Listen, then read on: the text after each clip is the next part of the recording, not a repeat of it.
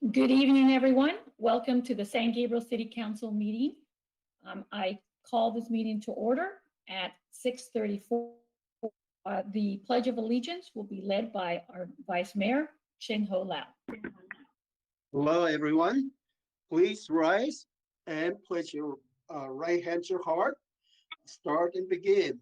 I pledge allegiance to the flag of the United States of America and to the republic for which it stands, one nation under God, indivisible, with liberty and justice for all. Thank you. You may sit it.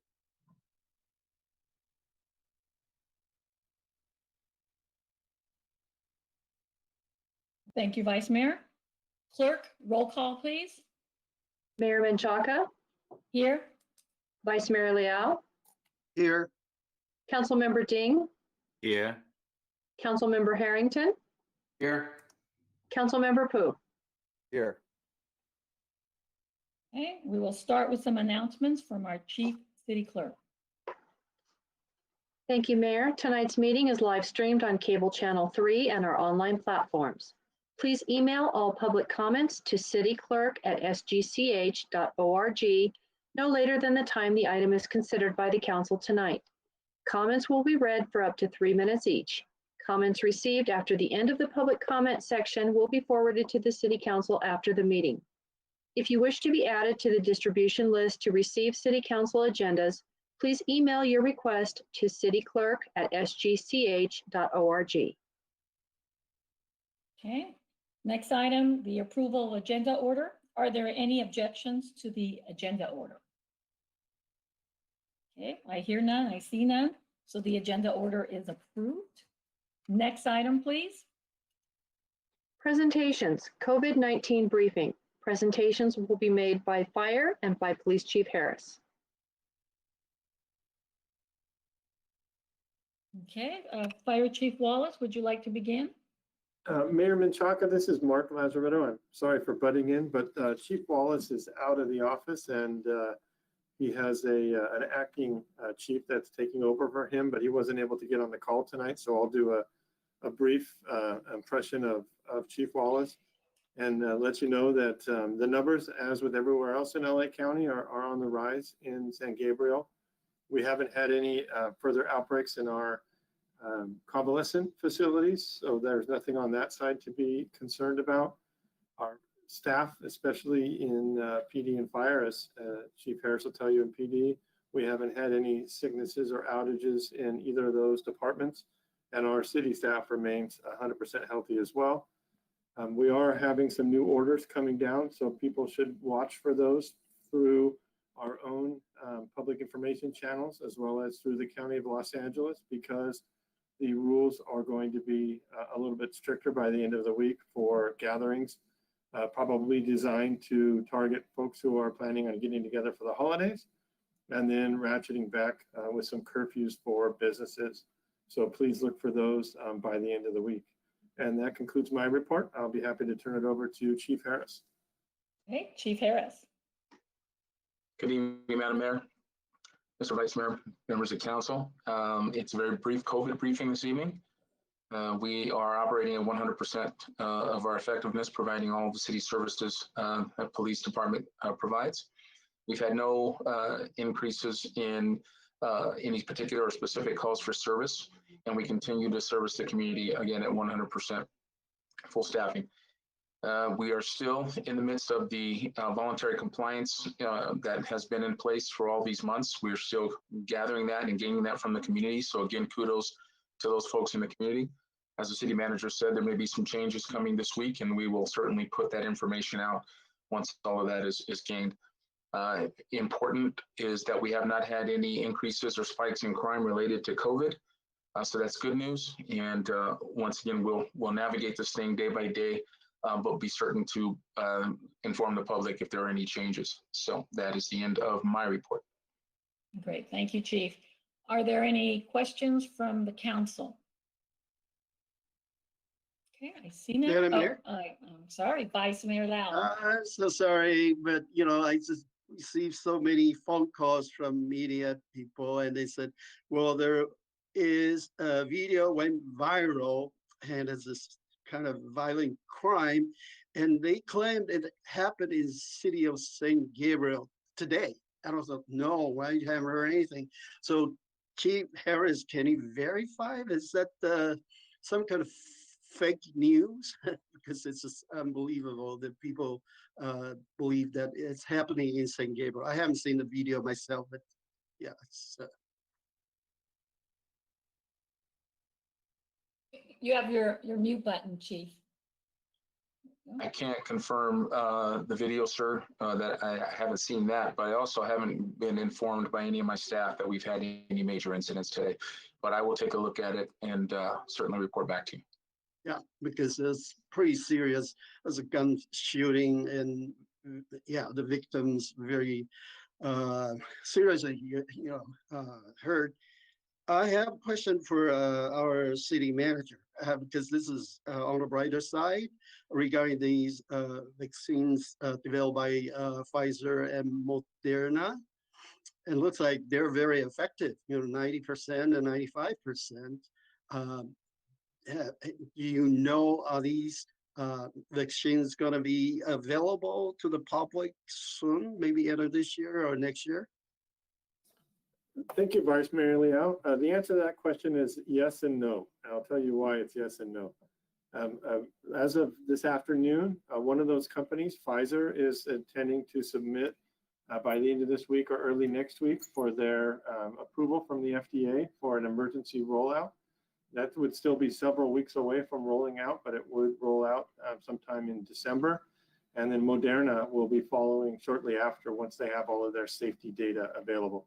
Pfizer announced today that they had their safety data available enough that they could submit to the FDA for that rapid approval. So the last I read today was that they're anticipating it will be rolled out to the public in late December. But when I say rolled out to the public, that shouldn't be expected that the public will be able to go somewhere and get a vaccine in late December. Likely those initial doses that the country has secured will be for our healthcare workers and our first responders, and then rolled out in a preferential order after that. But the number of vaccines that they have ready to go are such that it should be early next year when it starts getting rolled out in mass. So that's the latest that I've heard as of this afternoon. Please excuse if any of that changes by tomorrow, because all of this information changes daily, but that's the latest and greatest. The last thing I'll say is I heard this week on one of my calls that we as California were able to rapidly roll out one of our drugs a few years ago for one of the other outbreaks. And apparently the infrastructure in California is really great as far as getting those vaccines out. So we may be on the better end of states as far as that goes. Okay. Thank you. Thank you. You're welcome. And I see no other questions. Okay, next item, please. The next item is public comment, and Mayor, we do not have any general public comment for this evening. Okay, next item then. Consent calendar. All items listed under the consent calendar are considered routine, and recommendations will be approved in one motion unless a member of the City Council or public requests separate discussion. Madam Mayor, we have not received requests from the public to pull any items. However, we do have one public comment for item 4G. Would you like me to read that at this time? Yes, please. This comment comes from Sue Fitzsimmons, a volunteer at the San Gabriel Police Department, and reads as follows. I am a volunteer at the San Gabriel Police Department and have experienced firsthand the radio system failure. As a volunteer, when out in the community, we must check in with dispatch as to my location, and this is for safety. Last year, as I was out in the community, I attempted to call in my location to dispatch, and the radio system totally failed. I called into dispatch using my personal cell phone with my location. Again, called in using my cell phone when I cleared. I am just a volunteer, but safety is very important for me, and even more so for the officers. Many officers have experienced system failure, and this is extremely dangerous both for the officers and for the public. I am asking that you adopt this resolution 20-61. Madam Mayor, that concludes the comments. Okay, thank you. Would any council member like to pull an item for separate discussion? Okay, I see none. Okay, do I have a motion to Motion to approve. Okay, Motion to approve. I'll second. Okay, any other discussion? The Assistant City Clerk, please take the vote. Councilmember Dean, Aye. Councilmember Harrington, Aye. Councilmember Pu, Aye. Vice Mayor Liao, Aye. Mayor Menchaca.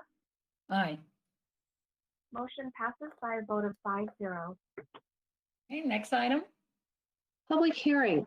Item A, 414 to 420 South San Gabriel Boulevard, planning case numbers ZC 19-001, zone change, plan development overlay zone, TMAP 19-008, tentative parcel map, and mitigated negative declaration and mitigation monitoring and reporting program. Applicant 1784 Capital Holdings Incorporated. Presentation will be made by Senior Planner Matt Chang.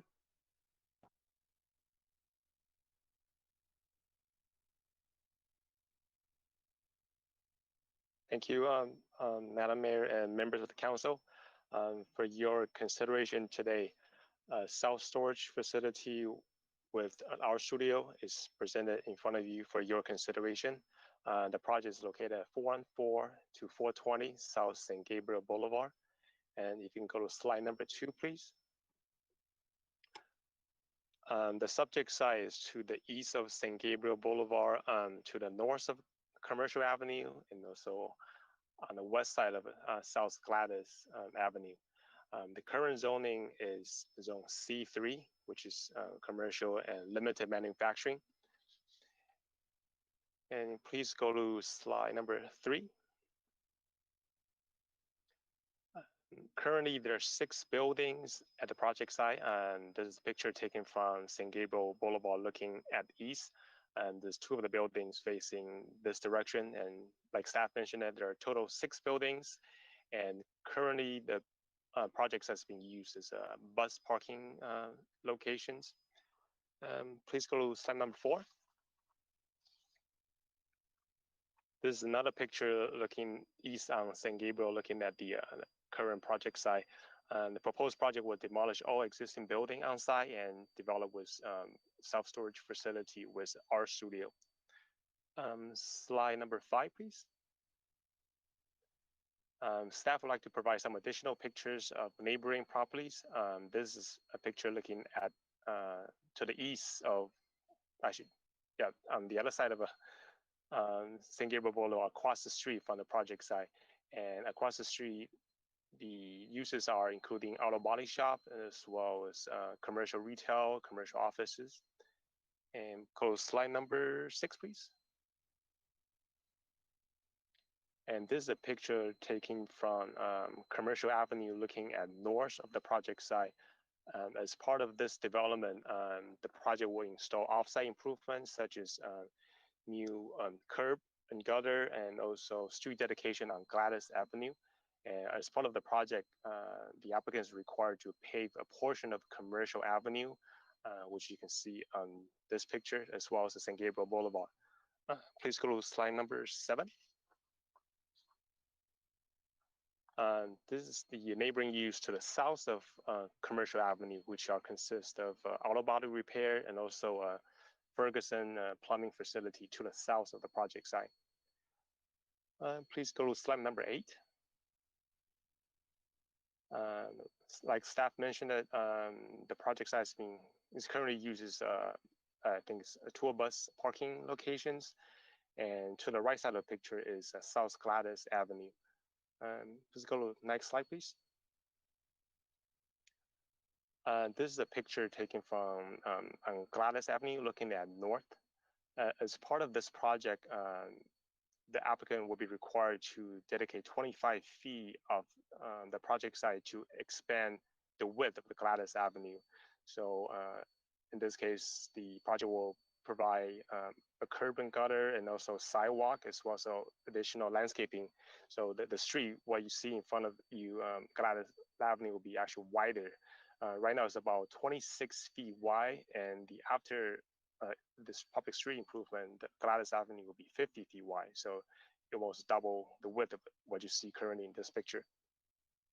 Please go to the next slide. For this particular project, the applicant is asking for a zone change, which is a planned development overlay zone.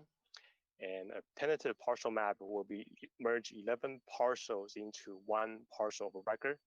And the project will construct a building of approximately 200,000 square feet. And the proposed use will be a self-storage and artist studio. The project itself will provide 50 service parking spaces. Please go to the next slide. The entitlement required for this particular project will be a zone change, which is planned development PD, tentative parcel map to merge all the parcels. The process for the entitlement process will be go to Planning Commission for recommendations, and City Council will be the deciding body to make decision on the proposed project. And if the council approves this project, the project still needs to go to Design Review Commission for precise plan of design, which is architectural review of the project, as well as the signage program for the development. Please go to the next slide. Staff would like to provide a little project history to this project. The project was submitted in April of 2019. And last year in July, staff took this project to City Council as a preview item to obtain feedback from the council members. And staff also took this project to Planning Commission last September for Planning Commission preview. And in August and September of this year, environmental document was sent out to all property owners. I mean, a notice of sequent notices availability to review the document was sent out to all property owners and tenants within 500-foot radius of the project site to notify them that a project is available for review on the city website. And staff notified for 30 days, and September of 29th of this year, the final MND was released, incorporate all the comments received from the public. And just last month, October 12th, staff took this project to Planning Commission to recommending approval of this project, and the Planning Commission meeting was noticed to all property owners and tenants within a 500-foot radius as well. And at the end of the meeting, Planning Commission reviewed the project and recommending council approve this project by a vote of 5-0. Next slide, please. This is a proposed elevation facing St. Gabriel Boulevard, and the portion facing St. Gabriel Boulevard will be a 4-story tall. And the first 2-story or the first 2 floor facing St. Gabriel will be art studio, will be an individual art studio component, as well as a gallery meeting space for the art gallery. And the back portion will be a 5-story. Please go next slide. This is a rendering looking from Commercial Avenue. The portion of 5-story of this project will be facing Commercial Avenue, and also to the east facing South Gladys Avenue. Next slide. This project complies with several goals of general plan, which is staff listed here, which land use goal, economic development goals, and several community design goals. Next slide, please. For this slide, staff provide a development standard comparison to compare the proposed project with the regular or the current C3 development standards. The planned development overlay zone asking for 3 variations, which is one is the floor area ratio, which is FAR, and the other one is the rear yard setback. Please go to the next slide. Please go to next slide 17. Thank you. And the last item will be the parking variation from the C3 development standards. And staff provide a description and also the reason why council should support the planned development overlay zone in the staff report. Please go to slide number 18. This project provides several community benefits. The first one will be providing much needed offsite improvement to St. Gabriel Boulevard, Commercial Avenue, as well as South Gladys Avenue. Those offsite improvement including paving or repavement of St. Gabriel Boulevard, Commercial Avenue, as well as street widening dedication on Gladys Avenue. The benefit also includes new sidewalk, curb, and also underground utilities. As far as economic impact is, the project will be required to pay building permit and plan check fee, as well as the development impact fee, which is in excess of over $1 million. And as far as the cultural impact, the proposed project will include an artist studio component. And part of the artist studio will have art classes, gallery, as well meeting space for art gallery meetings or class functions. Please go to slide number 19. Staff and as well as the city's environmental consultant prepare initial study and mitigated negative declaration in accordance with state's environmental act. And like staff mentioned before, a draft initial study was circulated to public review for 30 days. And a final MND, which includes a response to all the comments incorporated and also any changes were included in the final MND. Next slide, please. Summary of MND. Staff has evaluated the project and identified several mitigation measures. There are a couple, including the tribal consultation with the Native American tribes, which requires the project to have a Native American monitor during the grading component of the project, as well as several mitigation regarding traffic impact to mitigate any temporary traffic impact during the construction period. And the final MND was released September 29th of this year. Next slide, please. For this particular project, staff sent out notices to all property owners and occupants within 500-foot radius of this project. Staff did a similar noticing regarding MND as well as planning commission meetings. And for the notice, staff posted 2 notices at the project site, one facing St. Gabriel Boulevard and one facing Commercial Avenue.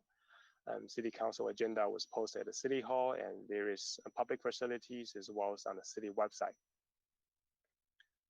Next slide, please.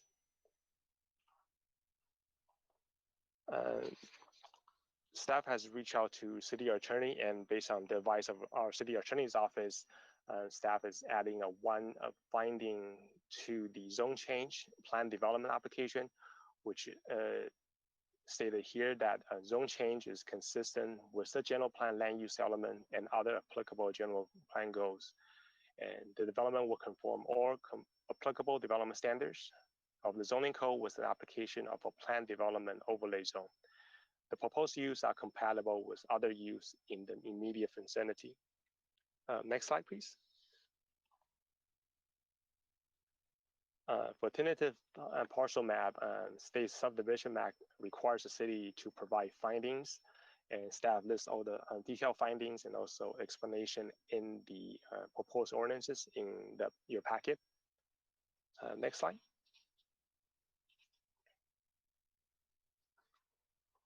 Staff is recommending the council to conduct public hearing and discuss the proposed ordinances. And second is to motion to waive full reading and introduce the ordinance. Third is motion to approve the first reading. And the last item is schedule a second reading and adopt the proposed ordinances. Next slide, please. Staff would like to mention, this concludes staff's presentations, and staff would like to mention that we also have Public Works representative as well as City Secret consultant from Michael Baker International here to answer any questions you might have for this particular project. This concludes staff's presentation, and staff is ready for any question. Okay, so I will now open the public hearing. Chief City Clerk, please read any comments received. Thank you, Madam Mayor. We do have one comment this evening. It is from Judy Hui Mina and reads as follows. To whom it may concern, I was very encouraged to hear that the Planning Commissioners voted unanimously to support this project and would like to continue to lend my support as well. I am the property owner of 840 Commercial Avenue, Ferguson tenant, and would like to express my thoughts since I have been a nearby resident for over 40 years and drive on San Gabriel Boulevard almost daily. I have shared in the past my disappointments that the businesses on San Gabriel Boulevard have not been motivated or inspired to make improvements. I have had an opportunity early on to speak with Shane to address my initial concerns and am left with no reservations. I think this new development project in San Gabriel is an amazing beginning to help jumpstart a much needed transformation on San Gabriel Boulevard. Aside from the current space being an eyesore, this property has been underutilized and can only benefit other business owners like myself. I also like that the development will have multiple uses that will not only provide self-storage, but add a more creative and cultural aspect to San Gabriel. This massive project will make an immediate impact on San Gabriel Boulevard, considering the magnitude of the development. I like the modern design of the building and still believe it ties in with the surrounding neighborhood. The design draws inspiration from the industrial and commercial character of the area, while featuring high-quality materials and landscaping that will beautify the site and improve the pedestrian experience on adjacent streets. I am hoping this will be a great start to motivate other businesses to make much-needed improvements. The project exemplifies the type of new development needed at this location and for the city of San Gabriel. Madam Mayor, that concludes the comments. Okay, thank you. So now I close the public hearing. The time for public comment on this item has ended. So we will now start with council deliberation discussion. Vice Mayor Lau, I see your mic on. Would you like to begin? No, Oh. I apologize. Well, actually, yeah, I can start, no problem. Okay. First question is, the Gladys is so narrow. Right now, there's not much traffic, but however, there's a mixed-use project just north of this property, and it's well, I forgot how many units. It's huge units, and all the tenants, they're supposed to sell the units, but no, they're leasing them.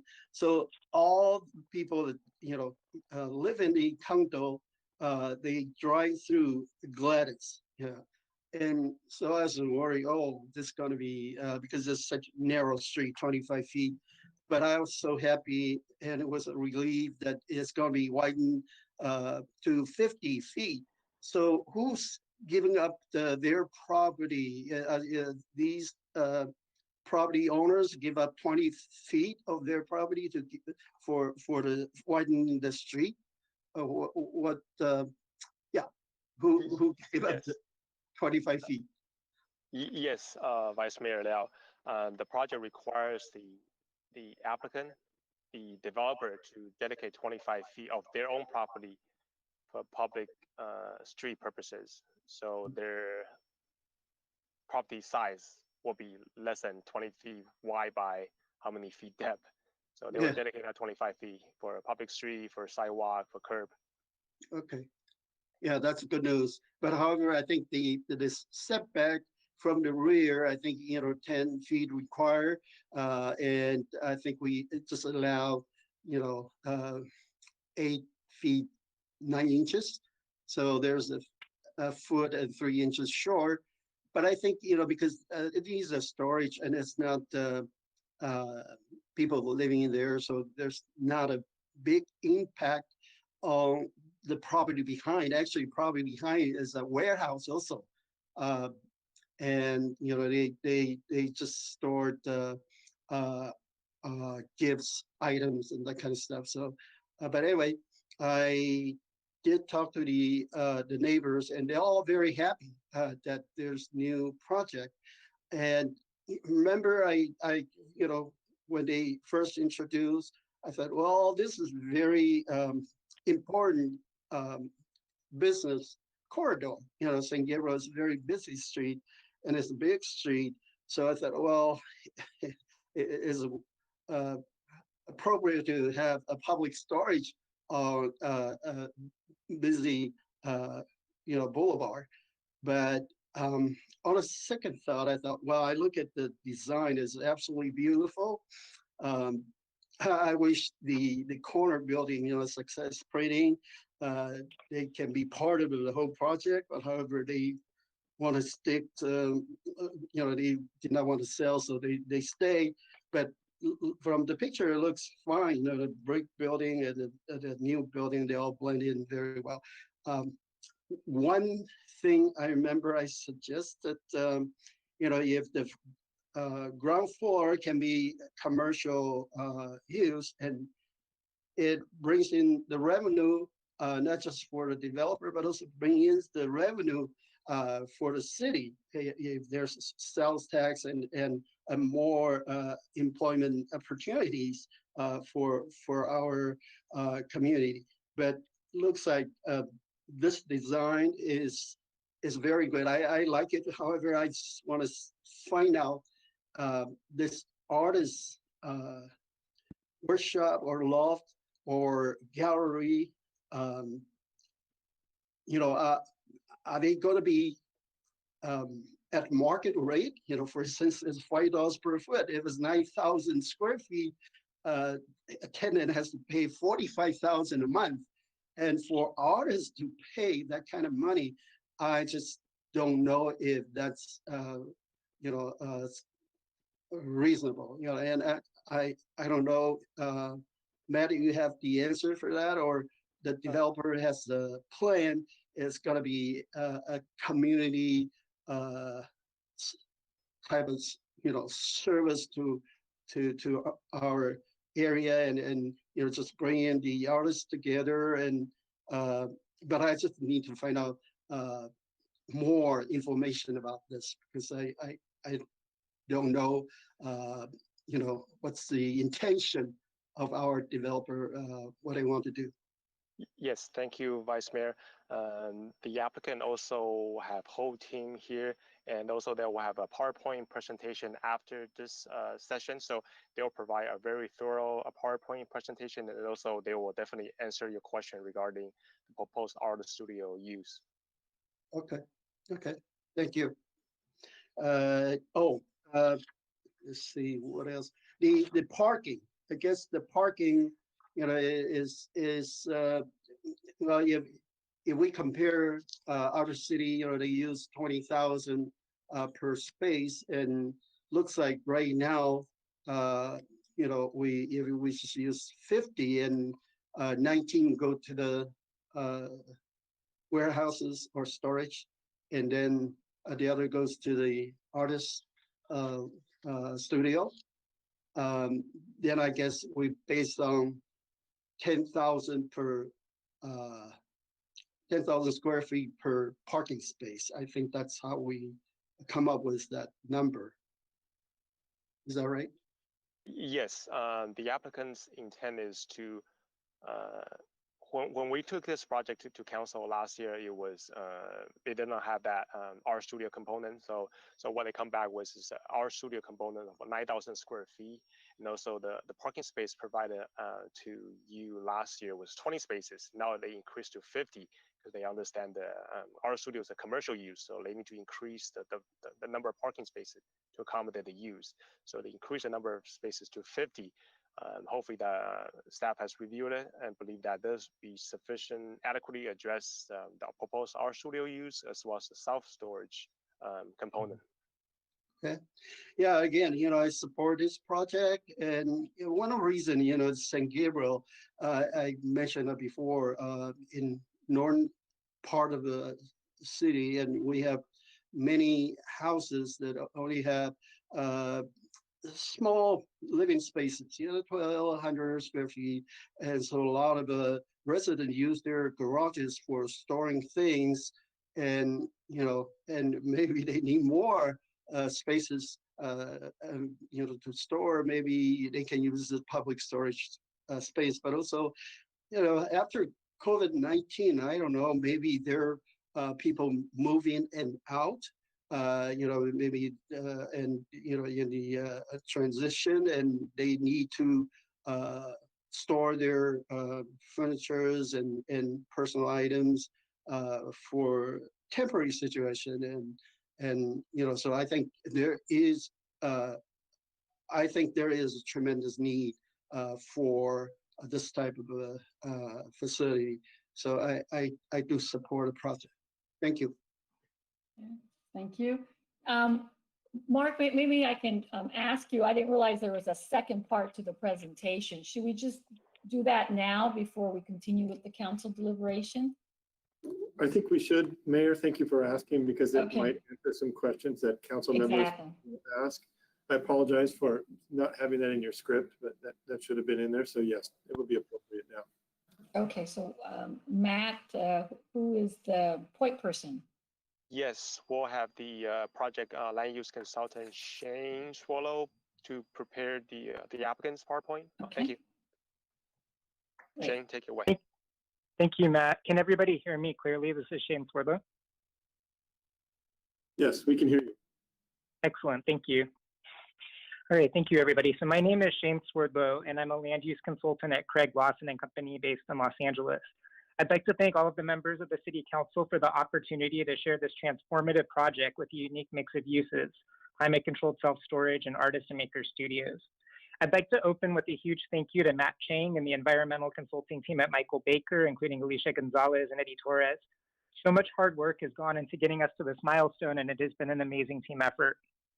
I would also like to introduce the members of our project team who are on the phone joining us from many different time zones tonight, including Kelly McCone from 1784 Capital Holdings based in Arizona, Judith Hartsong, who owns Artist and Maker Studios and is joining us from Maryland, Michelle Bach from EAPC Architects and Engineers in Arizona, and our traffic consultant, Claire Luke Yeager from LLG Engineers based in the San Gabriel Valley.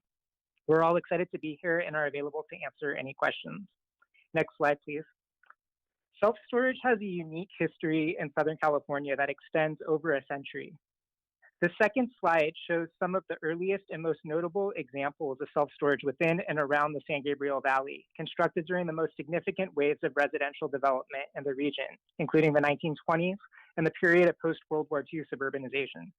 These early self-storage buildings were often the most prominent buildings on major commercial corridors within close proximity to residential uses. They featured distinctive architectural designs and strong pedestrian orientation. Next slide, please. 1784 Capital Holdings continues this tradition of developing self-storage buildings that enhance the built environment into the 21st century. Established in 2014, 1784 Capital Holdings is committed to setting the highest standards within the self-storage industry through state-of-the-art construction, attractive architectural design, often with the aesthetic of an office building as shown on the slide, professional management, and enhanced security. Based in Arizona, 1784 Capital Holdings develops properties throughout the United States with an increased focus on Southern California. Next slide. An exciting component of this and other 1784 Capital projects is the inclusion of Artist and Maker Studios, which will be located at the first 2 floors of the San Gabriel Boulevard frontage. Established in 2014 in Rockville, Maryland, Artist and Makers offers studios, classroom, workshop spaces, and resources to professional artists, as well as artistic programming and gallery exhibits open to the broader community.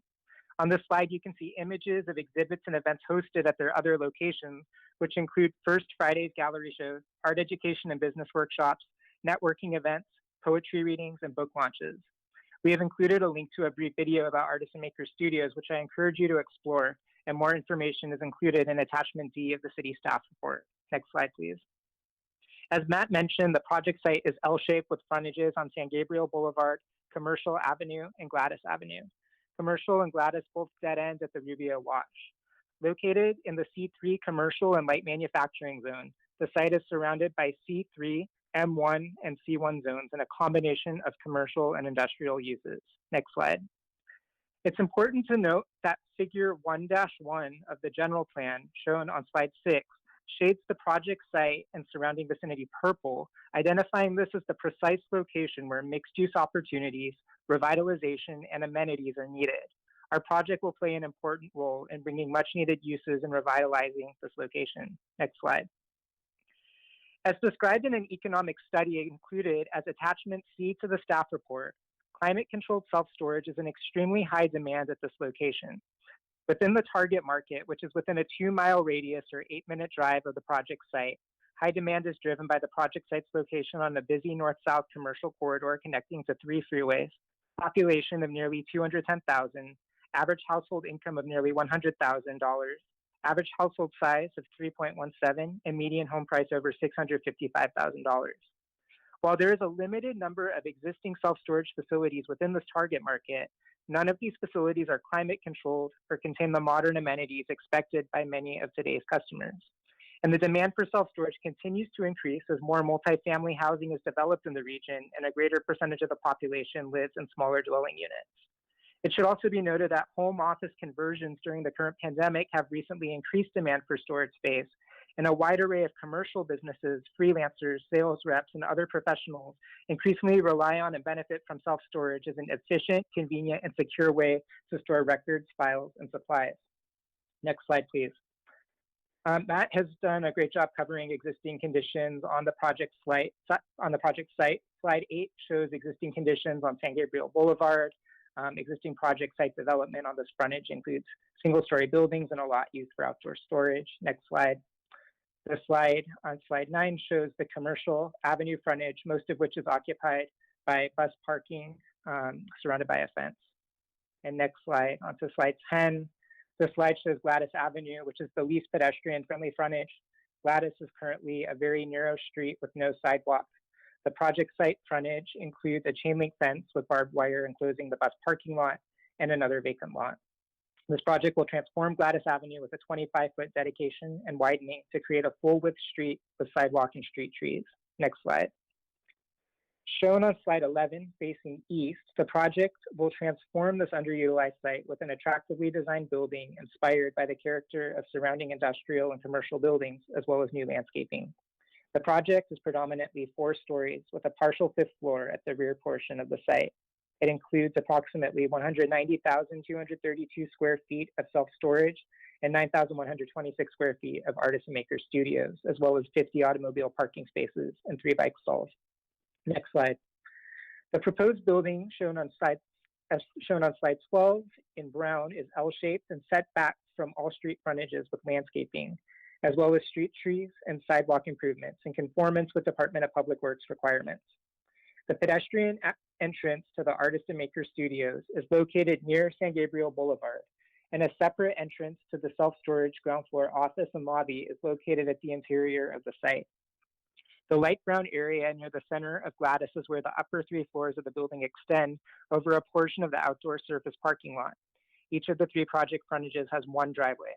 Next slide. Slide 13 shows the floor plans for the Artist and Maker Studios along San Gabriel Boulevard. To the left is the 1st floor, which shows the ground floor community room and art gallery where exhibits, programming, and classes would occur. Studios would be located along corridors and arranged in a variety of configurations. And it should be noted that these studios are only for working. There's no residential accommodations on site. Next slide. Slide 14 shows renderings of the project from San Gabriel Boulevard. Please note that the brick building at the lower right corner on the top image is an existing building that's not part of the project. The project materials palette includes bands of brick and decorative metal canopies inspired by some of the early industrial buildings in the surrounding area. Next slide. Here you can see on slide 15 the proposed building, landscaping, and driveway along Commercial Avenue. Please note the 2 buildings at the lower left corner are not part of the project. Slide 16, next slide. At the top of the slide is the proposed east elevation facing Gladys. The opening at the center of this elevation is where the upper floors span over surface parking and a driveway. The lower image shows the north elevation, which abuts existing 1- and 2-story buildings on an adjacent lot. Next slide. On slide 17 are our entitlement request, including the creation of a planned development overlay that would allow for 50 parking spaces, which is more than adequate to meet parking demand, 2.93 to 1 FAR, which would allow for a project that adequately meets market demand in a manner that is compatible with the surrounding built environment and does not generate significant traffic impacts, and an 8-foot 9-inch rear yard along the Gladys frontage, which is slightly less than the 10 feet required in the C3 zone. We are also requesting a parcel map to merge the 11 existing parcels into 1 development site, and an MND has been prepared for the project, which identifies no significant environmental impacts. It includes a mitigation, monitoring, and reporting program with measures in place to protect any significant archaeological and tribal cultural resources that might be encountered during construction activities, as well as a requirement to prepare a traffic management plan for approval by the city's traffic engineer prior to beginning construction. Next slide. As previously mentioned, our proposed allocation of 50 parking spaces, including 19 self-storage spaces and 31 artist and makers studio spaces, is more than adequate to meet parking demand. We are meeting the zoning code requirement for the artist and maker studios, which is 1 space for each 300 square feet of floor area, or 31 spaces for the artist and maker studios. However, San Gabriel's parking requirement for self-storage of 1 space per 2,500 square feet, which would require 76 self-storage parking spaces, is notably higher than other cities in the region and much higher than the reality of what is needed for this use. As listed here, other cities like Alhambra, Long Beach, and Garden Grove have much lower requirements, such as 1 space per each 20,000 square feet, or 1 space per 100 storage units, or they limit parking only to the manager's office area, which would result in requirements as low as the single digits for a project like ours.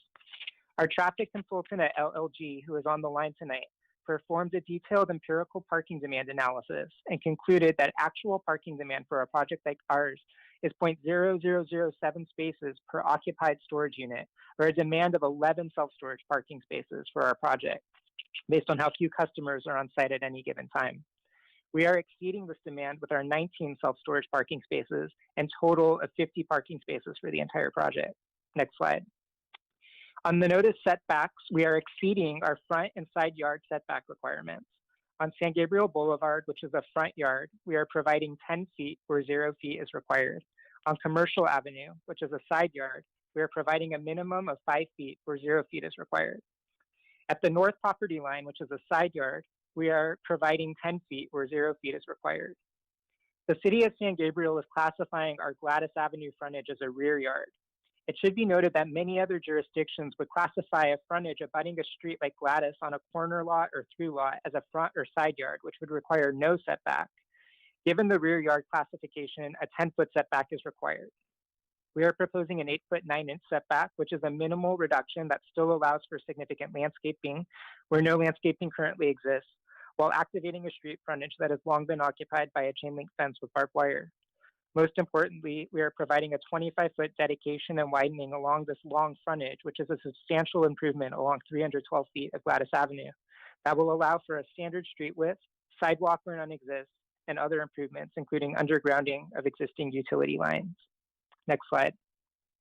Our project team has been involved in significant outreach with community stakeholders and city staff, including the city architect, for nearly 2 years, refining the project design and making meaningful changes, including the integration of artist and maker studios, which will activate the San Gabriel Boulevard frontage and provide a significant cultural and community benefit. We participated in preview presentations with City Council and Planning Commission in 2019 and have maintained communication with neighbors to the extent possible given pandemic-related constraints in 2020. In August 2020, we mailed out project and contact information to all owners and occupants within a 500-foot radius, and have maintained ongoing communication with neighbors through email, phone, and an in-person site walk. On October 12, 2020, the Planning Commission unanimously passed a resolution recommending approval of this project. In addition, Judith Hartsong of Artist and Maker Studios has been in touch with local arts organizations and will continue to do so, as collaborating with and cross-promoting their initiatives is a key goal for Artist and Maker Studios. Next slide. As Matt mentioned, this project supports many general plan goals focused on economic and community development seen here, including meeting market demands and improving infrastructure. I will elaborate further on slide 22. Next slide. So in summary, this project provides a number of benefits for San Gabriel. It provides the essential benefit of state-of-the-art climate-controlled self-storage, which is in high demand by residential and commercial users. It features an attractive architectural design that transforms an underutilized site and enhances the community.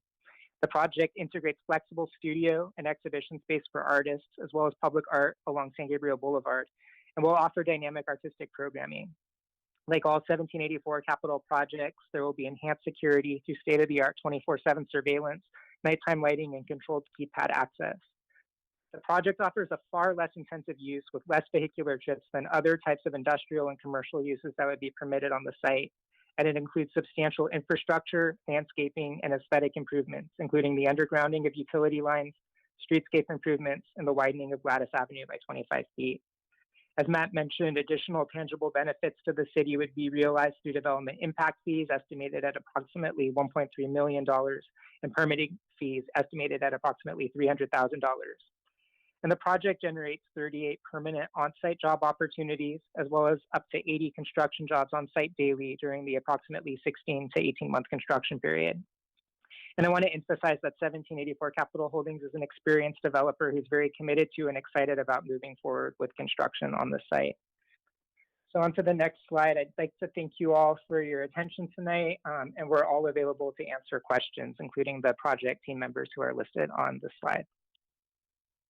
Okay, thank you. Shane, can you answer the question of Vice Mayor Lau? His question was, will that community space be free at some level or low cost for the artists, local artists, or even nonprofits for that matter? That's a great question. I would actually like to invite Kelly McCone and Judith Hartsong, who are on the line from 1784 and Artist and Maker Studios, to share their thoughts. And for all the project team members, if you can make sure to unmute before you speak. Judith, go ahead. Hello, this is Judith Hartsong. We are planning on offering studios that will be affordable to artists in the neighborhood and in the surrounding area. We also will be offering community space that will be offered for free for community meetings and some classes and workshops for other organizations that don't have a place to call home. So we work very hard at community building. Great, good to hear. Vice Mayor Lau, did you have any follow-up, or did that answer your question? You're muted.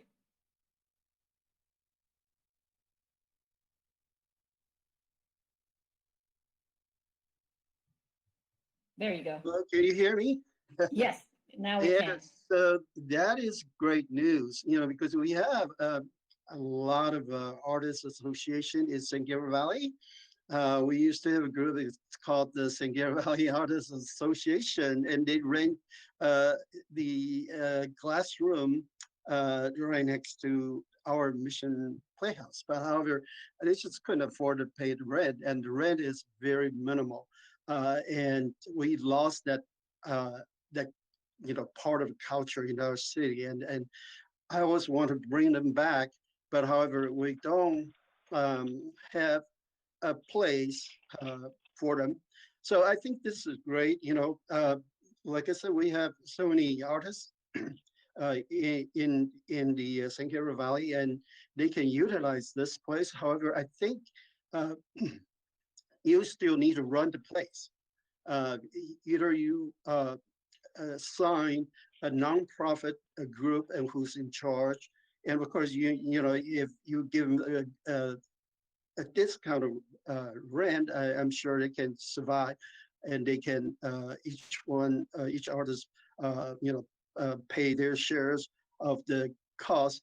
But I'm so happy to hear there is a community room for our community to use, especially we can have art shows and or any kinds of community meetings using the space. But second question is, okay, this 9,000 square feet, are you gonna divide into small spaces, or just leave it as one large room? That's a great question, and I'd actually like to direct your attention to slide 13 in the presentation, if it's possible to bring that up. That shows the floor plans of the first two floors of the building where the Artist and Maker Studios would be located, and you can get a feel for how these would be organized. But also to your point, Artist and Maker Studios is an organization that would manage the operations and coordinate the programming within this component of the project. And they've operated similar facilities, some in collaboration with 1784 Capital, including sites in Maryland and Arizona. But here you can see that on the left at the first floor, You can see that community room and art gallery, which is located near the San Gabriel Boulevard frontage. And then there's a corridor that leads to studios of various sizes. Some are smaller for individual artists, some are larger, more collaborative spaces. And the second floor is similar in that you have the corridor with a number of studios, and there's also a break room and amenities to serve the artists. Great. Yeah, I think this is good design. Yeah, I'd like to see this happen because, like I said, there's a need in our community for artists to get together, you know, for workshop, for our show, you know, maybe we could even bring in other types of artists, you know, to come join this. So yeah, the potential is huge, and I'm really supporting this project because you have community service in mind. So I certainly I like this idea. Thank you. Okay, thank you, Vice Mayor. Is there any other council comments? Okay, so, oh, I'm sorry, Councilmember Koo. Yeah, I'm sorry. I just to clarify here, are we in council deliberation now? Yes. Oh, okay. So I think I would like I have to admit that initially when this was brought before the council over a year ago, I was reluctant about a self-storage use, and particularly one that was so large in scale and dense in terms of the number of storage units. So I guess I have some questions for the developer as well as potentially for staff. I mean, the first question is, like, at the time that it was brought before council over a year ago, all of us expressed an interest in possibly having commercial use, retail use, along the frontage of San Gabriel Boulevard to help activate the street. And we have other mixed use projects, being developed up and down that corridor. It would be nice to have the, sort of additional activation of the street. While there's very little pedestrian activity on that portion of San Gabriel Boulevard right now, we can imagine a future where there are projects that connect all the way from even south of the tracks where the current nursery site is, all the way up through to Las Tunas. And it's not that I don't support arts and artists and their studios. I would love to be able to see and capture a thriving arts community here in San Gabriel. It's just the question of whether or not it would be the sort of best and highest use of some of our very limited commercial acreage, since other than San Gabriel Boulevard, we have Las Tunas and Valley, and those are the only major commercial avenues we have. And so I wanted to ask whether or not that kind of retail or commercial use along San Gabriel had been looked at by the developers and why it was ruled out. So that's an excellent question, and Kelly, feel free to chime in if you'd like to add anything more. But I know that the developer is very committed to activating the San Gabriel Boulevard frontage and has a track record of working with artists and makers studios, just based on the great community benefit that the use provides for serving the artist community, and also functioning as a place that accommodates programming that brings the community together. So, Kelly, if there's anything else you'd like to add, please feel free. Yeah, no, I mean, we that was something that obviously we heard very, very prominently at the original presentation, and frankly, the artists and makers use will activate it probably as much or more than your typical retail use because of the activity of all the individual artists and their artwork. I mean, it's basically going to look more like an art gallery the way it's ultimately designed, with the artist's work visible from their studios, which will be visible San Gabriel Boulevard, and with the artists coming in and out, collaborating, community events in the art gallery, in the community room, allowing nonprofits to use the community room for meetings and that type of thing. We just felt like, in looking at retail, it would require a lot more parking. As we all know, parking ratios for retail is much higher than your typical office or for the studio use, and that was going to impose some difficulty in regard to design. And we're just excited to be able to bring this use to the community that it needs, and it's a unique retail use.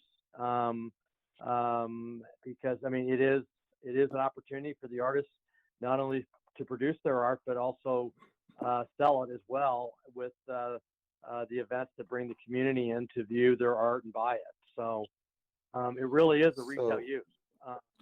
With respect to that community room, with respect to that community room and gallery, the printing on the materials that were provided to us and also here on screen was too small for me to see. What exactly is a square footage of that community room / gallery?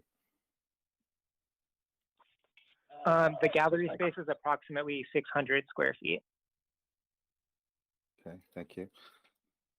And to Kelly's point, there will be the artists and makers component will be open to the public each day, so that people can tour and see the type of art that's being created, and also have the opportunity to purchase art in the various studios. Is it being anticipated that there would be significant window, like basically a transparent facade on the street face, so that those passing by can see into that gallery space? Oh, absolutely, absolutely. Like floor to ceiling windows. Yeah. And I understand, look, I don't know if they're floor to ceiling, but they're nothing more than I don't know if there's a sill or not, but it's basically, it's predominantly glass all along the frontage along San Gabriel, looking into the studios. Yeah, I think that would be nice if it's, architecturally, structurally possible, along with the more modern design. That I think you are going in that direction, because I think that would significantly, in essence, give that part of San Gabriel Boulevard a bit of a facelift, if that's the case. And I know that there will be further, precise plan of design and design review commission review and approvals that will be necessary, for this project to be fully approved. But with respect to the artists and makers studios, I did notice that you partnered together in Arizona and Maryland, and as part of the presentation, it was noted that you're reaching out to some arts and artist groups here locally. I take it then that there isn't a sort of already a network or community that you guys, artists and makers studios, are already connected with here? So, and Judith, feel free to chime in if you'd like to add. But I know that every artist and makers studios location is unique and really tailored to the unique needs of a specific community, and to the organizations that already exist. And so, while artists and makers will have their own tenants and they'll be doing their own programming, they're always focused on how to make sure that they mesh well with the existing network of arts organizations within a community and region, which would include cross-promoting their events and potentially collaborating with those other organizations to do programming. So often a lot of the discovery of other organizations and collaborations and relations happen prior to opening, but also once the center opens, the relationships continue to grow and evolve over time. Okay, so I guess the answer to that question would be you're currently pursuing some of those relationships and networks, but there isn't anything currently in place. That's right. We're still at an early stage, but go ahead, Judith. This is Judith. We are working to contact local artists and art organizations, as well as muralists in the San Gabriel area.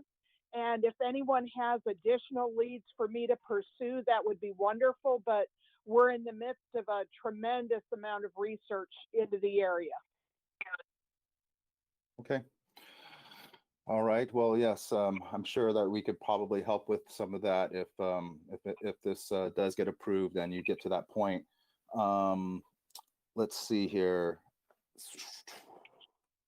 So I'll just note then, maybe this is more for staff, and I would love to hear also some of the feedback from my colleagues on the council. You know, the FAR is over four times what would otherwise be allowed for this lot. And you know, I guess I don't have as much of an issue with the reduction in parking, given the use as being, you know, fairly low intensity as far as traffic goes. But I just wanted to, I guess, first ask staff, you know, whether that was something that raised any eyebrows, either among staff or our city architect or planning commission. And then I would like to hear some of the thoughts of my colleagues about that as well, because it is a little bit unusual for us to have you know, such a large variance in terms of FAR, and something that we haven't, well, just that I think the scale of the variance is what is you know, a little bit eyebrow raising in my opinion. So staff, would you like to comment? Yes. For this particular project, the FAR is 2.93, and what includes is the above ground, which is the 4-story and 5-story component, but it also include the basement. Basement is about close to 36,000 square feet.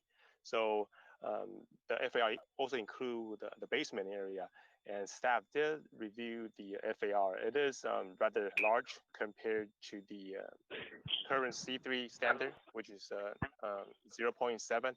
However, staff look at various components. One is architectural compatibility, where the architectural massing is.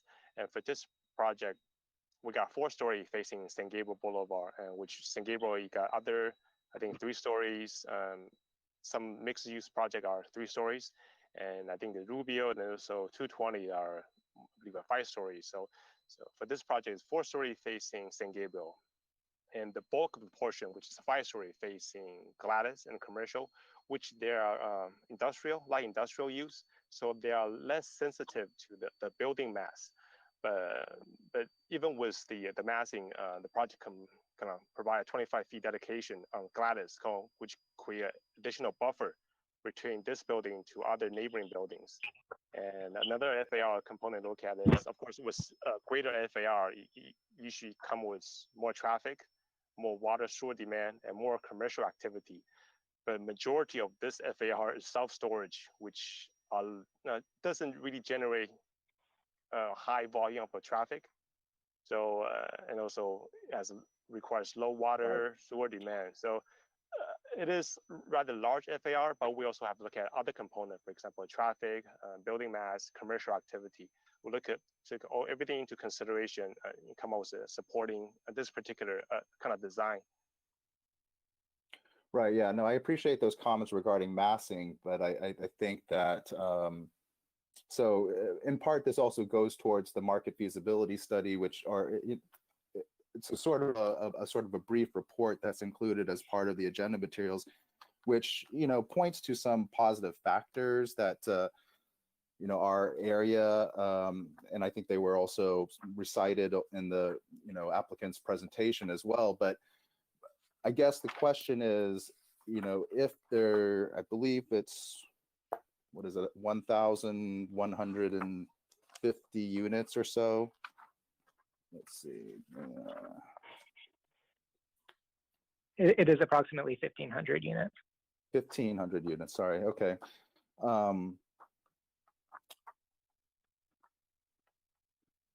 You know, trying to find that market study, which I think based it on saying that, yes, it should not exceed 1,500 net rentable square feet, giving the given the community center, the artist spaces, rental office, common areas, then the balance of the space would yield approximately 138,000 net rentable square feet of self-storage space,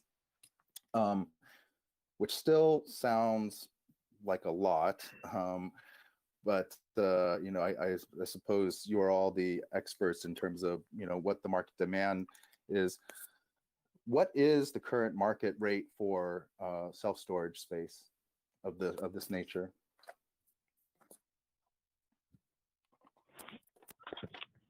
Shall we, do you have that information? The current rental rate? Yes. I want to say it's about $240 a foot. Okay. And is that for the non-climate controlled space that we currently have in the area? Control. Oh, for climate control. Yeah, that's what we're performing for our building.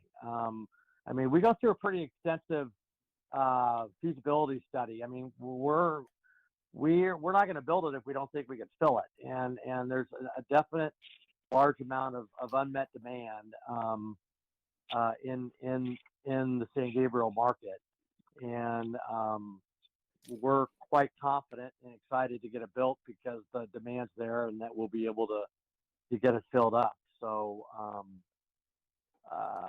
we have other projects that approach over 1,100 units. We have another one in Maryland that's about 1,500 units. It all just comes down to the unmet demand in the area, and we wouldn't build it if we didn't think if there was enough demand there. Okay, $250 per square foot per month, correct? Correct. 240. Sorry, you said 240 per square. I don't have it. I'm traveling, so I don't have it in front of me, but it's in that area. And is there a contingency plan if, for example, let's just say for the sake of argument that it proves difficult to fill the artist studios, or at a rate that will sort of, because I notice also artist maker studios, it's not a nonprofit, right? I think it's a for-profit enterprise, so you need to make a margin over what you would be paying to the developers for the space. But if there's not enough demand for artist studios at rates that will allow you to continue to operate, what is the contingency plan then for all that space that is along the critical street frontage of San Gabriel Boulevard, as well as like that second floor area where there's also artist studios on the street, sort of closer to the San Gabriel side? Well, I mean, I think number one, we're pretty confident that, we're not just putting artists and makers in there for the heck of it. I mean, we've done, Judith has done market research, and we put, and looking at what kind of rents that we may be able to get for those, and we think we will fill them up. If we don't, then I guess we're going to have to look at, we're not in the business of having empty space, so we'd have to figure out whether it be a retail use or some type of, in trying to keep with the intent of, enlivening the San Gabriel, finding another use that complements what we're doing.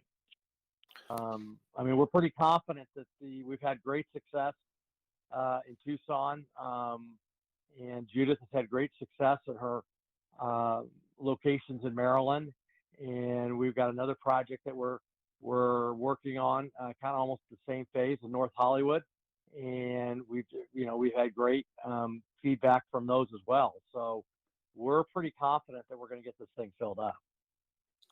Yeah, one potential concern from our standpoint, and maybe this is also a question for staff, is if a plan B does need to be gone to in the future, then the space has already been built out with a sort of very limited amount of parking.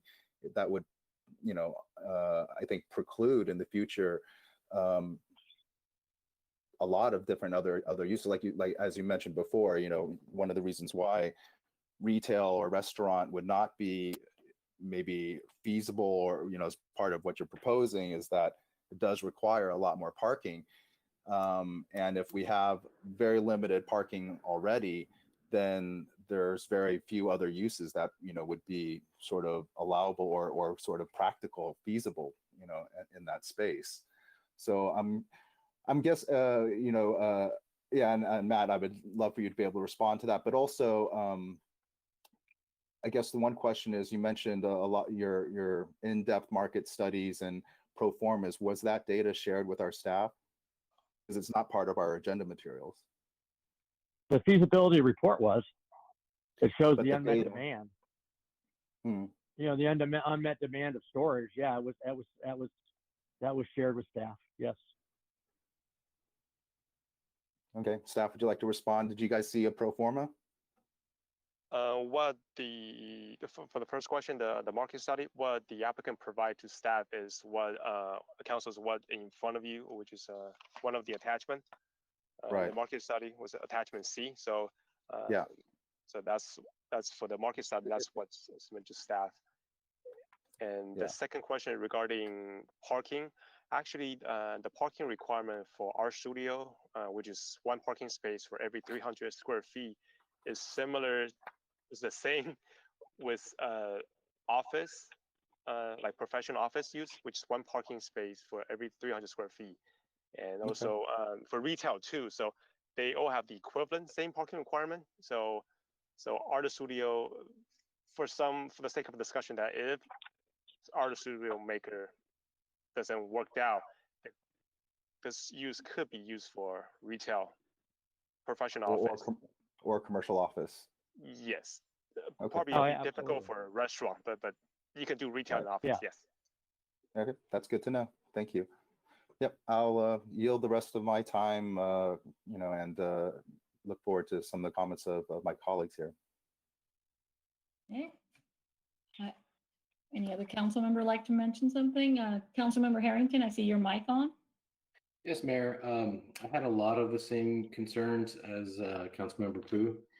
And I think I approach this, and people kind of know my approach by now. I am not a big fan of changing our zoning and especially of the plan development overlays. I think it renders our actual zoning code useless. I mean, it's like, why have a zoning code? Why have an FAR? Why have a standard?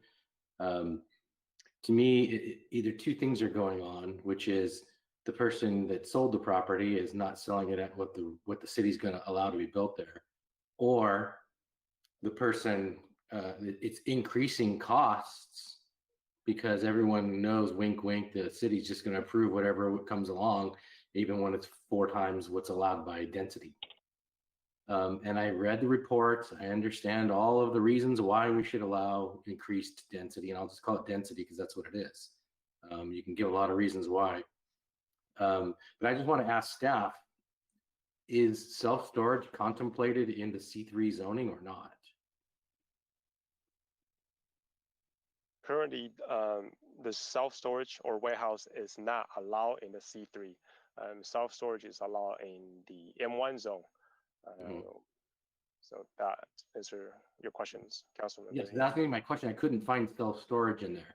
So, and I think the reason I went through the zoning code, and the most dense zoning we offer besides mixed use by right is in the C3 zoning, which is 0.7, which is the one cited, because that's the majority or the bulk of this land. And that would be a much smaller project than this. And pro forma or not, I think we have a zoning code, and I think the last 5 or 6 projects in a row that have come before council, it just throws the zoning or the height or the FAR, or you pick one thing or 2 things or 3 things, just throws it out the window. I'm not one that likes to just throw things out the window.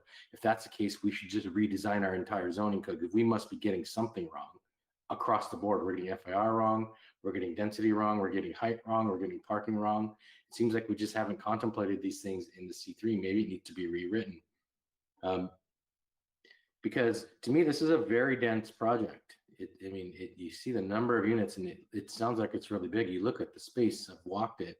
It's not that big for that many storage units. And I see some of them are 5 by 5, some of them are small. I understand, but I still don't get the reasoning. And I'll give you an example. It says, the impact is, much lower than a normal use. And then in the report, it says one of the impact is to sewer of 800, and I think it's 845 or 895,000. Could you explain, if the impact is so low, what's the sewer impact for? What is that 895,000? What's that based on? Councilmember Hinton, you mentioned in the environmental study number. Well, no, there's some costs like to police, to fire. I think they're like police is like 50,000, fire is a couple 100,000 or 150,000. Impact fee. Impact fee, yes. Impact fees. Yes. So we base our impact fee from the formula that was established by City Council, and also annually there was adjusted impact fee. And we also have Angela Chen from our Public Works Department that had the impact fee formula ratio.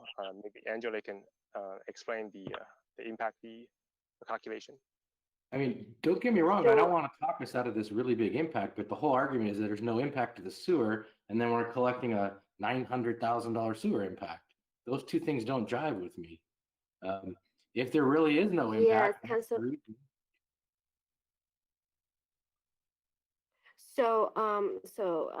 mayors and vice mayors and councilmen, good evening. So the sewer impact fees, all the impact fees are based on the adopt ordinance. Right now, the storage are based on the commercial. It based on we categorize as a commercial area, and when it's a commercial area, it's $4.50 per square feet for the sewer impact fees. I think the developer have been trying to talk to us and applied to minimize the sewer impact fees. Matt, did we get the inquiry from the developers? What Angela was mentioning is the impact fees based on the square footage, and we calculate period based on the square footage. For example, for commercial, if we calculate this project as a commercial project, the project will need to provide $4.50 times the square footage. If it would count this project as industrial, the project will need to pay $9.15 times the square footage. So we took really basically the dollar amount times the square footage. That's how we come up with the impact fee. And that's kind of what I'm getting at. For purposes of density or FAR, we close one eye, and then for purpose of collecting fees, we close the other eye. And it seems like we're justifying it one way, and then we're calculating it another. To me, it just doesn't jive. I mean, if you told me the impact was really high to the fire rather than to the sewer, it would make sense because it's very dense. But I mean, I just see this, and I'm like, these things aren't jiving. This should have been. It's pretty basic. It could have been explained differently. I understand there's a formula. But because we are doing a planned development overlay, we shouldn't just do it blindly. We should actually try and make an allocation. Let's take the formula, but let's allocate it differently, because I don't see a whole bunch of sewer impact, but I would see a whole bunch of fire, not a whole bunch of traffic, but probably a bunch of police. So I think just kind of rearranging those numbers would make more sense if that's the route we're going to go. Because like Matt said, maybe the developer comes back, they're probably not going to offer to, hey, we'll give you more on fire, or we'll give you more. I think we should have that taken in advance. That's just what I would say when I see that at first glance. Yeah, Councilman Harrington. But then at our staff level, because it was the numbers, the unit price was adopted by the council. So at the staff level, we cannot change the numbers, unless we cannot change we know that it's not making sense, but we cannot really change the numbers unless the developer come to appeals. Then we can bring it to council and make a recommendation. So that's the current process. Yeah, I understand, but I think we could make a proposal to the council. We could settle that here, so that you don't have to come back. That's kind of my point for future reference. I know it's a little late now, but it'd be nice. Okay, got it. I see what you mean. We could have changed those, because we're not really basing our numbers off of this. So it's kind of, to me, you guys went through a lot of work for something you could have said, this is what the formula is, and here's what it should be. Here's how we think the impact should be. So that would be a great thing to see going forward. And I'll just reiterate, for me, I'm not inclined to have such a variance from our zoning as far as FAR. I mean, I've seen in the past, council has in a 0.7 FAR, we've rejected a 1.4 or 1.38 FAR, if I recall. I don't remember the exact numbers, but we're going 2.93. That's a significant difference. So I would have to have a really good reason. And to me, pro formas are not a really good reason. But there should be something that's really why, like what's unique about this property that it really deserves this treatment, because I just don't see it. So that's kind of I like the design, beautiful design, a lot of great stuff happening here. I like the art studio, I like the idea. I don't think I can support such a dense FAR. It's just my opinion. Thank you. And Mayor, may I add to that? Yes. Sure. I just wanted to agree with Councilmember Harrington with respect to those impact fees. To me, when I saw, there's only 51,000 allocated for police facilities, I would think that actually, the need, although I know the operator will be, providing state-of-the-art security, so forth and so on. To me, it does seem like there would be more of an impact with respect to police and fire rather than sewer. I mean, if the formula is what it is, then that's one thing. But in other cases where we have done these planned development overlay zones, we have, for example, the memory care and assisted living facility that's not too far from here. We have actually specified, a higher amount of an impact fee or, or contribution to accommodate or to sort of compensate for the potential greater need for services from a project that, of this use. So I wanted to put that out there. I think, and I think that should have been on the table from the beginning, and we should have, perhaps negotiated it. And, and I think it's not too late to do so. Councilmember Ding, did you have some comments? I thought I saw you with your mic on. Yeah, okay. I like this project, at least let our this on the San Gabriel City. I always pass by because I use it. It's another really good for the street scaping, right? So if the people have the good idea to do the this kind of development, for me it's impressive. The self-storage and plus have the artist, the maker. It's a really good idea, and bring out have chance to bring some culture to our city. Yeah, our city have a lot of multicultural and mostly it's for the Asia food, right? But right now it's have artists. It's really how the concern is most rest of the council member concern. It's traffic and the parking.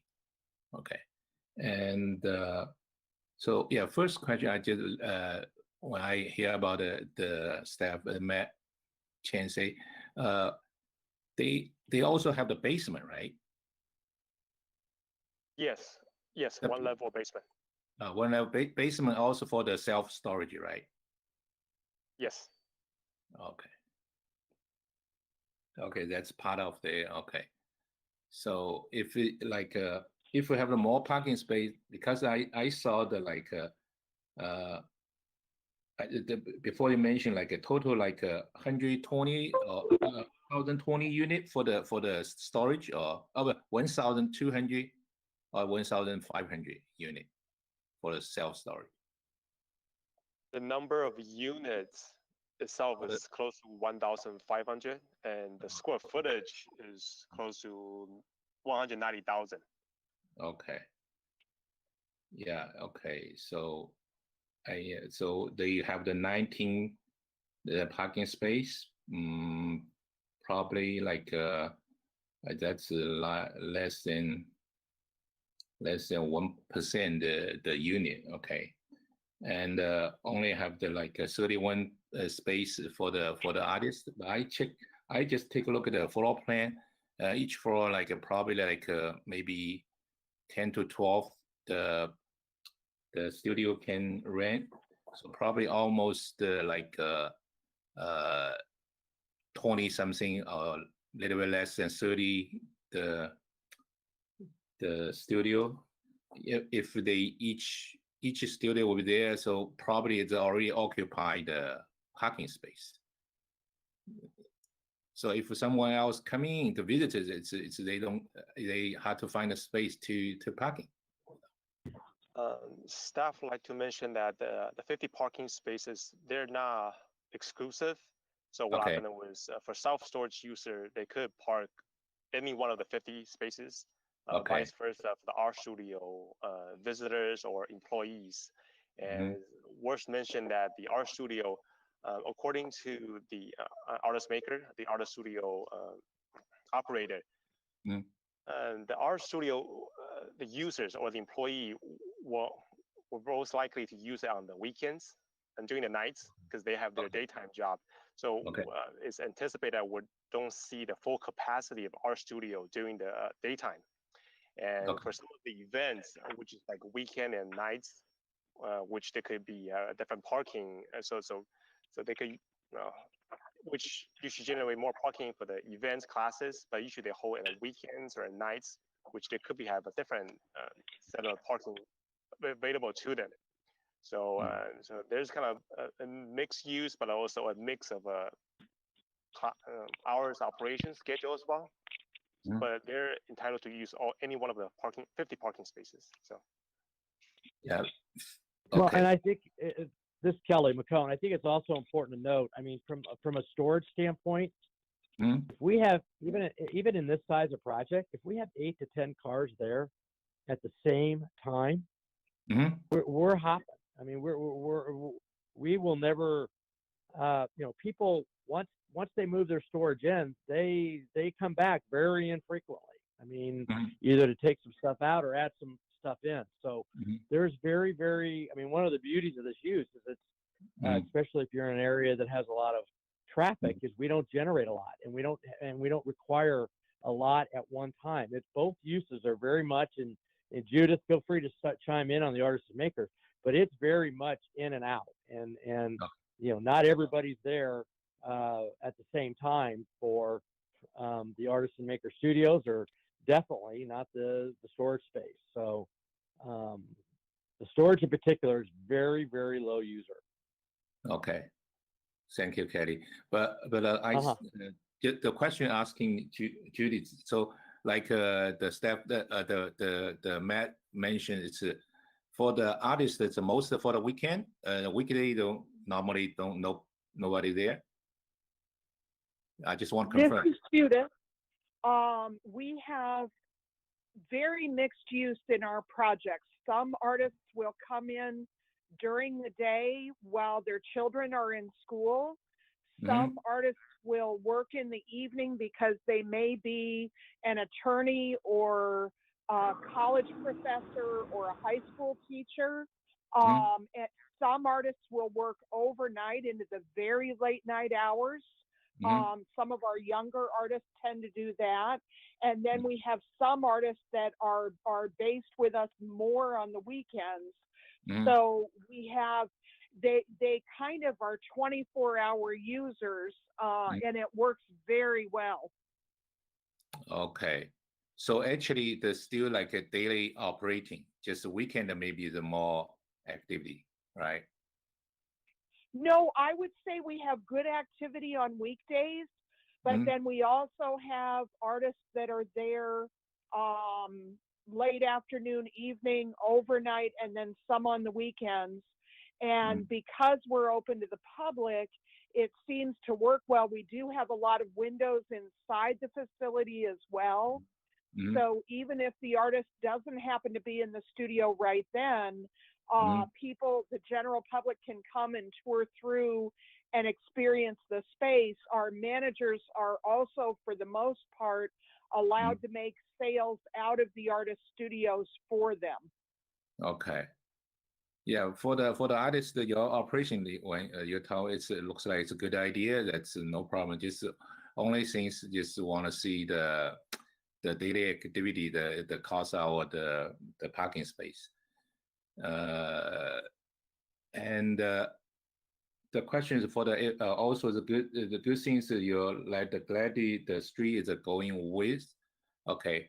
The Gladys streets they can like on the street parking available or not? The design. The Gladys will be increased from current 26 feet wide to 50. Staff will defer to Angela Cheng, our Public Works Department, to provide the answer whether the Gladys will be adequate will have sufficient space to provide on-site parking on Gladys. Okay. Yeah, yes, probably. Oh, go ahead. Yeah. Okay. Yeah, Angela, go ahead. Yeah, I think that just like let's answer question. It's on the Gladys. It's the visitors they can use the Gladys to on the street parking, right? That's right. Let me see. Probably how many? I just want to know. The question is how many the street parking that they can use. How many? They can use whatever is available out there. They can utilize the parking spaces, the street parking. Yeah, but I think maybe hopefully you can some calculation that because the measure the how. Okay, I got what you mean. So you want to know like the length and how many cars can be parked on there? Yeah. Yes. Sure.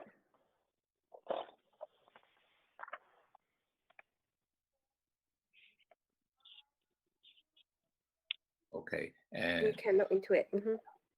Okay, so if you cannot, maybe you can do later. Okay. Another question. Yeah, if you cannot take it right now, so maybe you can do it later. You know. Okay. Got it. Okay. Another question is I consider the maybe like it's good things that you like.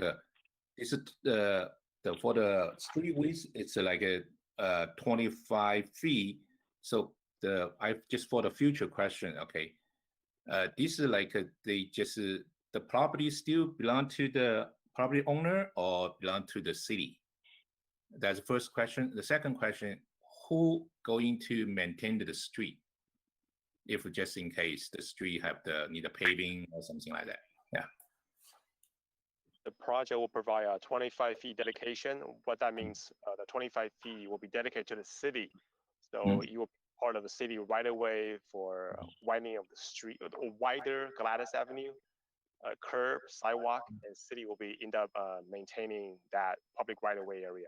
So in short, the developers dedicating 25 feet width to the city for public widening of the street. So. Okay. Yes, and if I can, and Councilman Ding, if I can add, so that essentially becomes city property. As far as the improvements, the applicant will be paying for the street paving and the curb and sidewalk, and then long-term maintenance will be city maintenance. Okay, thank you, SMS. Okay, but another question: if just in case for future, if the property need a sale, so say should not include this parcel, right? Or yes, so it's right as part of the lot consolidation. There'll be a new legal description, and it will also reflect the dedication to the city. Okay, I just want to clarify. Okay, all right. Okay, so for my the idea, it looks like it's also help our San Gabriel Boulevard looks like more nice based on I saw next door already have the restaurant that it's I don't know, maybe already changing the name, previously called the Dong Lai Shun, right? So looks like a similar like higher the building, and hopefully especially for the artists,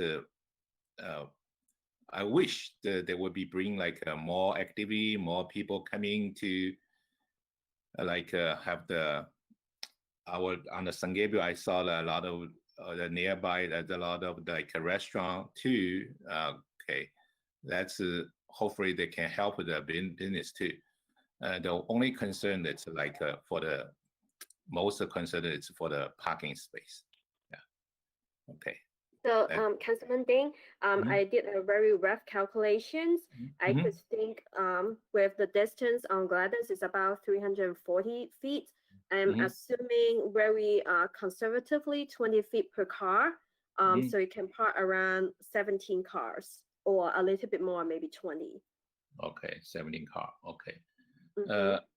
How about on the Commerce? They can park in the car or cannot?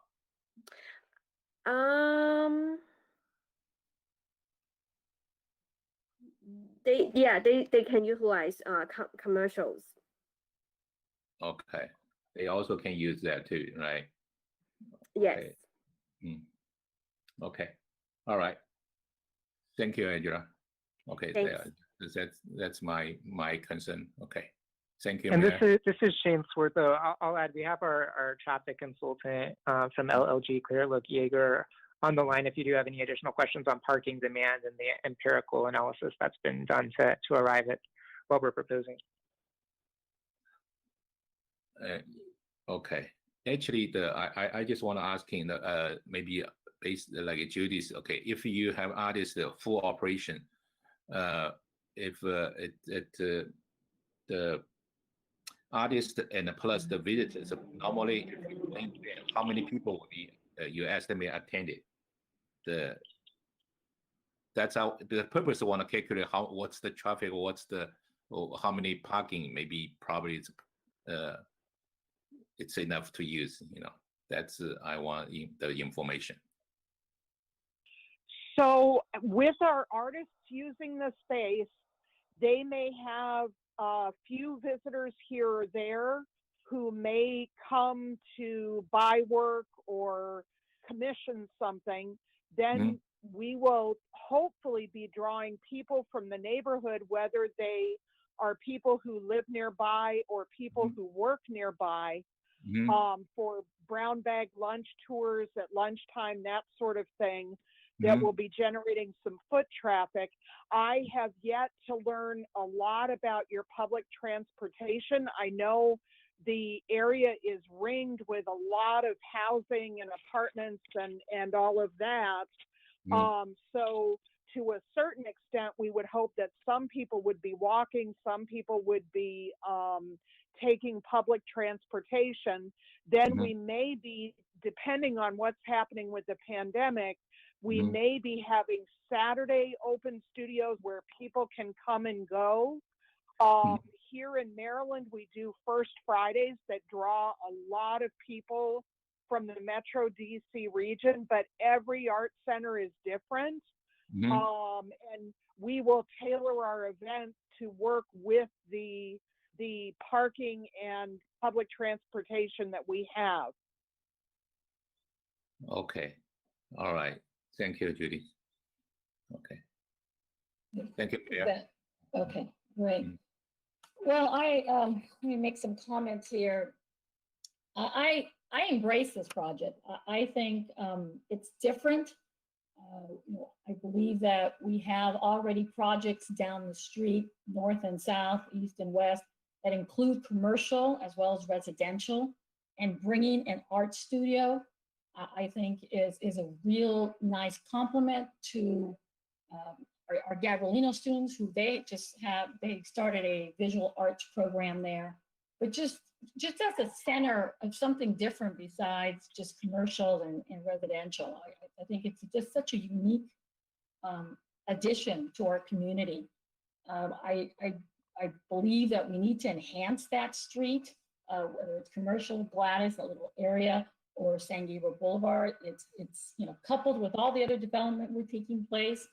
I just think it's a real promise. And the community space, it will be free at some level, as well as the art. It just brings a different energy to that area. Possibilities with not only our nonprofits, even our Mission Playhouse, maybe merging that together. So I see the possibilities. Regarding the FAR, I understand that it's much greater than the C3, but this is a storage facility. So it's very different. If I saw a 2.93 for commercial / residential, that would be a different narrative. But this is a storage facility where there won't be as much traffic. I worked actually for public storage for 10 years, and I know it's very, very different from your typical building or construction when it's finally done, because the traffic just isn't there. It's just a whole different dynamic. And so I am comfortable with the density because it is a public storage facility, or a storage facility, I'm sorry. I do agree with regards to the impact fees that if we can make some adjustments, because it is a different type of project.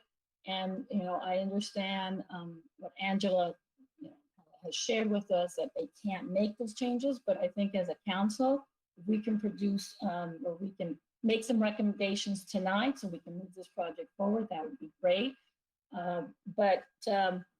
Let's see, that's really the only area that I would like to make some adjustments if we can tonight, but everything else, I think it's just a great project. It's something that we need. It's different. It's not the same old commercial, multi-use residential. It's such a win at so many different levels. So if I think it was Councilmember Harrington or Councilmember Pu, if you had any suggestions on how we can make changes to the impact fee, I'd like to hear from you. Well, as I've listened to the rest of the council provide their concerns and comments, it strikes me that one possible pathway forward. Well, and I just want to address one thing too about the density. Because I think the uncomfortability that Councilmember Harrington and myself expressed is approving something of this scale without having very good justification that there is the demand there to fill it up. Because quite frankly, I think the market feasibility report that's provided to us, if this is all that the staff received, it's a bit scant. It's like demographic information, stuff that we already know. What kind of COVID-19 adjustments should be made. The part that I read was the only real data that was associated with it. So in my mind, I think, that I would feel more comfortable if we could actually see the more of the actual data. And then, as you mentioned, Mayor, and Councilmember Harrington as well, direct staff to go back and re-examine the impact fees and see if we can't come up with some more appropriate numbers, and then have the project then brought back at a later time, so that we can go through that extra layer of of this vetting process. That would be my suggestion, to just have those two things, direct staff to go back and work with the developer on those two issues, so that we can at least have a greater level of comfort. But I'm open to other suggestions as well. Okay, Councilmember Harrington. Thank you, Mayor. I agree with Jason on that. I think we should be able to come to a number that makes sense, and I would base it off the same rough formula based on square footage. But I was going to get a clarification from the city attorney whether we actually have to come up with numbers, or does this all go into the general fund based? Does it have to go dedicated to what it says it goes to, or can it be a negotiation because it is a planned development overlay? Lloyd Pilchin, Assistant City Attorney. Thank you, Council Member. So to respond to that, yeah, if this was a normal development impact fee, then they are not made up on the spot. They're set forth in a schedule, and they're typically not changed. And it would go toward a particular fund that it's dedicated to, so it would not go into the general fund. I think what you're talking about more is something that's negotiated with the developer. and that can be done as a voluntary condition by the developer, or it can be done in some vehicle like a development agreement. So obviously that would not be, put together during a council meeting without any discussion with the developer beforehand. But that would be one way. That's kind of what I was thinking. So if we had just agreed that we would accept those as the impact fees, and then have staff come back to council with how they believe they should be divvied up per the actual impact of the project, that would make a lot of sense. And then just kind of get a tacit agreement from the developer that yes, we agree by the square foot formula, and then allow the city to determine the actual impact, like this much to fire, this much to police, this much to roads or streets or sewer or however we want to divide it. And that would solve or prevent us from having to come back to council other than as like an advisory, like this is what our proposal is. It wouldn't be a long like evening of negotiating. It's really just, we've already got the amount set. Here's how staff intends on dividing it amongst the funds.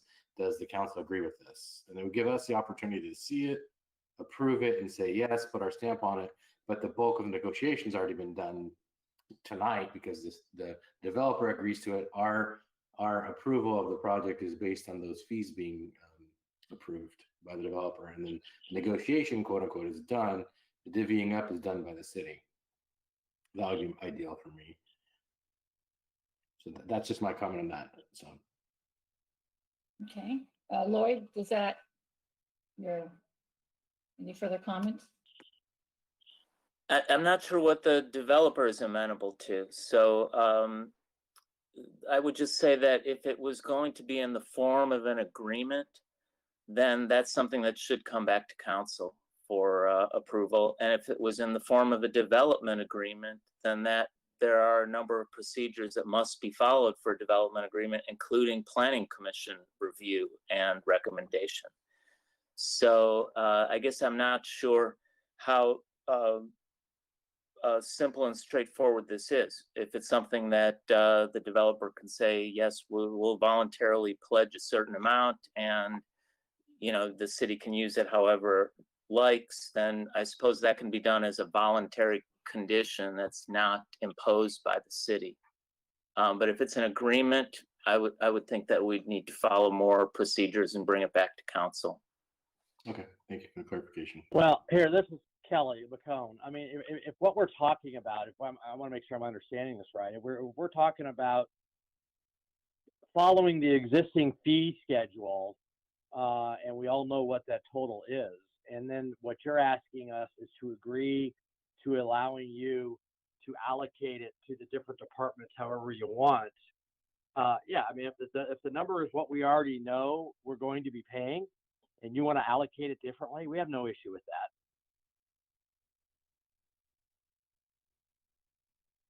Mark? Mayor Menchaca, thank you very much. I had one suggestion, and this is more of a question for Lloyd, but Lloyd, if the developer is agreeing to that, condition 53 on page 25 of our staff report, but condition 53 deals with impact fees, and I think we can craft a condition that says that the developer agrees to pay the development impact fees as calculated by our fee study, which are currently estimated to be 1.282 million. And then the city will do an internal nexus study to see what we think the more appropriate impact fees are for this project, keeping the total number the same, but allocating them as we talked about. Just the allocation, right. More towards fire and police and less towards sewer. Well, I just want, if I may, make a comment on that, because one of the comment letters that was received during the environmental process was from LA County Sanitation, and so so I'm unclear as to whether or not that impact fee is really something that's goes to the city, or if a part of that is really for sanitation. That 100% goes to the city. They would have to pay any sanitation impact fees directly to the sanitation district. So that is a fee that goes right to our same fund that our sewer assessment fee goes into, and pays for the improvements to our city sewer. And that sanitation district letter talks a lot about how the sewers that are in the area are city owned sewers that feed down the line into the sanitation district sewers. And they will collect their fees for their portion when permits are pulled, if any. And that's separate that the applicant would need to discuss and agree to with them. That's correct. Okay, thank you for the clarification.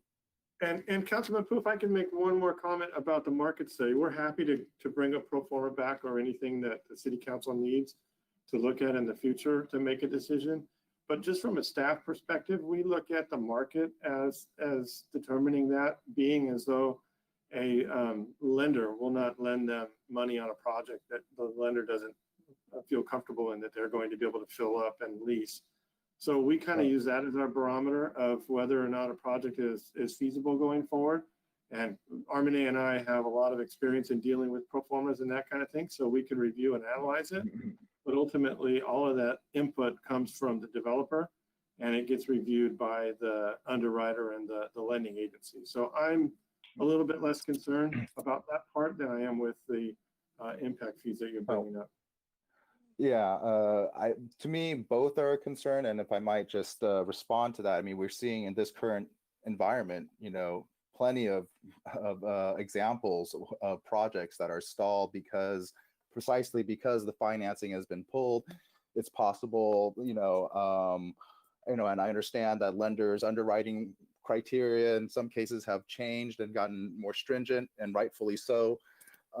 So I at the same time that I understand your perspective in allowing the developer and their lenders, financiers to sort of determine what is feasible, there's an opportunity cost to us at the city. We're proving a project that in the end cannot get built or won't get built or will be stalled for several years. So, and we've seen the dire impact that it has on our city budget when things like that happen. So I think it's, worthwhile. It's incumbent upon us to ensure then that I think that there really is some good data behind it, and it's it's not to second guess, but I think it's just to have a level of comfortability and assurance that if we're proving something of a scale of an FAR that's over 4 times what we normally would allow, that it can actually be filled. Or at least that it can actually be built, because we've seen and we know that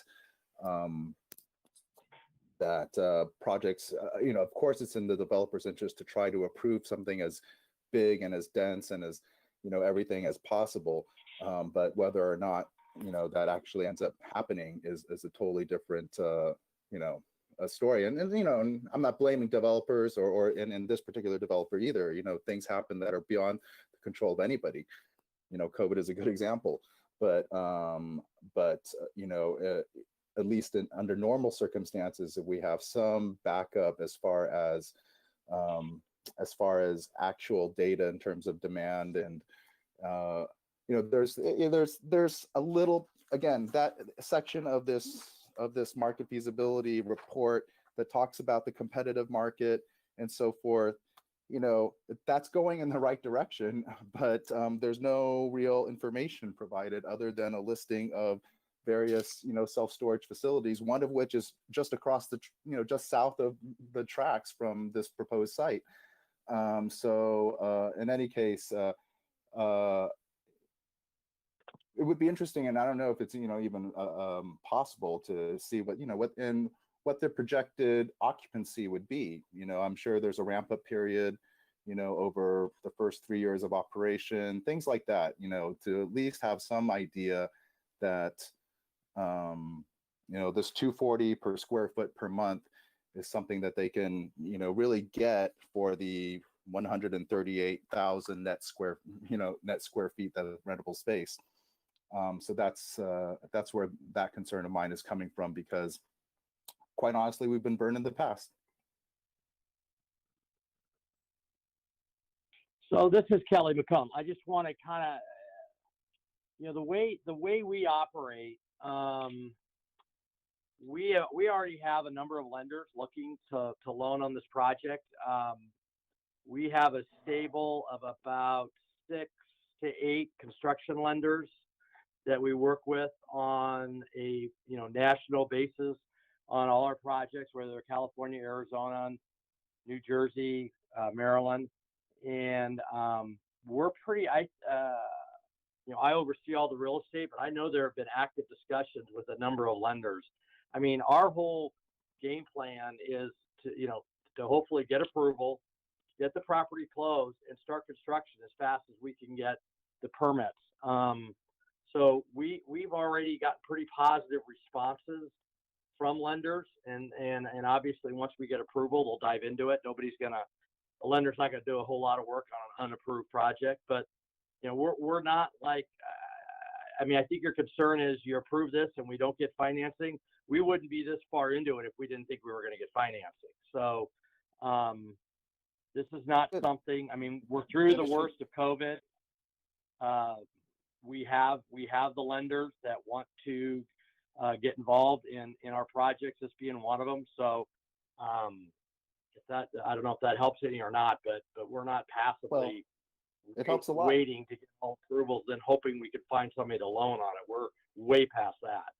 Yeah, it helps a lot because then it should be relatively easy for you to be able to share some of the basis for that confidence. I just told you. We wouldn't be spending the hundreds of thousands of dollars in due diligence if we didn't think we could get it finished. I don't know what. I think the due diligence. I don't have it in front of me, but I think the due diligence that we gave you were the pertinent pages out of the feasibility report that showed you that there's unmet demand. Kelly, sorry. Yeah, all my comment and response is that if that's been done, then it should be relatively easy to at least share a portion of it to provide us with some assurance that I've been talking about, this sort of assurance and level of confidence that a project of this scale is in fact what's needed, in our region, and will in fact be funded and be built. So again, don't take it the wrong way. You already done the work. We just want to see some of it. Well, I'll have to look again. I thought we did that. So I thought we gave you the pertinent part of the report so that you could see that there is a much more unmet demand out there in your market than what we're building. So I'll have to look again at what we gave you, but we certainly wouldn't be going forward. Right. Okay. So committing resources we didn't think it was there. If this market feasibility report is all that the staff has received, then I would say that and this is all that you're basing, feasibility on, it's woefully inadequate. There's very little data. You can go back and listen to the recording and not the entire report. Right. So if that's the whole thing, then I can't see how, a lender would underwrite this. There must be more, there must be more. And you can go back and you can listen to the areas that I think where, additional data, I think would definitely be, necessary. Let me interrupt for a moment. Armine, the market data, can you just give us some more information? Was there more that was provided, but we as council did not get? I believe we provided City Council with the information that you shared with us. Certainly pending the discussion tonight, if council wishes for staff to go back and work with the developer and obtain additional information, we can certainly do that. We've shared with staff what we've received, and I think you've heard some of the comments from the developer. And again, I think Mark also mentioned that professionally, he and I have previously reviewed performers. Should the direction from council be that we work with the developer and have them provide additional materials, including a performa, I think that's something we can certainly review and bring more information back to council. Okay. Councilmember Pu, did you have any follow-up there? Yeah, no, that again, that was my original proposal, is to direct staff to go back and to work, with the developers to get that pro forma data or whatever a pro forma would be best. Maybe some sense of occupancy and scaling, like scaling up of the operations, That I think is important as well. So we understand what the timeline is for them to reach what they consider to be break-even occupancy.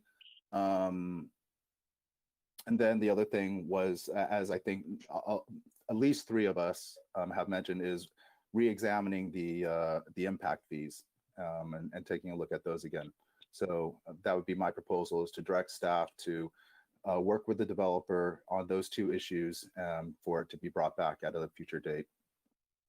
Okay, are there any objections from my colleagues with that proposal or direction? It's not a vote. Okay, I see none. So is there anything else you need, Mark? Nope. Okay, so we will. Just a health break, ma'am. I don't need anything else. Well, I just wanted to thank everyone that is here today with this project, and you will go back with staff and we'll decide on a future date to meet. But there's quite a few of you here tonight, so we are going to take, it's 8:40. We're going to take a brief health break. Oh, Mark? Yes? I do. I'm sorry, ma'am. I should have answered that question differently. We do have to do one thing formally. Because this is a public hearing, we have to do either one of two things. We either have to open the public hearing back up and continue it to a date certain, so we don't have to renotice everything, or we call the public hearing closed and we don't accept any public comment from here on out. But if we provide future information to the city council, like pro forma data or other information, then that probably gets construed as more information that folks would be able to submit a comment on. So the easiest thing for us as a group to do would be to have a motion to open the public hearing back up for the purposes of continuing it, and that we select a date now that we have as the public hearing continued date. Okay, well, I'll motion. Do I have a second?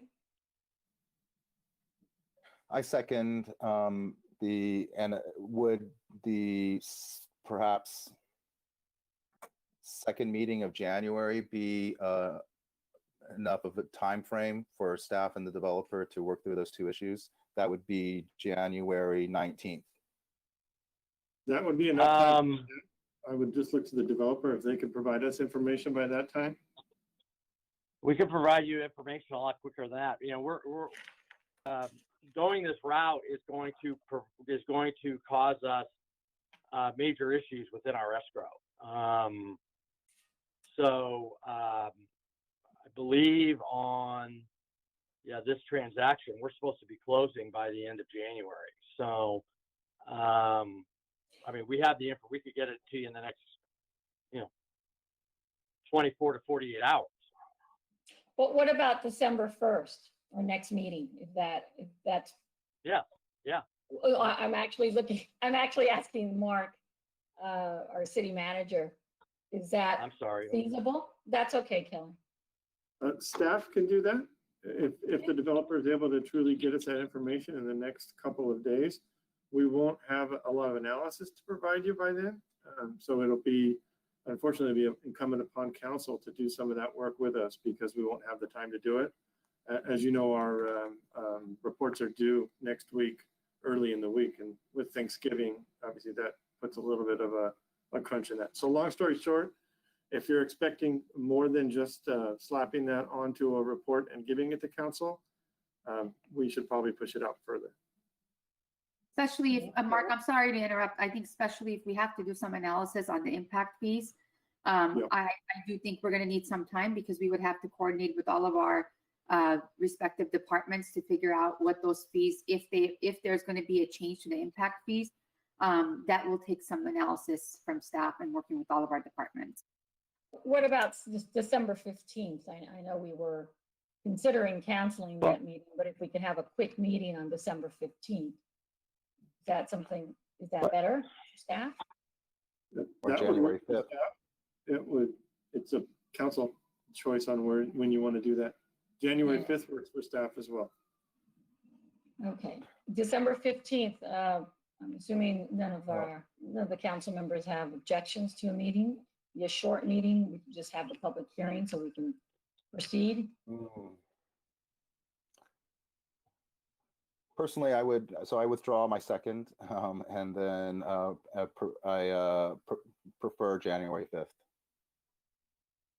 That won't work for us. I mean, that just does not work. We won't have our approvals in place, and we won't have the I don't know if the deal can go through. So we push it out too far. Didn't you say it was the end of January that you needed the approvals for? I need to have fully entitled approvals, and then I need 30 days to put all the funds together to close. That's cutting it too close for us. But even with what we're talking about here, you still need a precise plan of design and design review commission approval anyway. That's not. I know gonna that, happen. but I have entitlements. I have the approval of the use, and that's fine. Okay, I'm available December 15th. I'd like to try to work with everyone here if we can. If it's more feasible for staff, if it works better for the developer, I would like to ask council to make themselves available for that date. Madam Mayor, I'm Councilmember Lam? available December 15th. Okay. Yeah, I may see one objection if there's no other objections. I'm not going anywhere. Okay. Okay, Councilmember Harrington. So the motion would be to, well, help me out here, Mark. The motion would be to open the public hearing for the purposes of continuing it to December the 15th. And you can just move the staff recommendation or move the staff motion.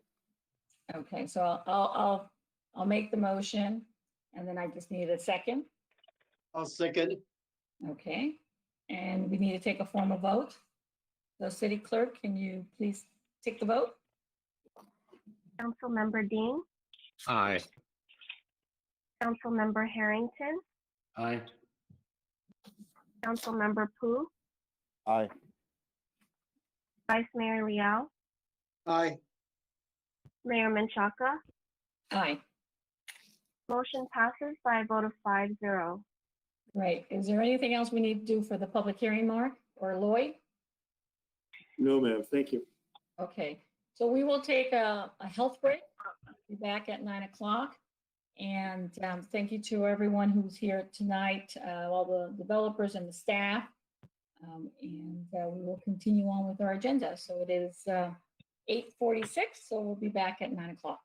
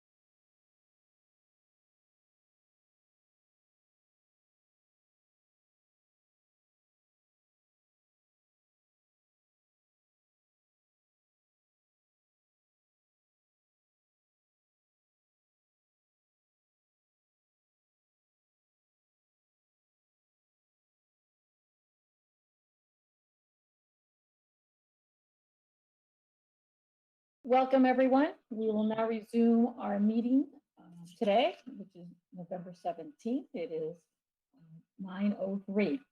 So next item is new business. City Clerk.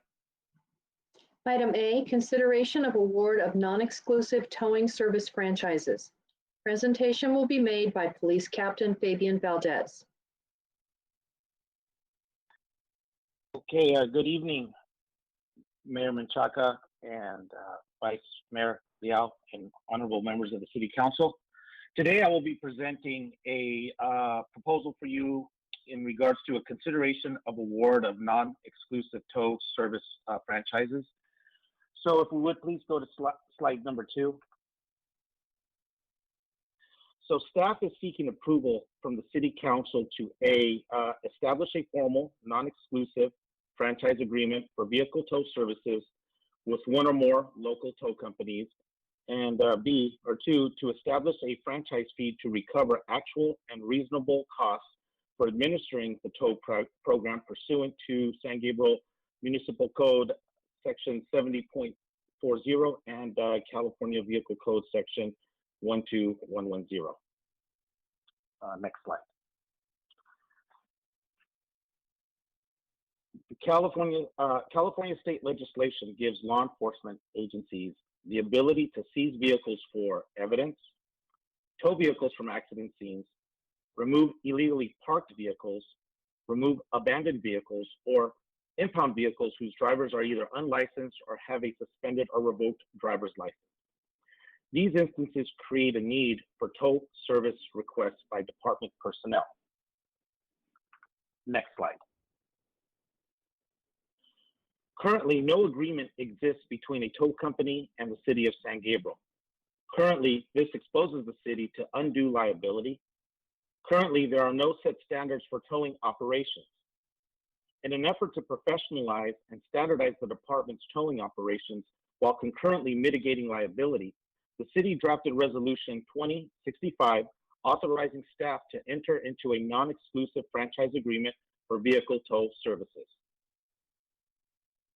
Next slide. During the bidding process, there were 6 bids received. The 6 bidding tow companies are listed below. We have Dixon's Motor Service, Al's Towing, Navarro's Towing, M&M Action Towing, Toledo's Towing Services, and Foothill Towing. Next slide. Now we'll be looking at attachment C. The following information in the table has been obtained by unannounced in-person visual inspections of each location or a tow contractor interested in earning the contractor franchise service with the City of San Gabriel, as well as contacting references of other agencies that currently utilize each company for service. While each company currently meets the required minimum criteria for tow services for the San Gabriel Police Department, these evaluations only assess the physical conditions and what information was gathered during an unannounced visit by staff. There may be other variables to consider, such as cost per tow, insurance, etc. The following table rates each location on a scale of 1 through 3, with the average being the overall ranking. So a rating of 1 indicates that there were notable deficiencies or minimum expectations were not met and improvements needed to be made prior to the awarding of the contract. A rating of 2 indicates the minimum expected conditions were met, and a rating of 3 indicates conditions exceeded expectations. So all 6 bidders were rated by department staff. The top rated companies were Navarro's Towing and Al's Towing with an overall rating of 2.8 out of 3. None of the bidding companies are AAA certified, and that certification is irrelevant as a part of the RFP requirements. Next slide. Recommendations. Staff recommends that the City Council, 1, adopt Resolution 2065 to establish the franchise fee and approve the Form Tow Services Agreement. 2, grant a non-exclusive towing service franchise to Navarro's Towing and Al's Towing. 3, authorize the city manager to execute a tow services agreement between the city and each approved tow service operator. Next slide, please. As an alternative, if the city council disagrees with the staff's recommendation, the city council has the option to, one, award a non-exclusive franchise agreement with one or more additional tow operators, award an agreement with one operator and not have multiple operators. Staff has provided this information to the city council, and with that being said, are there any questions? Okay. Thank you, Captain. So if there are no clarifying questions, let me make the announcement that the time for public comment on this item is now closed. Chief City Clerk, please read any comments received. Thank you, Madam Mayor. We do have 17 comments to read tonight. The first comment is from Gary Watt and reads as follows. It has come to my attention that the consideration of award of non-exclusive towing services franchises has been awarded to two companies, Al's Towing, located in the city of Alhambra, and Navarro's Towing, located in the city of Monterey Park. It is outrageous that the city should consider businesses outside of the city of San Gabriel. The city constantly reminds our citizens to shop San Gabriel. What hypocrisy it would be if our own city does not support our own businesses. Dixon Motor Services has been servicing the city of San Gabriel's community and the San Gabriel Police Department since 1975. 1975. 1975. That is 45 years of excellent service to the city and the San Gabriel community. Dixon Motors employs 20 people in the city of San Gabriel. Dixon Motors purchases approximately $10,000 per month in fuel in San Gabriel, to which the city gets sales tax from. Dixon Motors has been an active member supporting the city itself by offering many free services to not only the city-owned vehicles, but also the San Gabriel Police Department. Dixon Motors has also done all this without complaints and objections for over 45 years. Why wouldn't they be considered as a service vendor for our city then? They have submitted their application to be considered and did not get a response from the city, only to see that the city has considered awarding the non-exclusive contract to only two towing companies outside the city of San Gabriel. Denise Menchaca, are you going to support our local business in San Gabriel? Chinho Liao, are you going to support our local businesses in San Gabriel?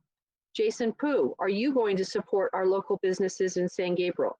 Tony Ding, are you going to support our local businesses in San Gabriel? John Harrington, are you going to support our local businesses in San Gabriel? I hope, for the sake of all the local residents and local businesses, that your answer is yes.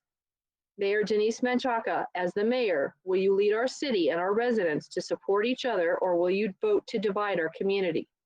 My name is Gary Watt. I am a local resident born and raised in this community for over 30 years, and I want to know if our city council members will support our local businesses and community. Dixon Motors, a San Gabriel business and resident, should be considered as a vendor for city towing. Thank you very much. The next comment is from Jay and reads as follows. Dear City Council, I wanted to express my disappointment that the City Council is considering changing the towing service to use companies located outside of San Gabriel. Dixon Motor Service has been a San Gabriel business since 1946. I wonder why the City Council is considering an outside city business, even though there have been no complaints from city residents. This contradicts the goal of City Council to shop San Gabriel. What benefit does using an outside company have when Dixon Motor Service hires 20 employees which shop in and live in our city? I'm extremely disappointed in the City Council and hope you realize that failure to support city businesses will result in a backlash from residents. The police and fire have used Dixon Motor. Are they expressing dissatisfaction with Dixon? Have residents? If not, why should you? Are the prices or services received better than what we currently get? If not, why are you changing? Thank you. The next comment is from Sean McMorris, San Gabriel resident, and reads as follows. Honorable Mayor and City Council, I am happy to see that San Gabriel has finally decided to enter into an official contract for towing services. I hope that City Hall will do this as a matter of practice for all of its outsourced services, rather than the continuation of informal agreements which open the city up to legal liability and are subject to abuse and the appearance of cronyism. For the same reasons, I am happy to see that the city opened these contracts up to a competitive bidding process with vetting standards and a process that is transparent. It is also appropriate that the city apply a franchise fee and work with more than one towing service, which further decreases the appearance of favoritism and supports the sustainability of multiple businesses. As process and standards are important, I do not support a contract with any of the towing companies that were deemed unqualified through the vetting process or found to be non-compliant with city standards. Finally, I hope that the City Council will consider that having a vehicle impounded can ruin the livelihood of a low-income individual, as fees accrue quickly and create a situation that is simply untenable for the city's most vulnerable. The poor should not be punished simply because they are poor. I hope City Hall will consider implementing a hardship waiver policy for individuals who cannot afford to pay impound fees and will lose their vehicle as a result. The next comment is from Regina Bori and reads as follows. It has come to my attention that the consideration of awarding non-exclusive towing services franchises has been awarded to two companies, Al's Towing, located in the city of Alhambra, and Navarro's Towing, located in the city of Monterey Park. It is shocking that the city would consider businesses outside of the city of San Gabriel. The city constantly reminds our citizens to shop San Gabriel. What falseness it would be if our own city does not support our local businesses. Dixon Motor has been servicing the city of San Gabriel local community, police department, and public works since 1975. Their top priority for 45 years has been to provide excellent services in the towing business. I don't understand why Dixon Motors would not be considered as a service vendor for our city. Dixon Motors is located in San Gabriel and employs 20 people. Dixon Motors is paying taxes and purchases fuel in San Gabriel for the benefits of the city. Dixon Motor was not previously made aware of the city's intent to award contracts to other towing companies. Dixon does not deserve this treatment after servicing the city since 1975. Dixon has now submitted their application to be considered. The city advocates for buy local, buy in San Gabriel. I don't understand why the city of San Gabriel would not support a local business with 45 years of towing experience. Since Dixon Motors is located in San Gabriel, this allows them to quickly respond to all towing needs. Are the council members going to support our local business in San Gabriel? The city of San Gabriel needs leaders that will support our local businesses and community. Thank you very much for taking the time to review my concern. The next comment is from Mike Gatto, partner at Actium LLP, and reads as follows.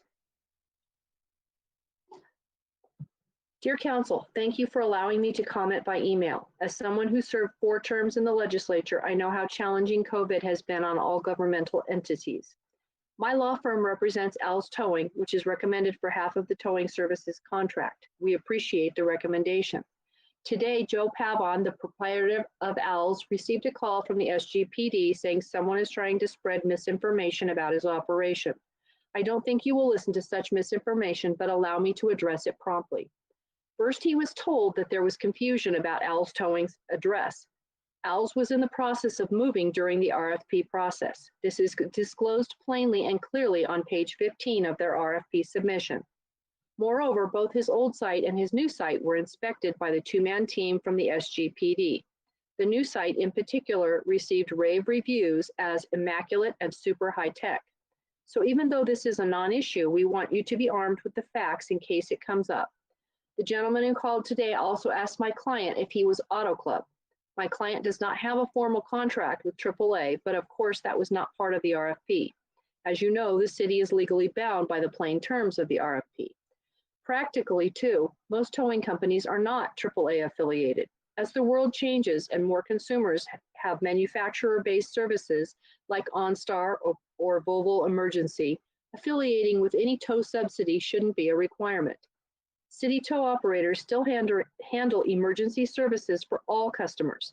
They will, for example, move a vehicle to the side of the roadway for free and wait until a person's AAA or Volvo or GM tow truck arrives. This has been the standard practice for decades. The municipal operator handles municipal needs. Owl's Towing is supremely qualified to handle San Gabriel's as governed by the terms of the RFP, which are binding here. So this is another issue, but again, we wanted to address it. Towing RFPs are often ugly. We could have come to you with the criminal records and the tax liens of the other operators, their drivers' DUIs, and other such things, but we didn't. We won the recommendation fair and square.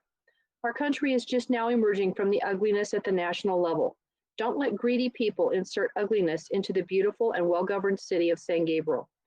Owl's Towing has received rave reviews in every community it serves, and by many metrics is the highest rating towing service in Southern California. The Pavon family appreciates the ability to serve you, and I greatly appreciate your consideration of my comments this evening. The next comment is from Alexis Salamanca, business owner in the city of San Gabriel and resident, and reads as follows. Dear Mayor Menchaca, Vice Mayor Liao, and Council Members Ding, Harrington, and Pu, the staff recommends the City Council award a non-exclusive towing services franchise agreement to two companies located outside the city of San Gabriel. One is located in Alhambra and one is in Monterey Park. I wonder where the staff lives. Certainly they are not San Gabriel residents, otherwise they will work with the businesses in our community to keep the taxes in our city. We are a city with a mission, but it seems that mission is a personal agenda. I understand Dixon Motor Service has not been considered as part of this agreement. They have been in business in the city of San Gabriel since 1946, doing the city towing since 1975. 45 years of excellent service. They have been providing towing service for all city staff, all city vehicles, police department, and public works. Dixon Motor Service is AAA certified. Their drivers go through Auto Club training. They spend money in our city daily, empowering our community. Resolution number 20-65 is a clear example of the hypocrisy of the city of San Gabriel. We all have seen banners on Las Tunas Drive, San Gabriel Boulevard, with encouraging messages to buy in San Gabriel, shop local SG, support the business in the community, city with a mission, yet the city does not lead by example. We want a unified city, not a city divided. City councils were elected to serve our community, not destroy it by taking the business opportunities away. What parent takes the food away from his child to give it to a stranger? We need leadership that does not drive business away. Why the city does not adopt a program to work with the businesses in the city instead of giving business opportunities to other cities. The city recently created the HERE Commission, which advocates for equity, access, social justice, safety, mutual appreciation, and respect for all members of the San Gabriel community. Dixon Motor Service submitted his application, yet they were not considered, not even a response from the city. Outrageous. Where is the respect, the equity, the mutual appreciation, the social justice in our business community? Dixon Motor Service has always actively supported and participated in the city events for over 86 years. We need proactive leadership in our city for the benefits of the residents, not just the few. Is the city council supporting the businesses in San Gabriel or giving it away to other cities? We need to know your position. In record, some of you will be up for re-election in 17 months. Dixon Motor Service provides business opportunities to auto repair shops, auto parts, restaurants, etc. If you are taking business away from San Gabriel, you are taking taxes out of our city.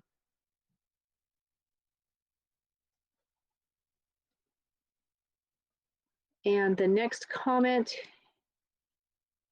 is from Brian Martinez, CEO of Brian's Toledo Towing Service Incorporated, and reads as follows. Notice of appeal. I would like to respectfully appeal the decision made for the RFP towing services agreement with the City of San Gabriel Police Department. I have found that some facts were withheld in the proposals from other companies. These facts could have changed the outcome of the decision. By omitting these facts, the companies put others at a disadvantage. The bid had an original due date of August 28, 2020, and our packet was submitted on time, but a week later we were notified it would be extended for an additional 3 weeks in the interest of fairness for others interested. Despite this extension, the bidding was skewed because information was withheld intentionally by some companies. The following are my findings. Al's Towing has listed the address of 3121 West Mission Road, Alhambra, California 91803 as their location.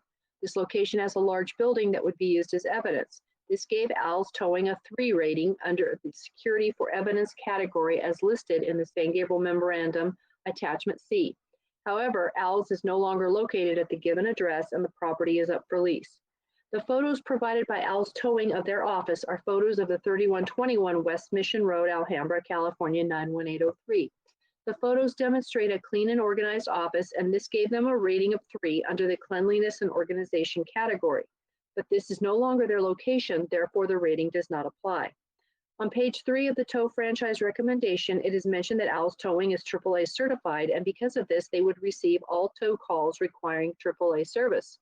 Although this would be a fair arrangement given the customers could benefit from using their AAA membership, Al's Towing is not contracted with AAA and would not be able to provide services under AAA.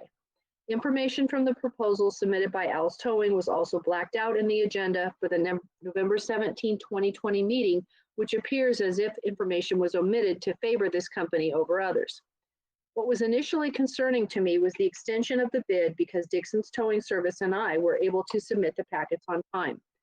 There was a mention of a glitch in the system, but the notice was public and we did not encounter any issues with the bidding process.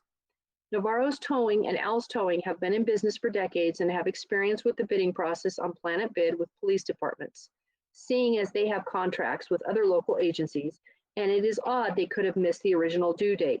I am simply a small business owner who is trying to grow his business and experience with local police departments after having been on rotation for the California High Patrol for the past 3 years. As a native of the San Gabriel Valley, my goal has always been to establish my business well enough to where I can qualify for a contract with the police department. I have valuable experience with the California Highway Patrol that has seasoned my business for such an opportunity like this.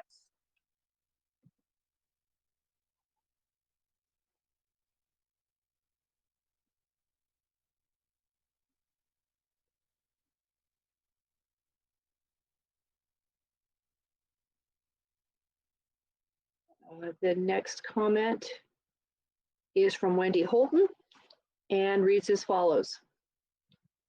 Good evening, Mayor Menchaca, Vice Mayor Liao, and Council Members Ding, Harrington, and Pu.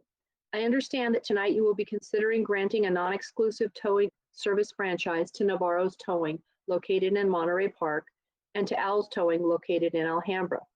I am tremendously disappointed that after 45 years of faithfully providing services to the City of San Gabriel, I found out through someone sending me the November 17 City Council agenda that Council is considering awarding non-exclusive tow service franchises to 2 different companies, neither located in San Gabriel. Dixon Motor Service has been in business in the City of San Gabriel since 1946. We have been providing towing and other services to the City of San Gabriel, the San Gabriel Police Department, San Gabriel Public Works, and our entire community since 1975. We are an Auto Club certified towing company and our drivers are Auto Club trained. All of our vehicles are maintained and kept on Agostino Road in San Gabriel.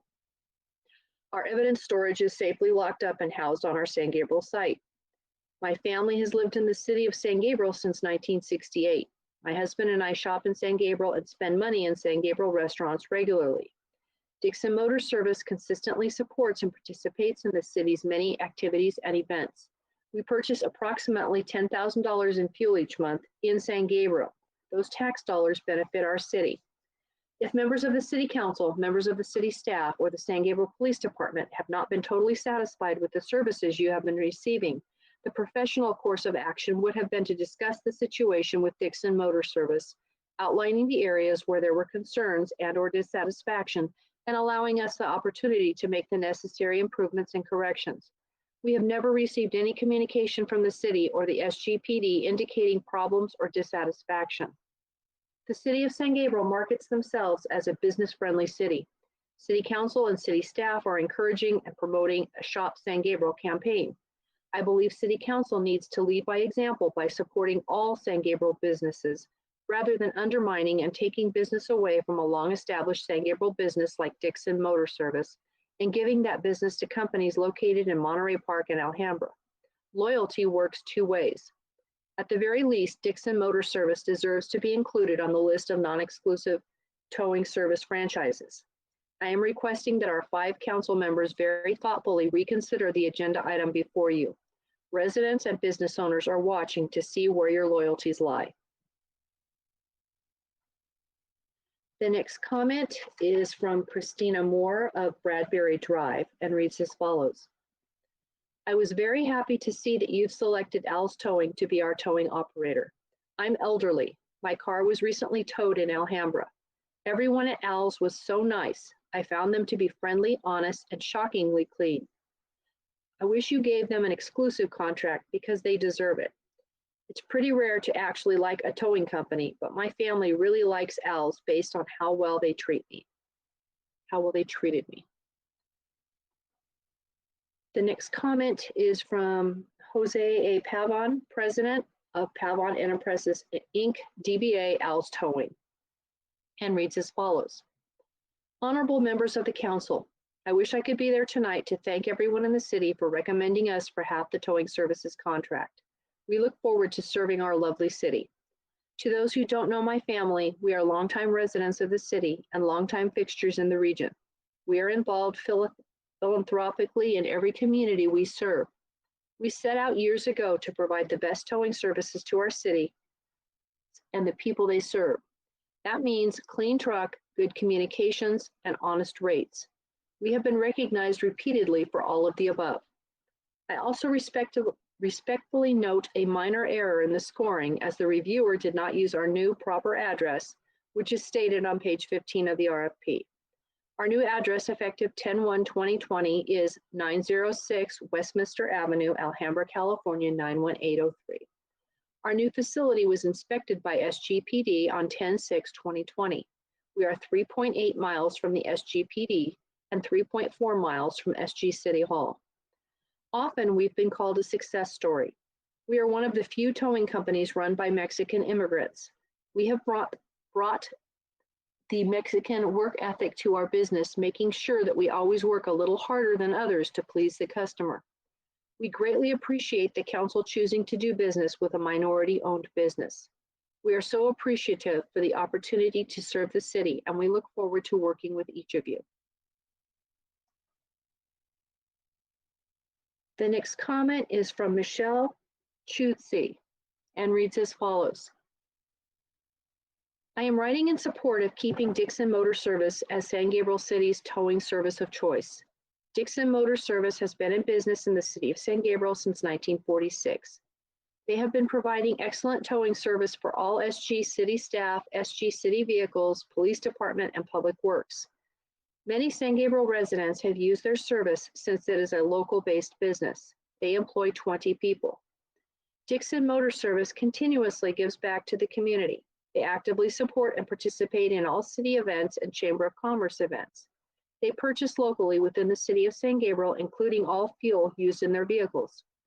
Dixon Motor Service is AAA certified. Their drivers go through Auto Club training. I have personally used their service previously since I am a AAA member.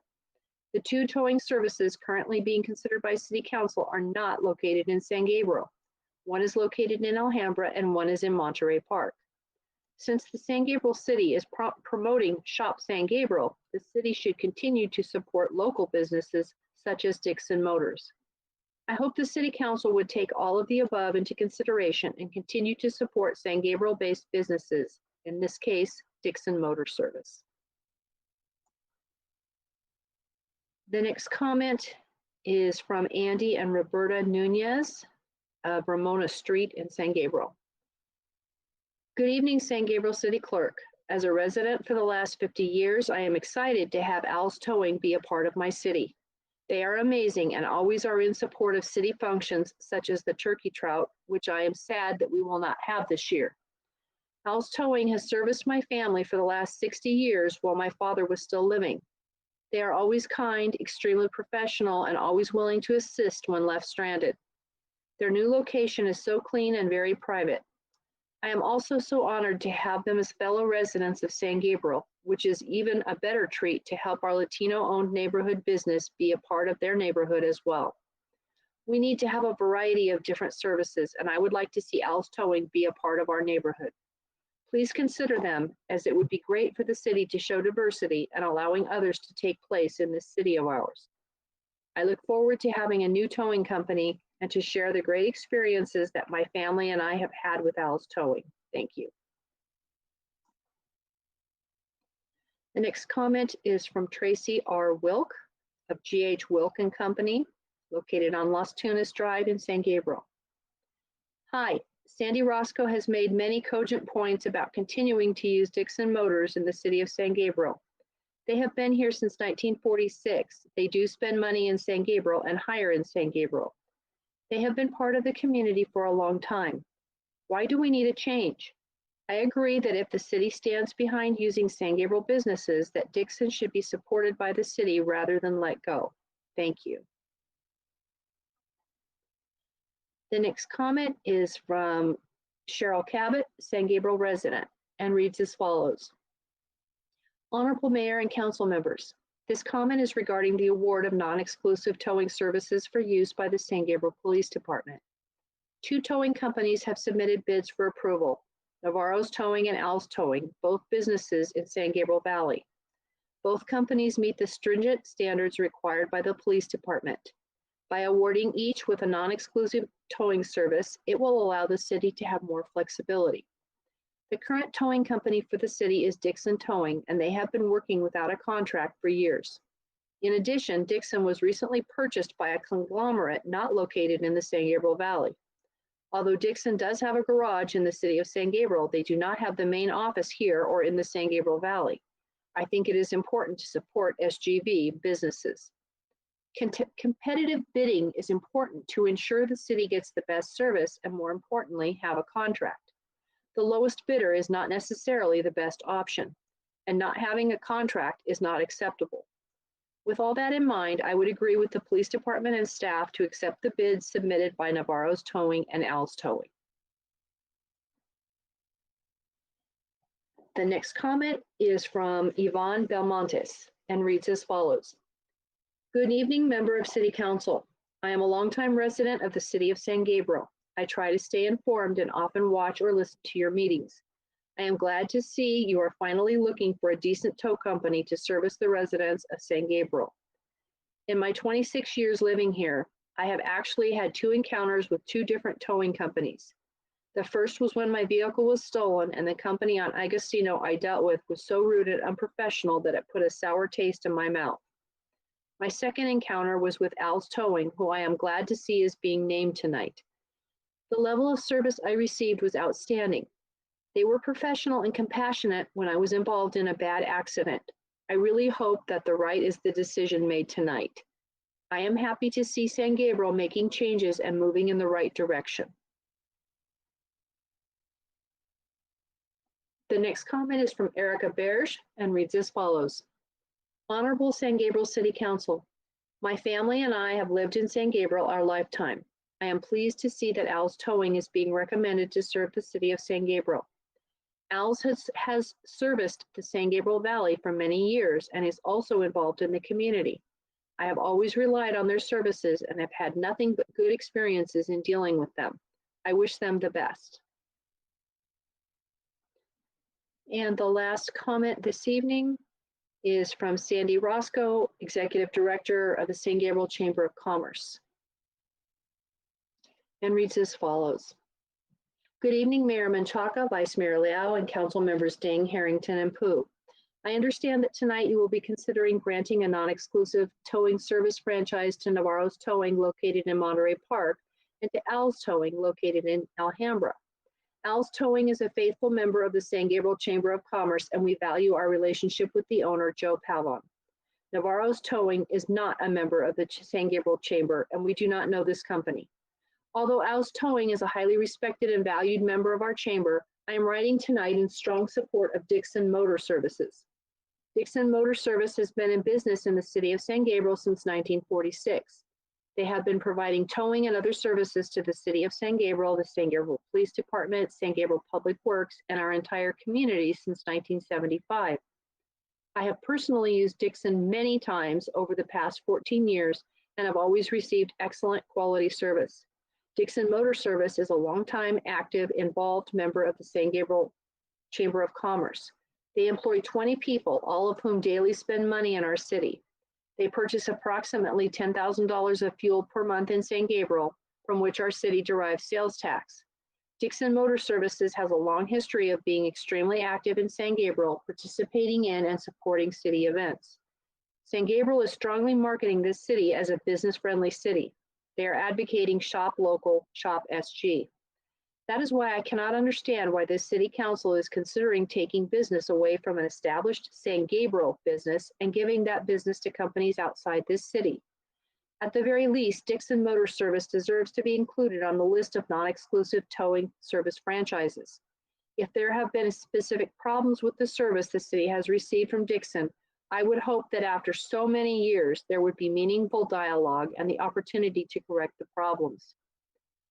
In these extremely challenging times, it seems a city who is trying to prove they are business friendly and encourage people to shop local, shop SG, would go the extra mile and extend every courtesy to a business who has been serving them faithfully since 1975. I am hopeful our 5 council members will very thoughtfully consider the agenda item before you. Residents and business owners are watching to see where your loyalties lie. And Madam Mayor, that concludes the comments on this item. Okay, thank you so much. So now we'll start with council deliberation. And before I start calling on my colleagues, I just want to make sure, Captain Valdez, can you please clarify? I think there's a misunderstanding. This is strictly for the San Gabriel Police Department. As residents, as businesses, we can use any other towing services. We're not going to be bounded by this agreement. This is just for the San Gabriel Police Department. That is correct, just for the purposes of the San Gabriel Police Department. Residents still can choose whatever tow company they would like to perform whatever private vehicle needs that they have. And businesses. Businesses can choose any towing company they want also. That is correct. Okay, great. I just wanted Mayor, to can I follow up clarify on that. my question? Sure, well, I'll have you start then. Go ahead, Councilmember Well, I Harrington. wanted to clarify, does that count, I mean, does that qualify for like an accident as well? Not a crime, but like an accident? And let's say the police dispatch their towing, could you have your own towing company and then the police just sends the towing company away and you get your own? Okay, Councilmember Harrington, the way it would work is if we have an accident, for example, at San Gabriel and Mission, and the vehicles are blocking the intersection, it is imperative that we remove those vehicles from the roadway as quickly as possible so that traffic's not impeded and the safe flow of traffic continues. So with that being said, we may call Navarro's or we may call Al's if they were approved and have them move the vehicles to the side of the road, and then the respective drivers could call their own tow companies or have their insurance come and take the vehicles. Okay, so the whole once it's hooked thing, it's not coming off the truck, doesn't apply to an accident? Correct. That's primarily repossession. Yeah, but it happens too. Like it also happens without repossession. So I've seen it. That is correct. And again, if there are complaints or issues that arise, the contract stipulates that we can address those with a specific tow company. So we are in a position here to dictate the policy as to what we would like our tow companies to do for us. Thank you. I guess since you wanted me to start, Mayor, I will start. I have quite a few questions. I did request all of the proposals. I finally received them today to see the people that did not were not selected, and I didn't see any material differences in any of the proposals for myself. The information was the same. They all had insurance certificates. I mean, everything when you go through the proposals, they're the same. So that gets me to kind of look at the report. And so I had a question, and there's one thing that stuck out to me because I read the report a couple times, just, the 4 pages. What really struck out to me, the first thing was on page 3 of the report under analysis, the last sentence of the first paragraph. I don't know if it was a Freudian slip, but it said the Traffic Bureau, in order to subjectively assess the ratings rather than objectively. I think that's kind of telling as to what I'm going with this next. Because I think they all need to be rated objectively, not subjectively. Because that means when you're rating subjectively, it's to that company, not in relation to the RFP and to the requirements. And it does say every company met the minimum requirements, which I understand there's a differentiation between minimum requirements and the analysis. But one thing I find in the analysis, it's very quantitative, but not very qualitative. There is no explanation to any of the numbers other than some notes on the back. And so when I go through it, I kind of have to analyze the qualitative numbers myself. So when I see the first line, it says security for normal storage. It doesn't say why, it just says what the number is. And when I take that into account with the subjective adjective we used earlier, I kind of have to say, well, what's the difference between security? I mean, it either has security. They all say they all have video, they all have locking gates, they all have 24-hour personnel. What would differentiate between a 2 and a 3 between the minimum standard and exceeding expectations? There's no qualitative analysis there. So right off the bat, I'm saying, so why does one get a 2? Why does one get a 3? I will never know. Security for evidence, they all got a 3. And I found this one quite telling. The responsive for police vehicle services. Can you explain, Fabian, what, like Navarro's, Alice, Toledo's, Action, and Autocar, have they responded to police vehicle service for you? I mean, that doesn't say that they have. It doesn't say they haven't, so I just don't know. Okay, so part of the analysis here was for staff to go and contact other local agencies that use those respective tow companies and assess the level of service they have received from those respective tow companies. Mm-hmm.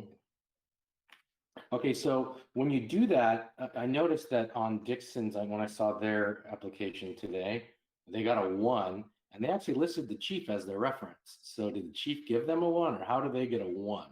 Because 1 is they did not meet the expectations, notable deficiencies. So I'm finding it strange that they would list the chief of police of San Gabriel as their reference when we're giving them a 1. There must be some sort of miscommunication there. And just as a follow-up to that, do we have any correspondence to Dixon in the past couple of years notifying them of this deficient service? Okay, sir. So to answer your first question, I am aware of at least one email that we have from our public works indicating that Dixon's had responded to change or tire one of our police vehicles and left the wheel nuts unsecured to the point where it was unsafe. I have gone to Dixon's myself and spoken to them about the lack of picking up phone calls in the middle of the night. Specifically, it was brought to my attention when I was the operations captain. So those are two specific incidents that I could cite. Additionally, there have been emails and such with complaints about Dixon's not answering the telephone early in the morning, 2, 3, 4 in the morning, or taking excessively long to respond for service calls that we request. So you have sent them notice of that? I have spoken to Wendy at least on one occasion. Okay. And then I find it strange that the only one located in San Gabriel gets a 2 as far as distance to San Gabriel PD. It seems that they're probably the closest when it says distance to San Gabriel, unless I'm reading that wrong. We looked at, because Dixon's apparently has their office, I believe, in Whittier. Dixon's is partially owned, if I'm not mistaken, by Hadley. So some of the information that we were requesting regarding driver and other records were apparently held in another office, according to the staff members when they went to verify some information. So their offices that are listed here are not the offices of Dixon Towing, because that it seems like their address says Augustino Road and their storage is Augustino Road. Is their office not on Augustino Road? Apparently, the records that are maintained by Dixon's regarding their drivers and other information Well, I mean, is that's not held what in I'm another. talking about distance from San Gabriel PD and response times. So that would be where their trucks are. Because I drive by there Okay, quite a bit. okay. Okay, so if you're talking about the trucks, that is correct. I believe they're stationed at that facility. But if you're talking about access to records, then that's a different. No, that's later on because distance from San Gabriel PD and response times, it gave them a 2, and everyone else got a 2, and it seems like it's the only one in San Gabriel. If there was one place they were going to get a 3, it's for being located in San Gabriel. The next one is the cleanliness, which once again, I saw the explanation that it's a tow yard and they're expecting it to be a surgical room, an organization. It doesn't really give, can you give me an example of why they would score below or get a deficient rating? Because I mean, there's just, like, once again, I said, there's no qualitative analysis. It's just a 1. And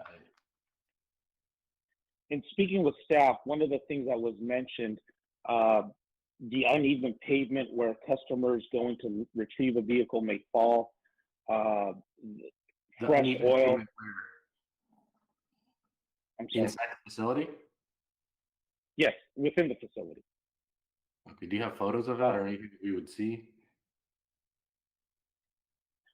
I can ask for those photos to see if they were taken. Yeah, because I looked at all the photos from all of them, and they're all pretty far away shots. Some of the lots look okay. Some of them look kind of, I would say, in disrepair.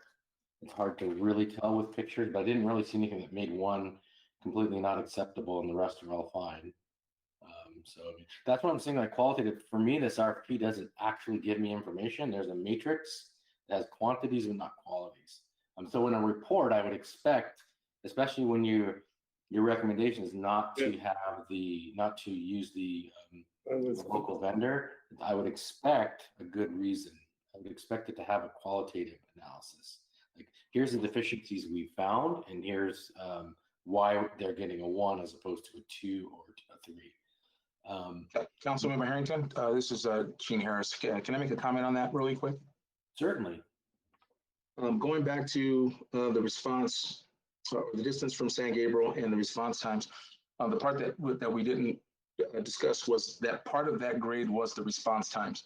So we evaluated not just the distance, that was an element, but the other part of it was response times. And the 2 grade came from an evaluation of how long it took for tow trucks to be dispatched from Dixon's in our usage of that tow company, compared to what the other agencies are indicating is their response times from the tow truck companies that we did select. So that was a part of the element. There were several elements that were considered, and response times as part of it. I just wanted to make sure you had that whole picture with that first question that you asked. My point is the report was very, very light on that. I think it really should have some qualitative analysis, not just a number, because these are important decisions we're making here. Then the cleanliness and organization. Once again, they're the only one that received a 1. What's wrong with their organization or the cleanliness? Okay. Again, sir, it was staff that went out. This was an unannounced in-person visit, and they found, according to what was reported, fresh oil near the areas where vehicles are stored, thus creating a potential hazard for people that are going to retrieve their vehicles or property. Was there any indication of how long it had been there, or that it's been there? If you say it's fresh oil, I'm assuming when you tow a car from an accident, there's going to be liquids coming out eventually, or inevitably.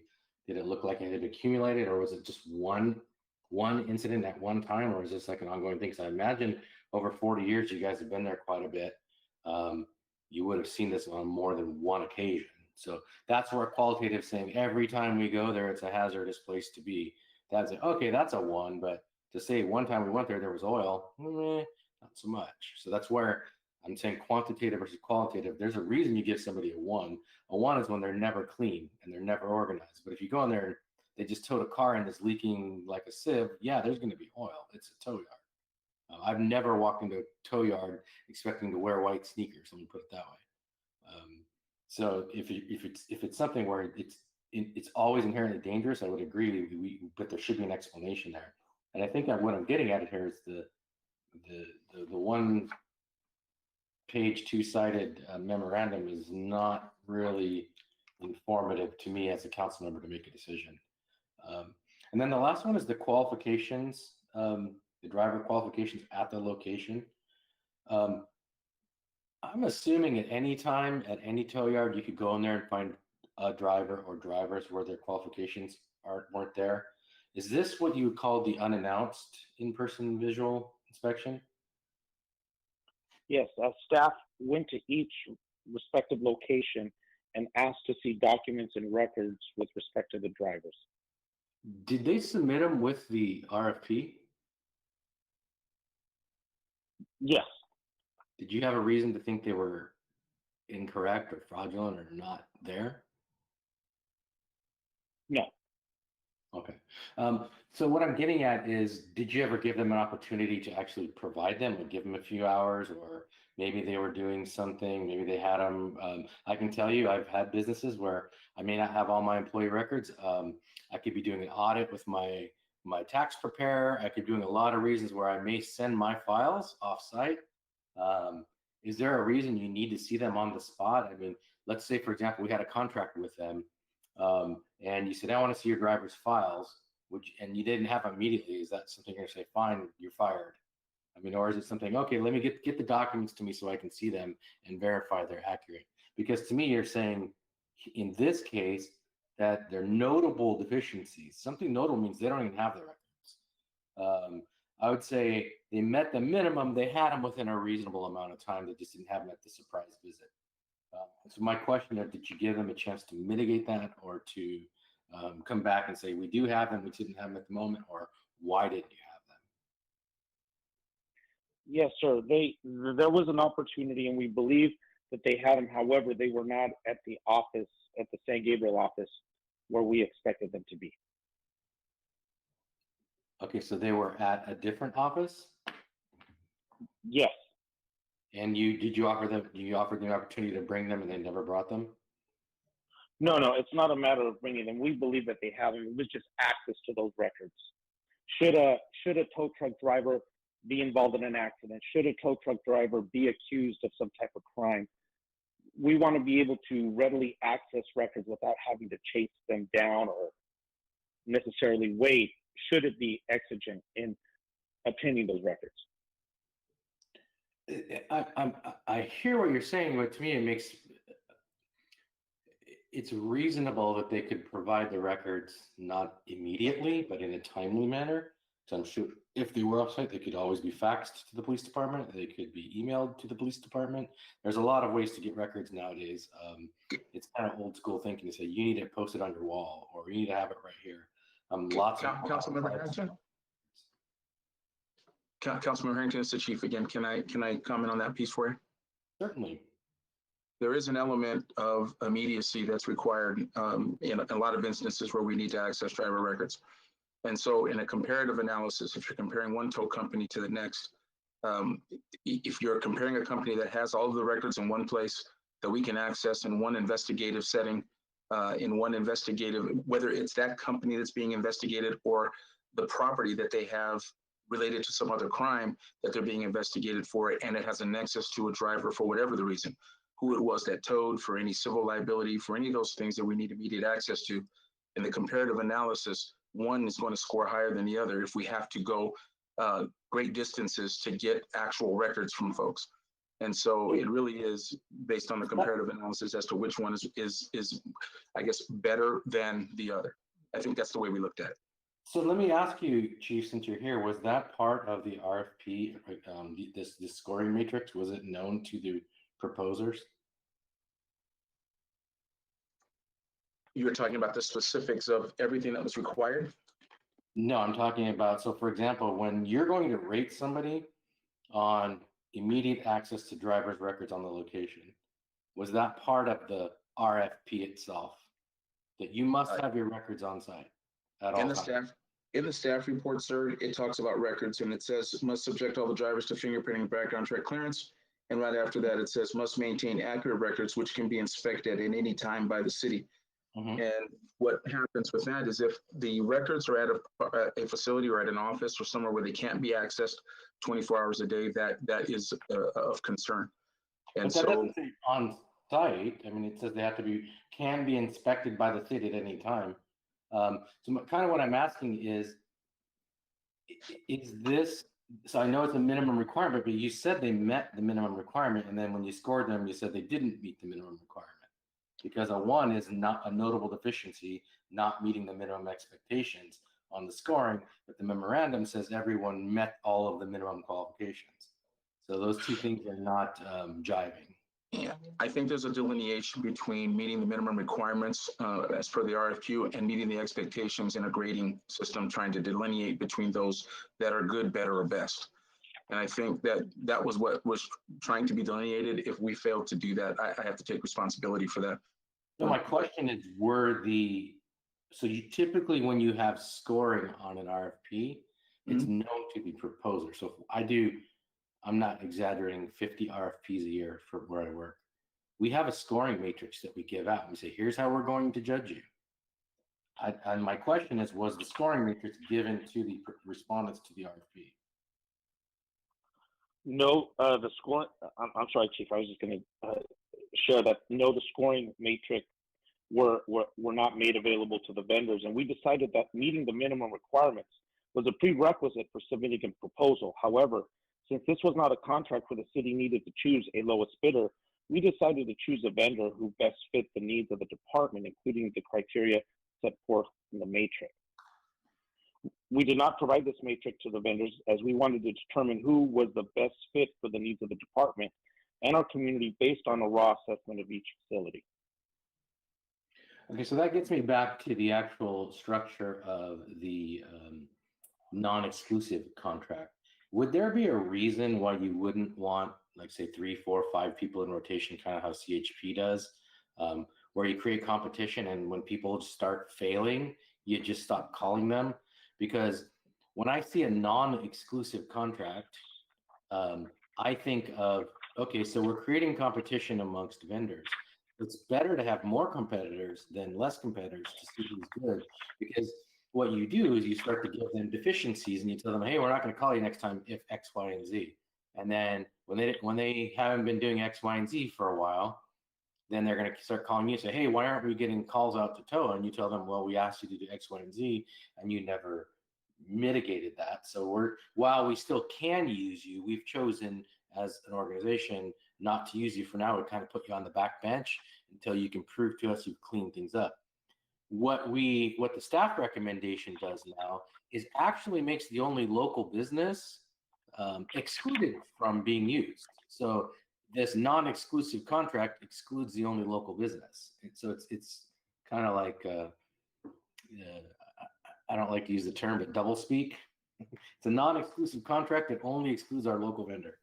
And the reason I say this is when I went through and I kind of give a little bit of, I would say, grace to some of these scores, it's not such a disparity that it's a 1.6 and a 2.8, because some of these things I think are scored a little high and others are scored a little low, and it goes across the board.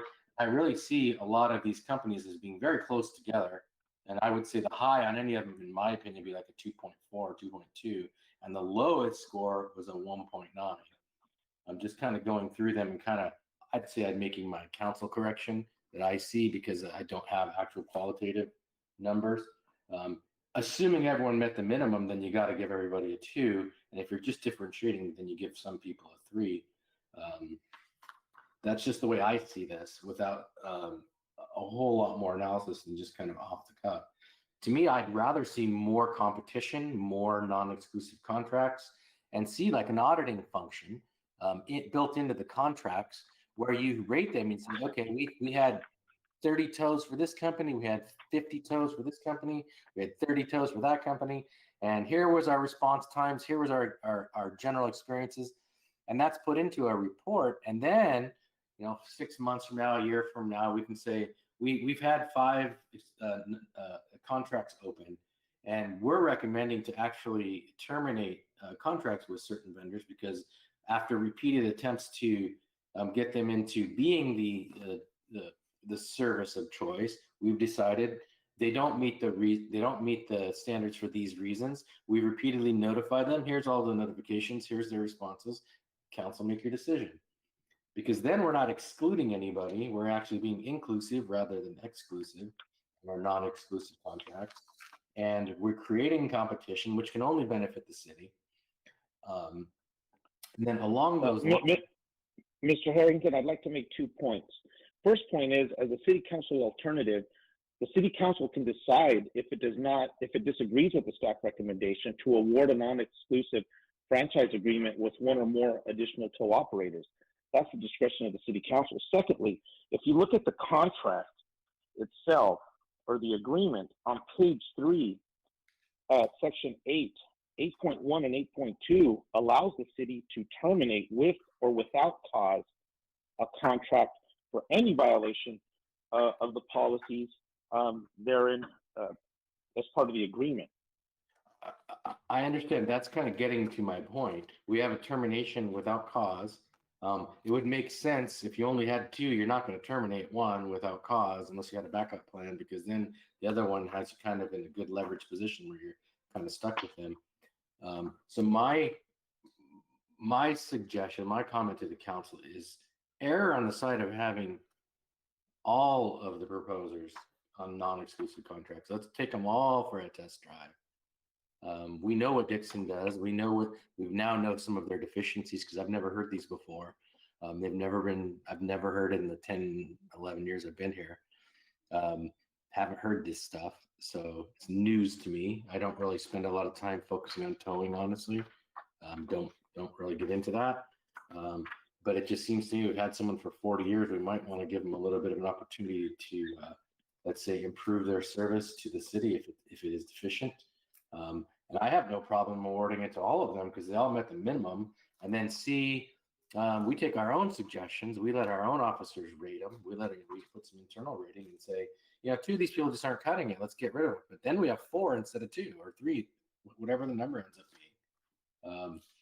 And then we have actual competition. We have more opportunity to get faster service because let's say you call up the first one, and I'm not a big fan of you get Monday, you get Tuesday, you get Wednesday, you get I'm not a big fan of that because if you call them and they say, well, it's Monday, it's our turn. Well, we're out 45 minutes. Then you call plan B and say, how long? And they say 10 minutes. And you say, okay. So I would do a rotation where your dispatch goes A, B, C, D, E. And you call A, and if they say more than 20 minutes, then you call B and say, can you be here in 10 minutes? We sure can. And so you cancel A and say B's here in 10 minutes. They got the tow. And that way we're getting the very fastest possible service because we got a lot more horses in the race, let's put it that way. And we have a lot more incentive for people to be responsive to us because they know there's someone right on their heels about to take their job away. And we got a bunch of competition benefiting the entire community and benefiting you as a police officer, benefiting our entire organization. If we get a point where people are not servicing us, they're just not in the race. We just don't call them. And then when they start calling us, we tell them why. We have correspondence, and then we can do a rating with them kind of a year from now. But I think I have a lot more, but I'll kind of cut it off short, see what the rest of the council thinks. My recommendation would be, since everybody meets the minimum, let's try them all out.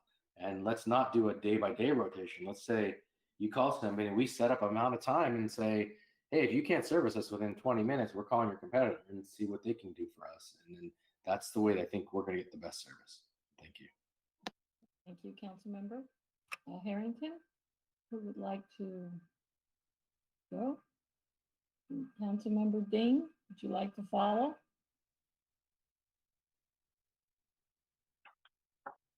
Thank you, Mayor. Yeah, first of all, it's great we have the transparency for our towing service.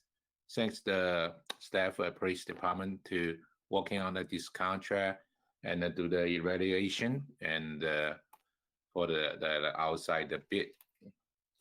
Yeah, okay.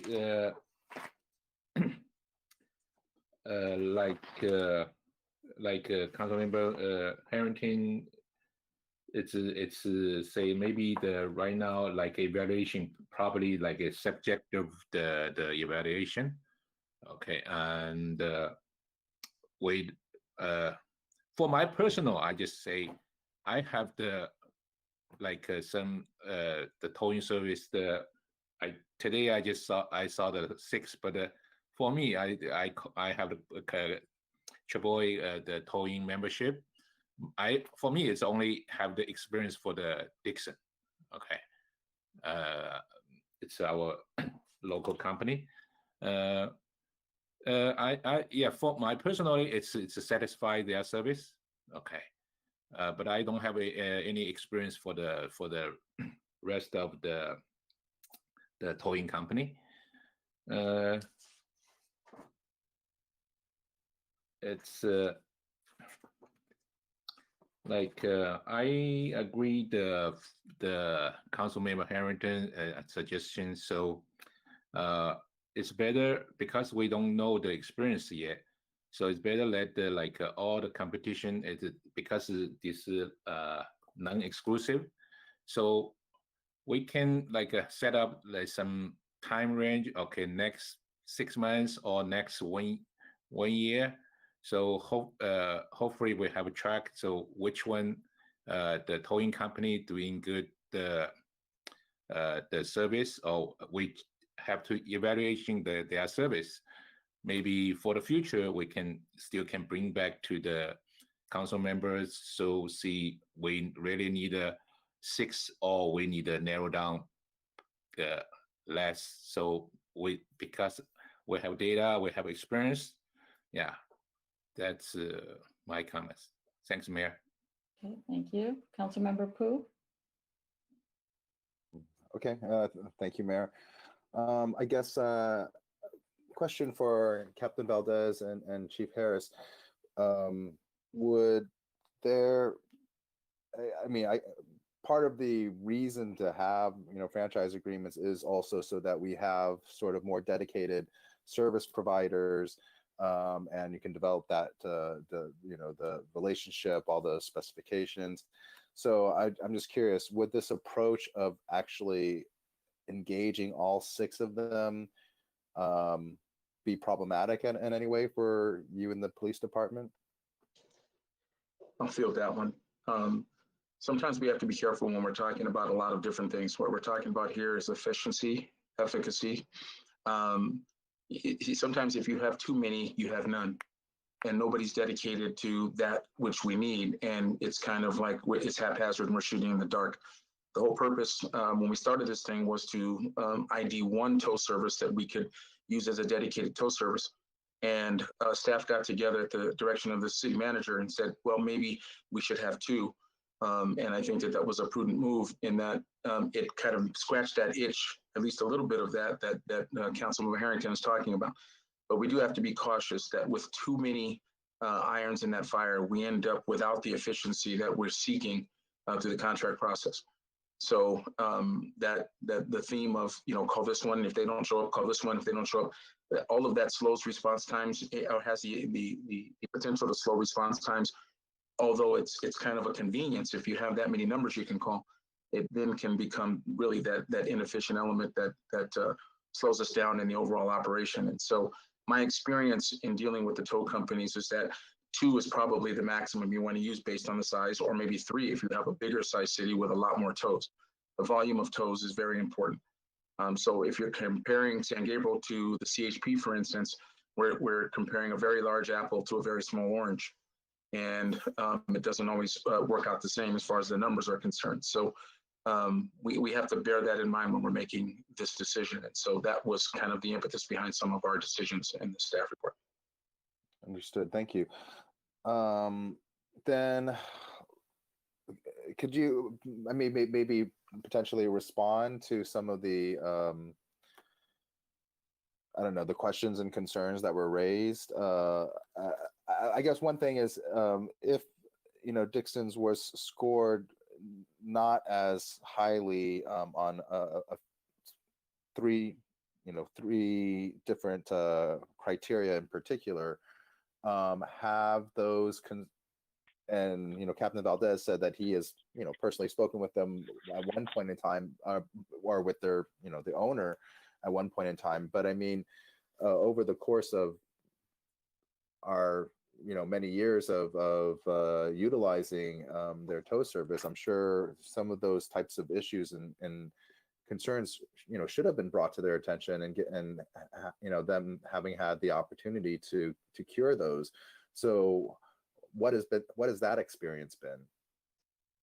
So I've been with the, oh, go ahead, Chief. Go ahead, Fabian. I was gonna say, I've been with the city of San Gabriel for 22 years, and for many years we still continue to have a very good relationship with Dixon's. However, this matrix was in part a snapshot of the current state. That does not take the historical aspect of our relationship over the 40 plus years.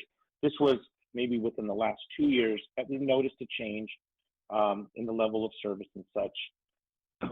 So with respect to opportunities, I know there was at least one attempt, and that was by me, to reach out to Dixon's, and there have been issues that have been raised within the police department that's been brought to the attention of administration. So that was a part of this metrics that was used in assessing the current state of Dixon's.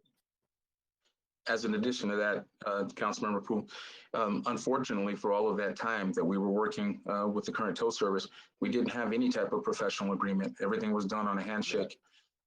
So we don't have any records of the things that would have been right, wrong, or indifferent, or things that need to be corrected, because that's not how the relationship between the police department and the tow service worked.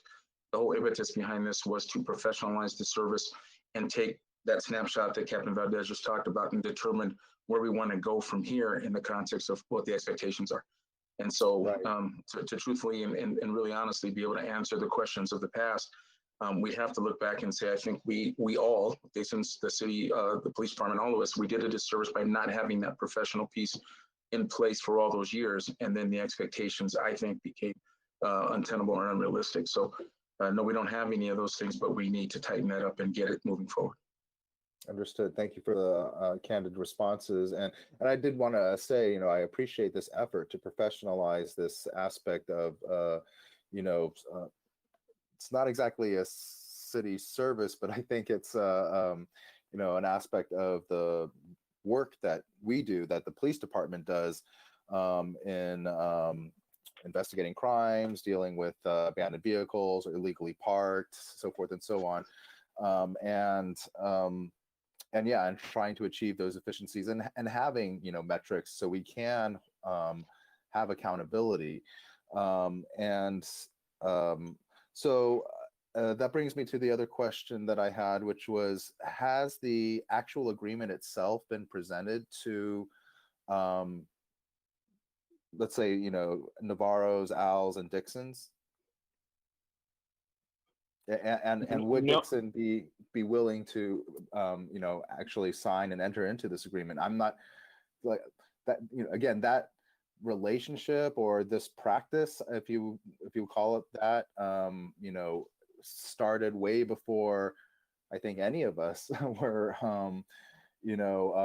part of the city.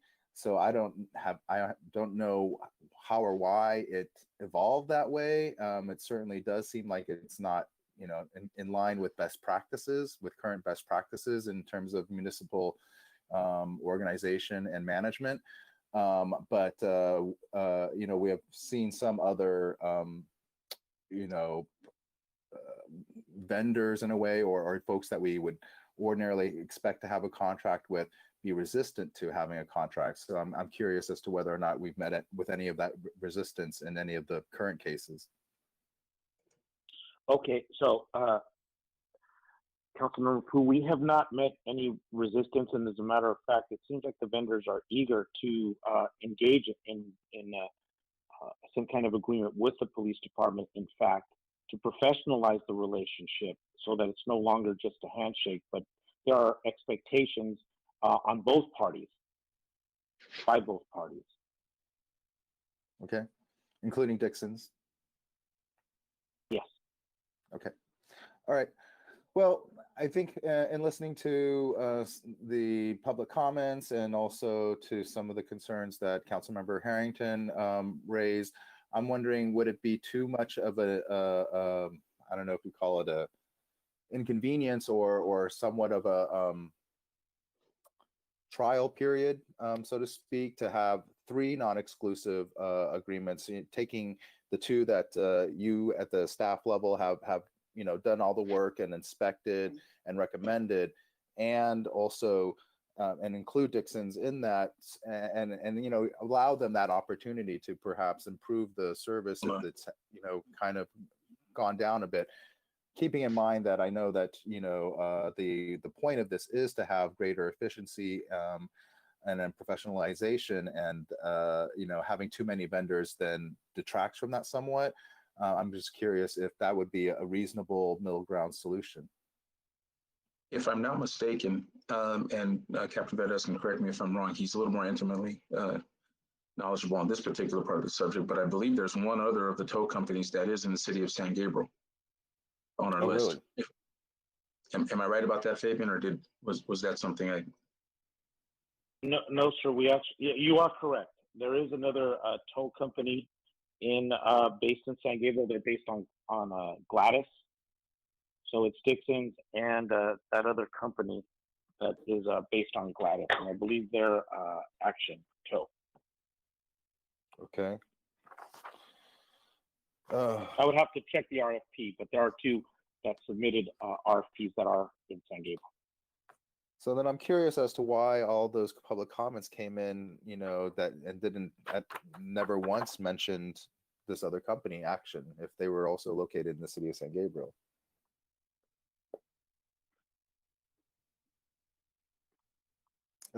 That's okay. I guess you cannot speak as to the state of mind of people that that you don't know or happen to make public comment. But in any case, I find it. Actions RFP, it says they're based in South Pasadena. Okay, then probably Autocar. Let's see. Autocar. Should be Autocar and on a Gladio. Okay, I'm sorry. Yes, it was Autocar. Okay, Tony. Thank you, Tony. Okay.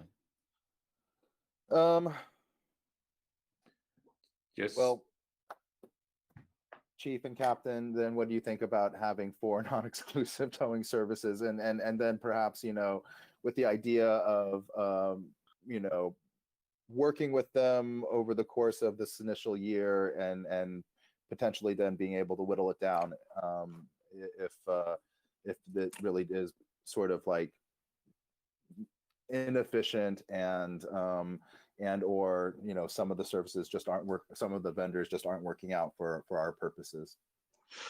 With the indulgence of the CM and maybe the other council folks and the mayor, maybe it's just something that we should probably discuss. It sounds like there's a whole lot of information here that we need to talk about, because choosing 4 today would eliminate 2 of the others, or at least 1 of the others. And we want to make sure that we're giving, if we're going to look at this again, let's give everything due consideration and maybe come back with a different approach, maybe a different recommendation. But it sounds like maybe there's a little bit more work to do on this. Well, okay. That was my only proposal that I could come up with that might get us through this tonight. I'm open to listening to what my colleagues have to say as well, or if Mark, if you have any comment as to because I do feel like this should be. And this really shouldn't be that difficult, and in almost every other circumstance, council does not get into the nitty-gritty details of how did you score this or how did you score that in response to RFPs. I can actually now that the chief mentions it, appreciate that there could be potential exposure. We do have a notice of appeal with respect to the process. I can't even remember which company it was now, but in any case, Toledo. Okay, and I could see how they would then be upset if we end up choosing one company then that actually scored lower by our own, criteria, or even more than one company. So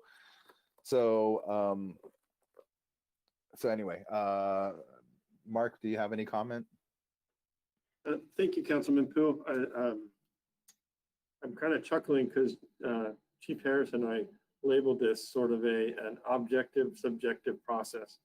And I don't think it was a Freudian slip when we put in the staff report that this was a subjective process, because this isn't something that there really are many factors other than if they're within 5 miles, so that we can assume that they're going to get to our city quickly enough, and then that they have the size of the facility and the ability to store evidence cars and police tows for a period of time. Other than that, it really came down to how do we differentiate. If council wants to go with more than 2, staff would be more than happy to do that. We would hesitate to go with 6 to try them out for a year, because that does create administrative headache that we end up not being able to recoup our cost and our time to get to that point. So that would be I think our least favorite way to go. But if that's what council wanted to do, we would do that. There is certainly in all RFPs or city business kinds of deals, there are ways to give preferential treatment to local businesses as a way to create jobs and boost the economy. So I mean, if council wanted to add a grading category that gives a higher number to some of those local companies, that wouldn't be out of the norm for the way that we look at purchasing and other processes. And the last thing I'll say is this isn't a bid like the way we do a bid for a construction contract. We're not limited to the process where we have to pick the low bidder or the high bidder, or that we're bound by what we receive. This is a subjective process within reason, and we would work with our city attorney's office before we finalize any of this. But if the council wanted to tell staff, other than what the police chief feels in his professional experience is the most important things we need to grade these companies on, if there are other factors that are important to the city council, like longstanding relationships or being local, we would be within our rights to go with those 4, even if we are not having the 2 others that potentially scored higher in our matrix. So I guess what I'm saying is, if the council finds things more important other than those core things that we judged on, we can rejudge folks and reshuffle, or as Chief Harris pointed out, we can go back to the drawing board and bring back a different way of looking at this to the council for consideration. So I know that's not a lot of help in how to decide tonight, but we originally went into this thinking we were going to do one and not knowing at all who that was going to be. We had no idea who the other companies were going to propose. We didn't do a search to find out who the best company in the area was. We didn't have any talk with any of these folks before we sent out the RFP, and I think we were all kind of surprised though that these 2 companies that hadn't done business came in the top. But we tried to make it as, again, objective as a subjective process can be, and that's how we ended up with our scoring matrix, and not as beefy of a reasoning behind each of those answers as we would like in a normal process. Okay. Well, thank you. There's still two of us that haven't commented, so Yeah. let's just continue on with the conversation or the discussion, deliberation. Vice Mayor Lau. Hi, thank you, Madam Mayor. So I have used Dixon Motor for past 30 years. I know their family very well, and I always satisfied with their services. As a matter of fact, I had a car accident, in 2015. After the council meeting was over, and I parked my car on Delmar Street, I was, just trying to guess something, but some guy was driving like 100 miles per hour, hitting my car from the rear, and it was totally, and I believe Captain Valdez still remembered that, and I was, my goodness, it was a nightmare for me, but I took the vacation, for 5 days. It was was away. And when I came back, I tried to, well, because the car is total, so I don't have to, do anything about the car, just have insurance come over and collect my personal items. The only thing, the only thing I noticed is the towing yard. It was kind of, messy, but I guess most of them are like that. But I was totally surprised that when I saw the pictures of L's towing, wow, it's a night and day difference. It's very modern and clean and yeah. So I that's because Dixon is the only experience I have, but I heard very good remarks from the community people. How L's Towing is doing such a great job. But I have a question, because on page 3, and you took consideration of Navarro's Towing and L's Towing, but you said only L's Towing is the AAA of Southern California certified. So what happened to Navarro? They are now certified by AAA? Okay, Council or Vice Mayor Leo. Actually, neither one of those companies, and that was said in the presentation, neither one of those companies are AAA certified. That was information that was initially obtained. However, it appears that there was a miscommunication. So neither company is AAA certified. However, that was not part of the RFP. A tow company did not need to have AAA certification to submit an RFP. Okay, so yeah, so doesn't need AAA certification.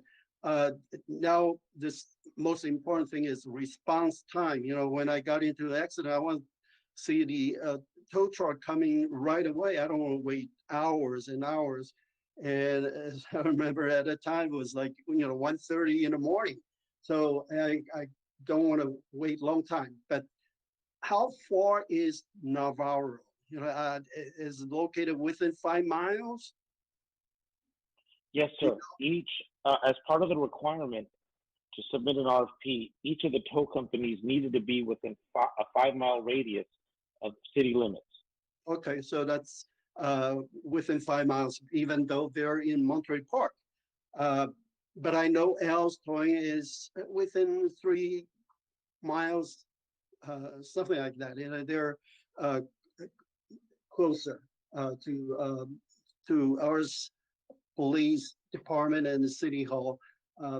But I'm not familiar with Navarro, but I trust your judgment from our police department.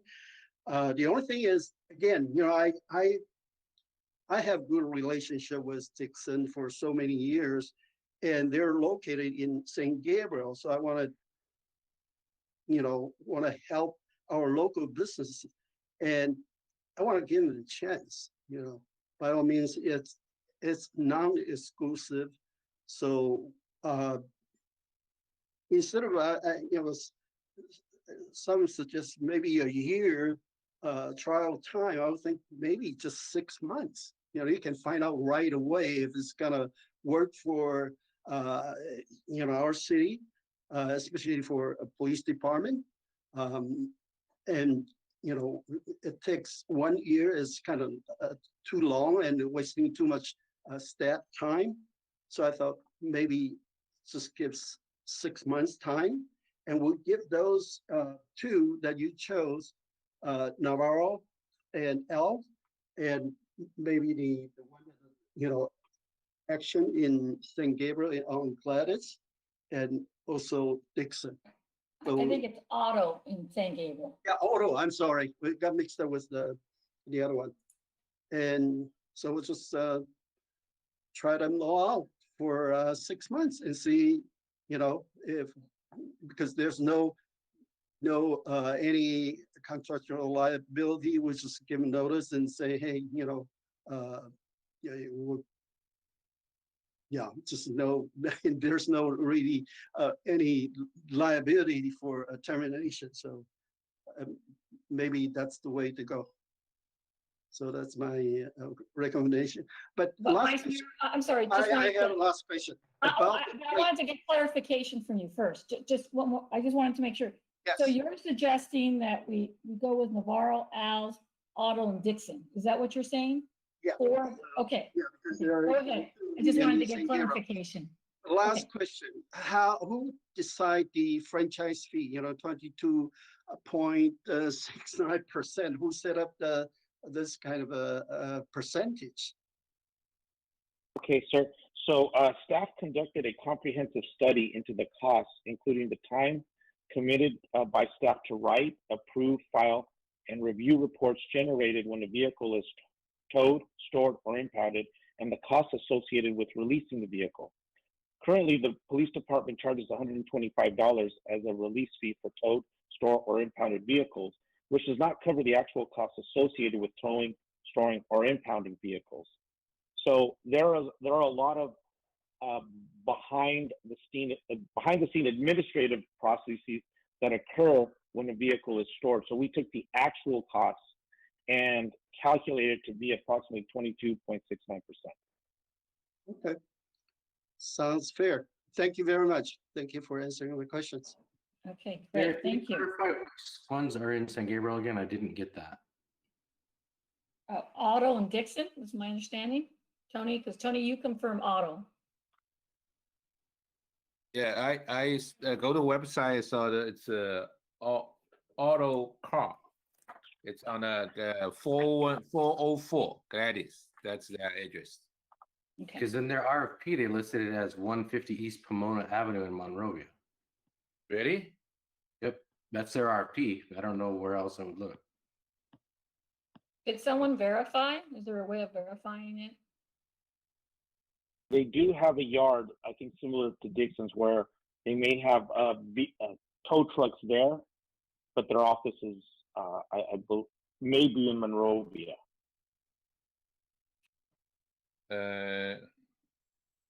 Because I remember Auto Car on the. Auto cars on the yet they say they have they also do the auto repair too.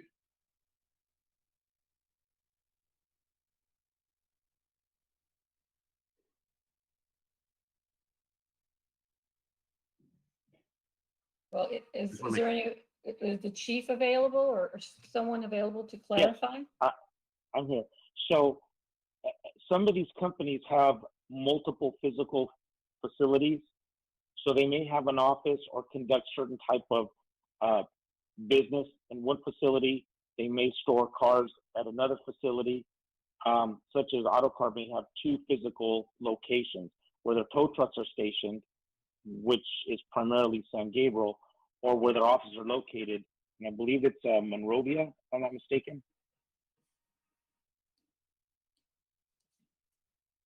Okay. Is Tony, what are you looking at? Well, I mean, when they in their RFP, they said primary storage lot, 150 East Pomona Avenue, businesses 150 East Pomona. They have an office on Gladys also. We'll have to verify that. Storage is Gladys. Yeah, we're gonna have to verify then. Yeah, their primary storage is Monrovia. Their secondary storage is Gladys. We'll get that verified for you, sir. Thank you. That's the reason I asked for all the proposals, not just the ones that were recommended. Okay. So I think with this conversation, I'm gonna just say what I said in the beginning, that this is related to the police department, not the city. And it is a PD decision. And I'm happy that they're finally formalizing it because we've never had a formal agreement. And there was just so much liability on the part of the city and part of the police. And so the needs are very different for the police versus us as residents or commercial businesses.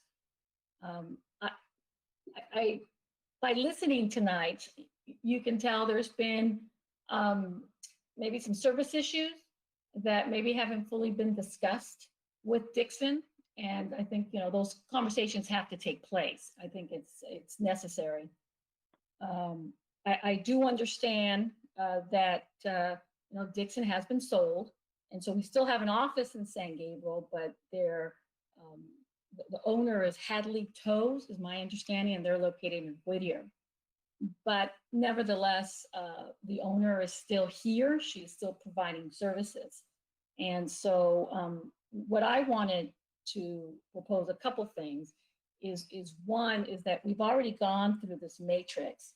And the fact that we actually have a contract now with a termination without cause clause, that I would propose that we just stay with the 3 unless we can get some confirmation on auto car, because if it's the same situation where like Dixon's, where they have a facility here but the owners are somewhere else now, they should be part of the equation. But I think we should give, well, definitely Navarro and Al's, because they did go through the process, but Dixon, just because of the relationship we've had for so long. And if it's Autocar is San Gabriel also, but I would like to limit it to 4, not all 6. I don't think we should go back, and the administrative, I think, nightmare for the police would not be fair, but at least give our police department the autonomy to decide who they want to continue with or who they want to discontinue with in the next 6 months, maybe the next year. But this is very specific. This is a PD decision.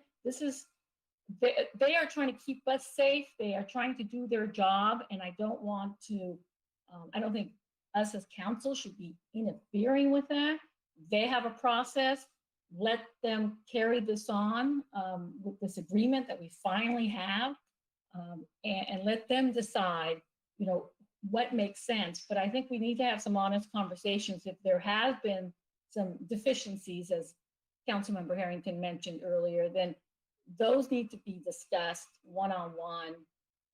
I would prefer not in a city council meeting, but it is what it is, and to move forward that way.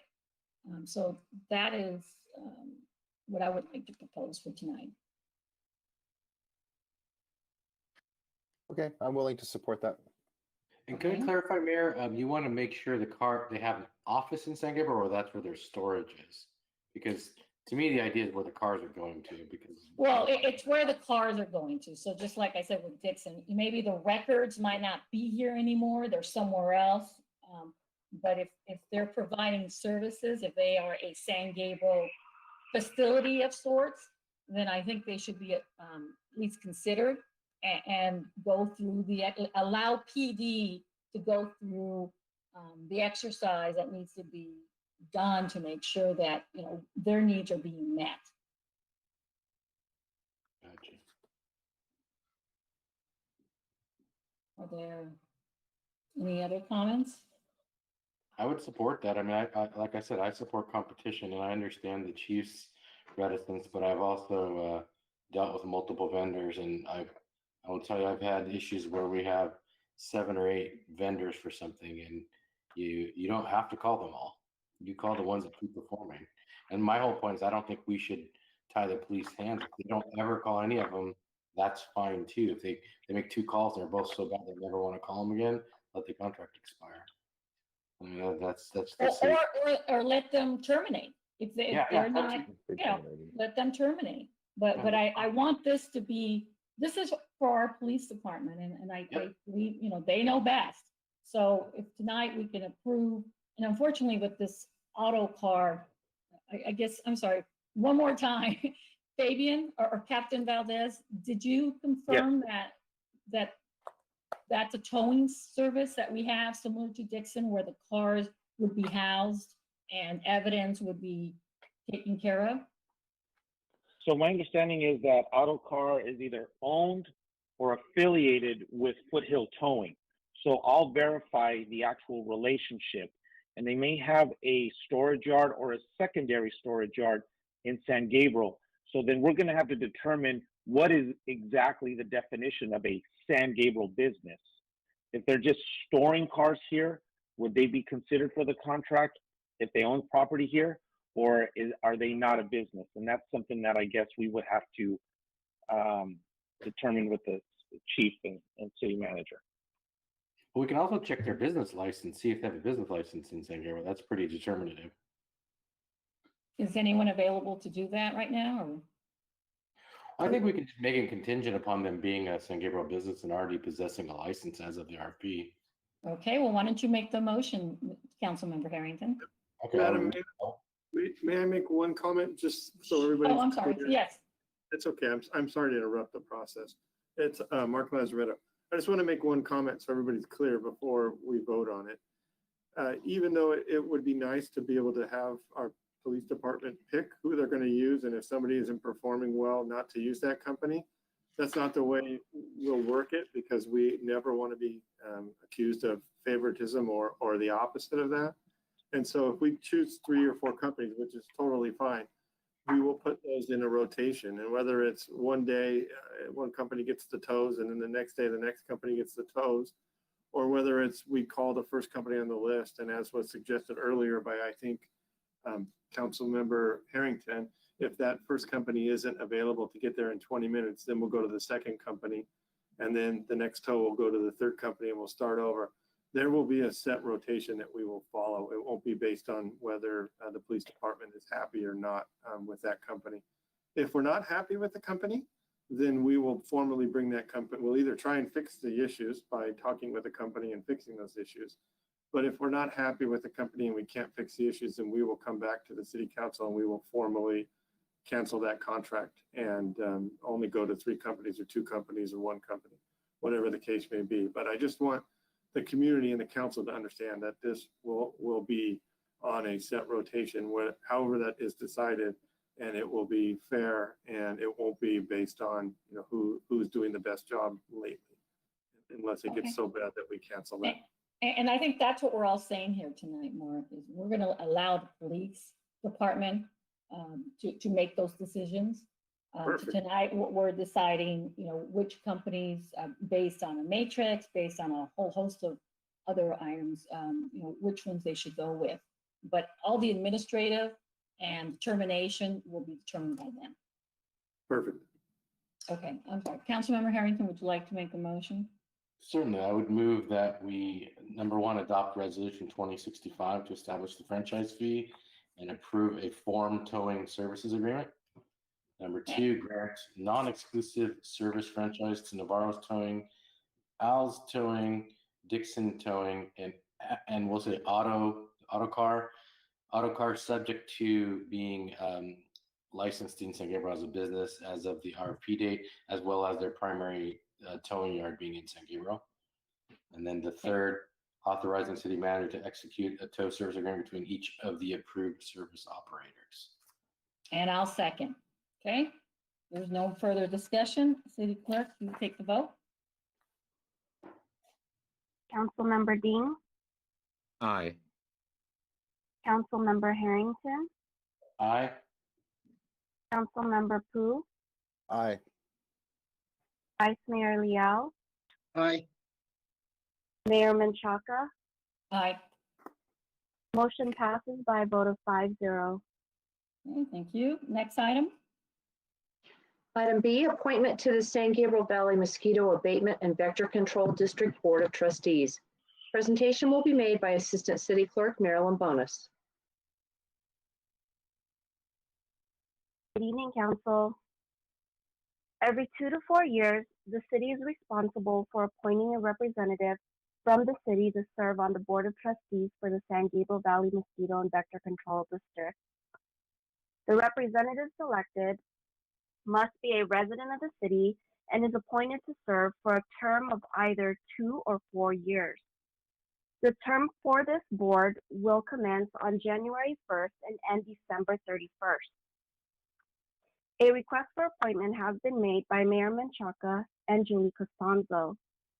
Tonight, we are requesting the City Council to appoint a representative to serve on the San Gabriel Valley Mosquito and Vector Control District Board of Trustees and designate whether the appointment is for a 2-year term or a 4-year term of office. I am available to answer any questions you may have. Thank you.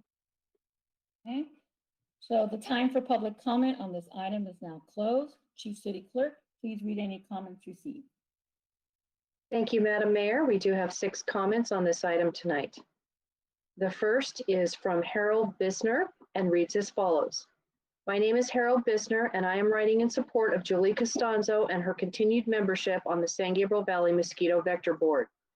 I have served on the board for 8 years, with 2 years as board president, and Ms. Costanzo's extremely reliable attendance, her close engagement, participation on our various subcommittees, and her knowledgeable input are valuable to us all. I am 5th District Supervisor Catherine Barger's appointed commissioner to this invaluable public health agency, and I'm charged to oversee county taxpayer interests as well as agency performance and policies overall for all 28 participating communities, including San Gabriel and LA County. And Ms. Costanzo diligently safeguards the interests of San Gabriel and all member communities.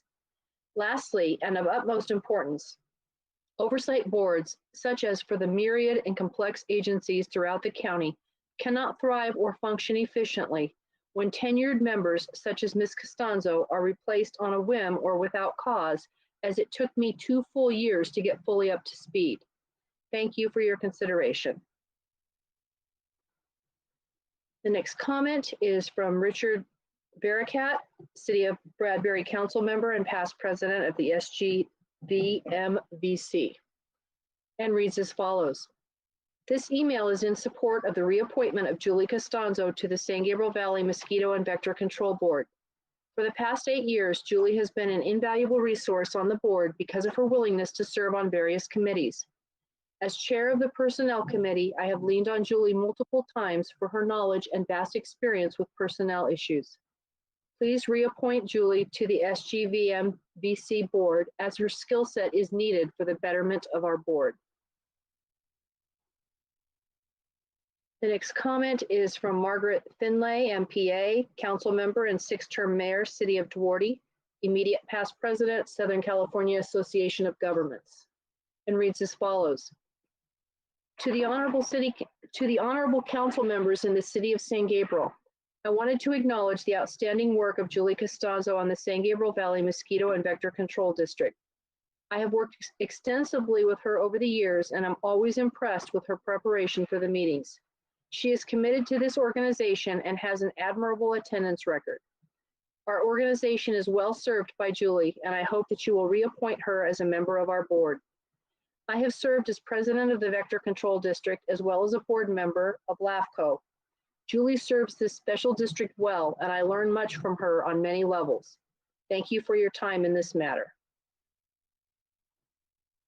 The next comment is from Sean McMorris, San Gabriel resident, and reads as follows. Honorable Mayor and members of the City Council, I am writing to voice my support for the appointment of Mayor Denise Menchaca to the San Gabriel Valley Mosquito and Vector Control District Board of Trustees. The city has changed since 2013, and it is therefore appropriate to consider a new appointee who represents the views of both the current City Council and the diverse citizenry of San Gabriel. I believe that Mayor Menchaca fulfills both these criteria.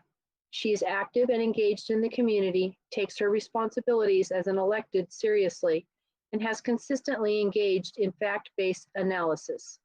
This latter point is extremely important in a period of ongoing health crisis where we see too many leaders eager to shun science and poo-poo facts to the detriment of the community at large.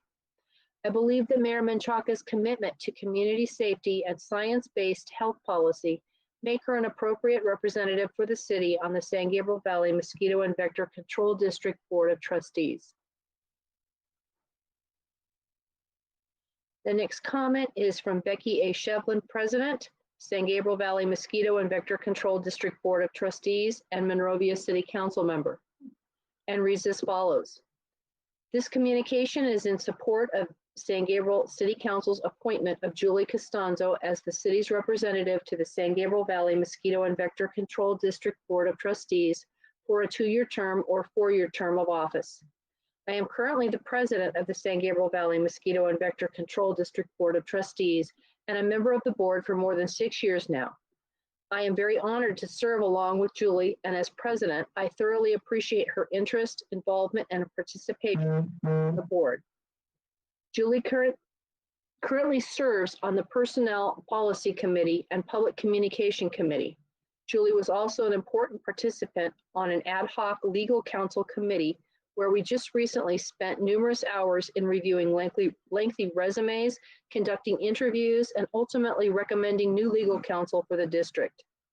Julie is a wonderful contributor to the board and would definitely be missed if not reappointed. I thank you for your kind consideration of this recommendation and sincerely hope that City Council will be generous with an appointment for her to the Board of Trustees for a term of 4 years. The next comment is from Cheryl Cabot, San Gabriel resident, and reads as follows. Honorable Mayor and Council members, this comment is a response to the nomination of a representative for the San Gabriel Valley Mosquito and Vector Control District. Staff has reported that there are 2 nominees for the position, currently held by Julie Costanzo, whose term is up in December. The 2 candidates are Mayor Denise Menchaca and Julie Costanzo. Although it is not necessary, I do think it is sensible to appoint a current council member to the position. Someone who is involved in running the day-to-day business of the city can best represent our interests. Therefore, I would like the City Council to appoint Mayor Denise Menchaca as the new representative of the San Gabriel Valley Mosquito and Vector Control District.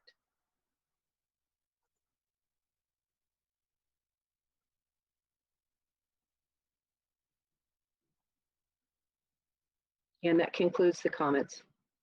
Okay, thank you, Sharon. So before I turn it to my colleagues, I did have a letter that I would like to read. Dear Council colleagues, under the California Health and Safety Code, the San Gabriel Valley Mosquito and Vector Control District is a public health agency that is primarily charged with fighting mosquito-borne diseases. The district provides mosquito control services to 2 million residents in 26 cities in the San Gabriel Valley and some unincorporated portions of Los Angeles County. Tonight, I'm asking that I be appointed to serve on the Board of Trustees for a 2-year term. I have served as the alternate since 2017, the year I was elected to council. Based on my understanding, this role has always been held by city council members. As a current council member, I'm ready to step in and become a contributing trustee. I will continue to represent San Gabriel residents and provide diverse viewpoints based on my active community involvement. In addition, I have built strong relationships with fellow council colleagues in the cities serving on the board, and the transition would be seamless. Thank you for your consideration. Okay, so who would like to start? Councilmember Pu? Yeah, thank you, Mayor. Yeah, as long as I've been on the council, this appointee has always been a member of the council. I think we should continue that tradition. You know, I appreciate the comments that people have made, and also appreciate former Councilmember Costanzo's service. But at the same time, I feel like there needs to be a stronger connection between the current council and this appointee, so that we know that the City of San Gabriel is being represented adequately at the Vector Control District. So I would support our Mayor Denise Menchaca for this appointment, and then I think we would maybe need to also consider who would the new alternate be. And I certainly am not volunteering myself. I know somebody else. Okay, those are my comments. Thank you for your support. Vice Mayor Lau? Thank you, Madam Mayor. So yeah, I wouldn't volunteer for this. I never can get up at 7 o'clock or before 7. It's 7:30 a.m., but okay. 7:30 anyway. No, this is very important because look, this year, because of COVID-19, we have so much vector problems everywhere. And, we got to have a current city council or mayor represent us so we can get to know how we can control all these problems. And mosquito, this year is the same problem too. Just maybe we had so much rain a year before, and it just, I go insane seeing all this. But we just have to do a more scientific way to eradicate all these problems. You know, one thing that we can do about mosquito, I think we can learn from Singapore. You know, they raise mosquitoes, and so they mate with the mosquito that bite people. You know, they kill them. So and now they don't have that kind of problem. They have mosquito, but they don't bite people. So this is something, you know, we have to learn, even for a small city like St. Gabriel. So this is very important. You know, I keep telling people that, you know, you elect us, and that's why we're here, to solve the problem, to help our community. So I think, you know, 2 years for you to be nominated to the St. Gabriel Valley Mosquito Abatement and Vector Control is most appropriate, because even though our former council member, she was on this commission, well, I would call it whatever the board, for a long time. Actually, she was on another board, maybe the county sanitation, but no, it's in the past. We gotta have a new elected city council to represent us. So I think that's only makes sense. You know, and I would nominate you for 2 years. Thank you. Are there any other comments? Councilmember Harrington? Thank you, Mayor. I would say we've always had someone from council on this district simply because no one from the city would like to do it. As far as a non-elected person, I've seen Julie. I've actually been to a couple meetings a long time ago. I wouldn't wish them on my worst enemy. I've seen Julie do a really good job, and I still support her. I think she will represent our community really well. So I would support Julie. Okay. Anyone else? Let's see, Councilmember Ding. Oh, there you are. Yeah. Okay. Like a council member, the Vice Mayor De Liao mentioned the mosquito. It's very important for our city. This health safety condition. So for my personal experience, when I coming to the LA like 30 years ago, I'm glad that the Los Angeles don't have the mosquito the problem, because in my hometown, the Shanghai, it's on the summertime, it's too many mosquito. It's really bother me. But recently, like I think I guess probably 5 or 6 years ago, it's really bother me. It's for the mosquito. So it's really important for our healthy and also for our daily life. If we have the like a good communication with the San Gabriel, the mosquito, the board, and let our like community to more efficiency to understanding what's going on. I support our current council member to join the board of trustee, and thanks the former council member Judy and service for the almost 7 years. It's thanks her to service to this board. But my understanding, I hope because everything for all the council member, even new council member, it's new. When I coming to the board, I hear about it. It's all the organization. It's encourage our council member rotated and can know all the organization, what's going on. It's have the more better knowledge for our community. So definitely will be support our current the mayor, and she also won a warranty to service the 2-year term. It's great. Okay, and but I don't know I have time or not. So if I have chance, I also want to learning from this kind of organization and help our community to the health. Okay, that's my comment. Thank you. So it's 11:02, so I think we need to take one vote first. Okay. Can we complete this, Lloyd? take a motion here to complete, then take the vote to go further on past 11 o'clock? Or should we take the vote first to be able to go past 11? Oh, I see. Take the vote to authorize going past 11. Okay, I will make the motion for us to continue our meeting past 11 o'clock. Do I have a second? Second. Okay. Marilyn, can you please take the vote? Councilmember Dean, Aye. Councilmember Harrington,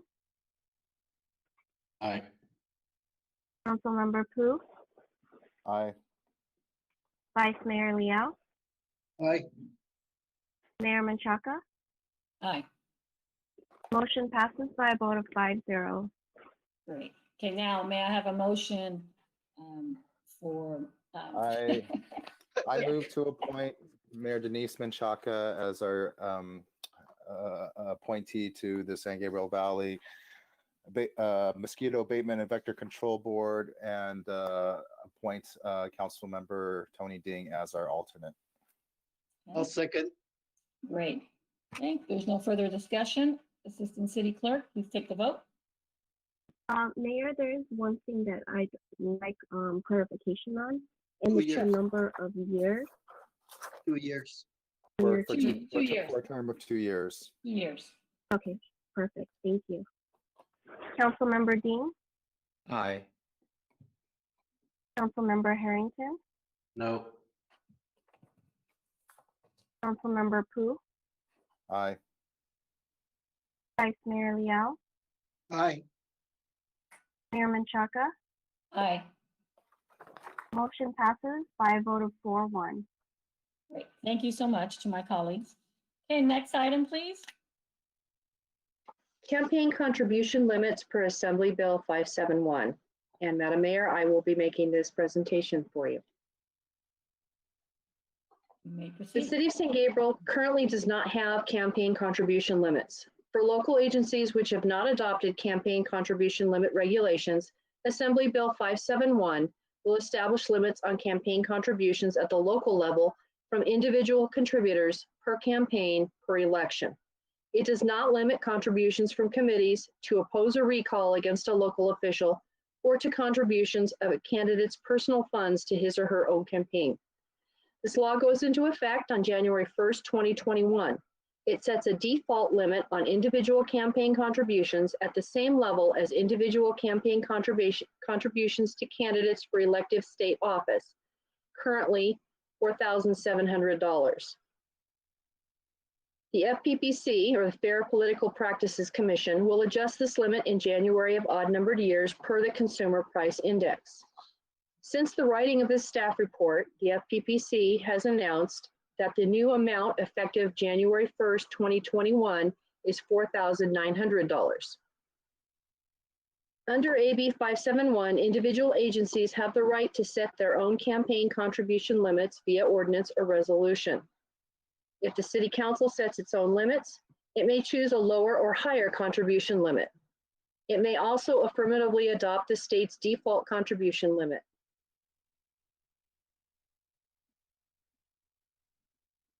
Violations of AB 571 are punishable as a misdemeanor and subject to specified penalties enforced by the FPPC. However, cities adopting their own contribution limit must also set, administer, and enforce penalties themselves. Choosing the state's campaign contribution limits would relieve the city of the possible burden of additional administrative work, as the city would defer all enforcement and administration to the FPPC. Some actions being taken by our neighboring cities include the following. Arcadia, El Monte, Monrovia, Rosemead, and Temple City plan to default to the AB 571 limit. South Pasadena has set a limit of $1,000. In Alhambra, a ballot measure recently passed limits contributions to $250.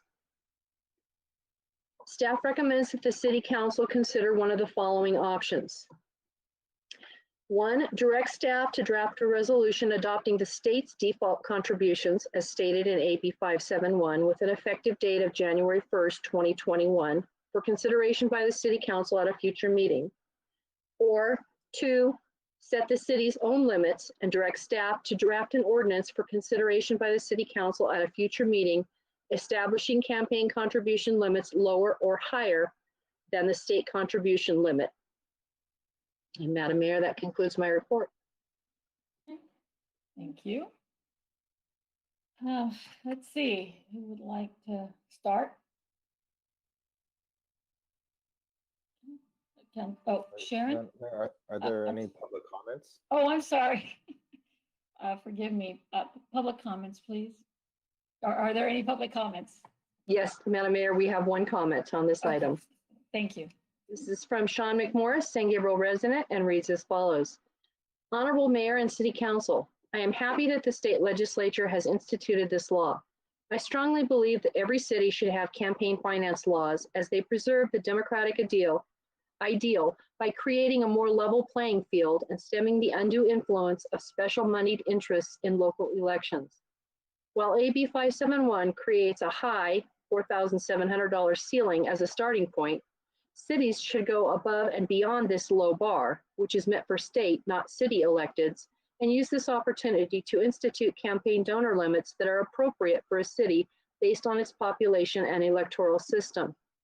Thus, I encourage the City Council to evaluate other cities in California with campaign donor limits and determine a donor limit that is appropriate for San Gabriel that adjusts to inflation. It is a given that a $4,700 campaign donor limit meant for California Assembly candidates who represent multiple cities and roughly 450,000 residents is inappropriately high for a city the size of San Gabriel, which is home to about 40,000 residents. For comparison, the city of Los Angeles, which has 15 city council districts that encompass about 250,000 residents per district, has a city council campaign donor limit of $800 per election. South Pasadena, which is about half the size of San Gabriel, has a city council campaign donor limit of $1,000 per election. And the city of Long Beach, which has council districts encompassing about 52,000 residents each, has a city council campaign donor limit of $250 per election. There are many more examples to base an analysis on. Thus, it is wholly appropriate for San Gabriel to adopt campaign donor limits that are below what the state is mandating and that are appropriate for San Gabriel's size. Doing so will strengthen democracy in San Gabriel and increase trust in government and the democratic process. That concludes the comments. Okay, now, sorry, council deliberation. Would someone like to kick it off? No, everyone's very tired already. I was going to mention, at least for myself, you know, I really prefer that the state or the city be as independent as possible with regards to elections at any level. So was very pleased to see when we moved the elections to LA County, allow them to handle any kind of you know, recounts or whatever takes place. That independence, it frees our city from having to enforce it. And as they clarified here, if we choose the state's campaign contribution limits, then that will relieve the city of having to do the administration, do the enforcement, and allows the FPCC to do it independently. So there is no undue influence at any level. And so I feel very strongly about this because of the problems we've had with our elections in the past. If we had to have our city take care of it, our city staff, that would be a concern of mine. So I will, you know, that's my position. And let's see, Councilmember Harrington, I see your mic on. Yeah, my question is more of a clarification, and I think I asked Sharon this before, but maybe this was long when this was just first proposed, and it might be a Lloyd answer also. But when I realize the election code says per election, but I had a hard time defining, is that once you've declared for an election, or is it like, is there a yearly limit? I mean, how do you determine per election? Because if you're elected every 4 years and you took, let's say, 2,000 a year, 4 years straight, that would exceed that limit, but you never exceeded it in any 1 year. So I want to get the definition of what it means per election. Is it a cycle? Is it the year of the election, before or after? I'm happy to defer to Lloyd on this one. The only reason I My say understand, this is Lloyd Pilchin. My understanding is that there's a window, and it's between January 1st. You know, I'm gonna have to get back to you on that, council member. Yeah, because it's very confusing when you read it.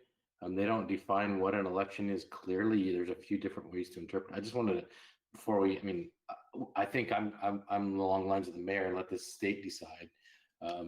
But to me, there's still some clarification. I'd like, even once, let's say we approve this, I'd like to know what they mean by per election, because technically once you're elected, you're starting a new election cycle. Is that the next election? What if I get Right. money and decide to run for a different office? Is it that election? So it's not defined well, in my opinion. We'll report back at a future meeting then. Okay, perfect. Thank you. That was my only other comment. Is I agree that it should be the state doing this. Okay, thank you.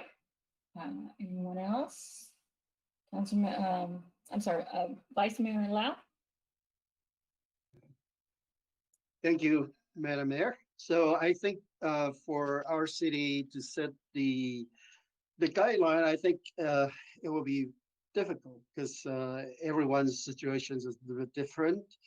Because even for a small city like St. Gabriel, you know, the voters turn out maybe 10,000, but the outside independent expenditures, they can attack our candidates, and they spent, I don't know, $1 million.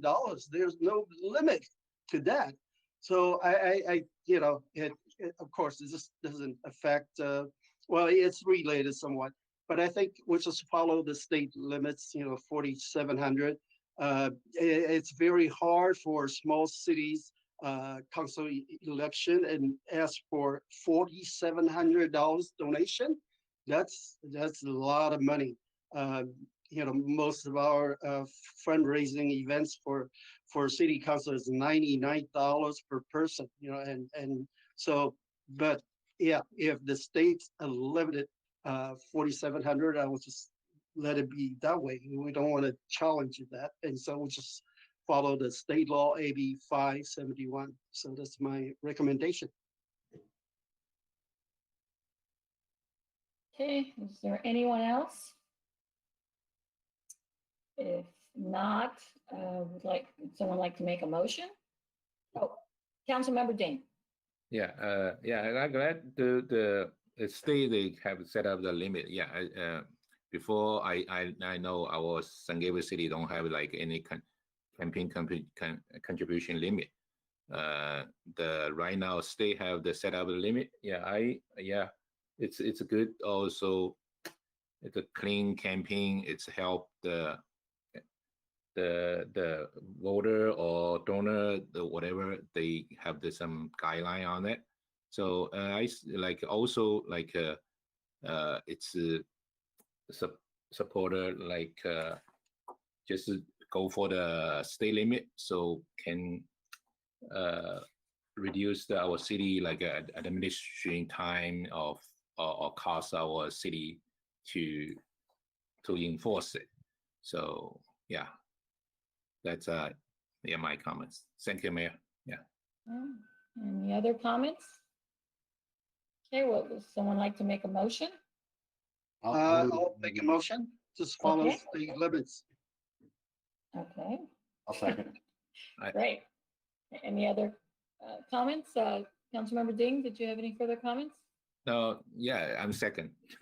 Oh, too late. Councilmember Harrington beat you to it. Okay. So if there's no further comments, Assistant City Clerk, please take the vote. Madam Mayor, just a point of clarification.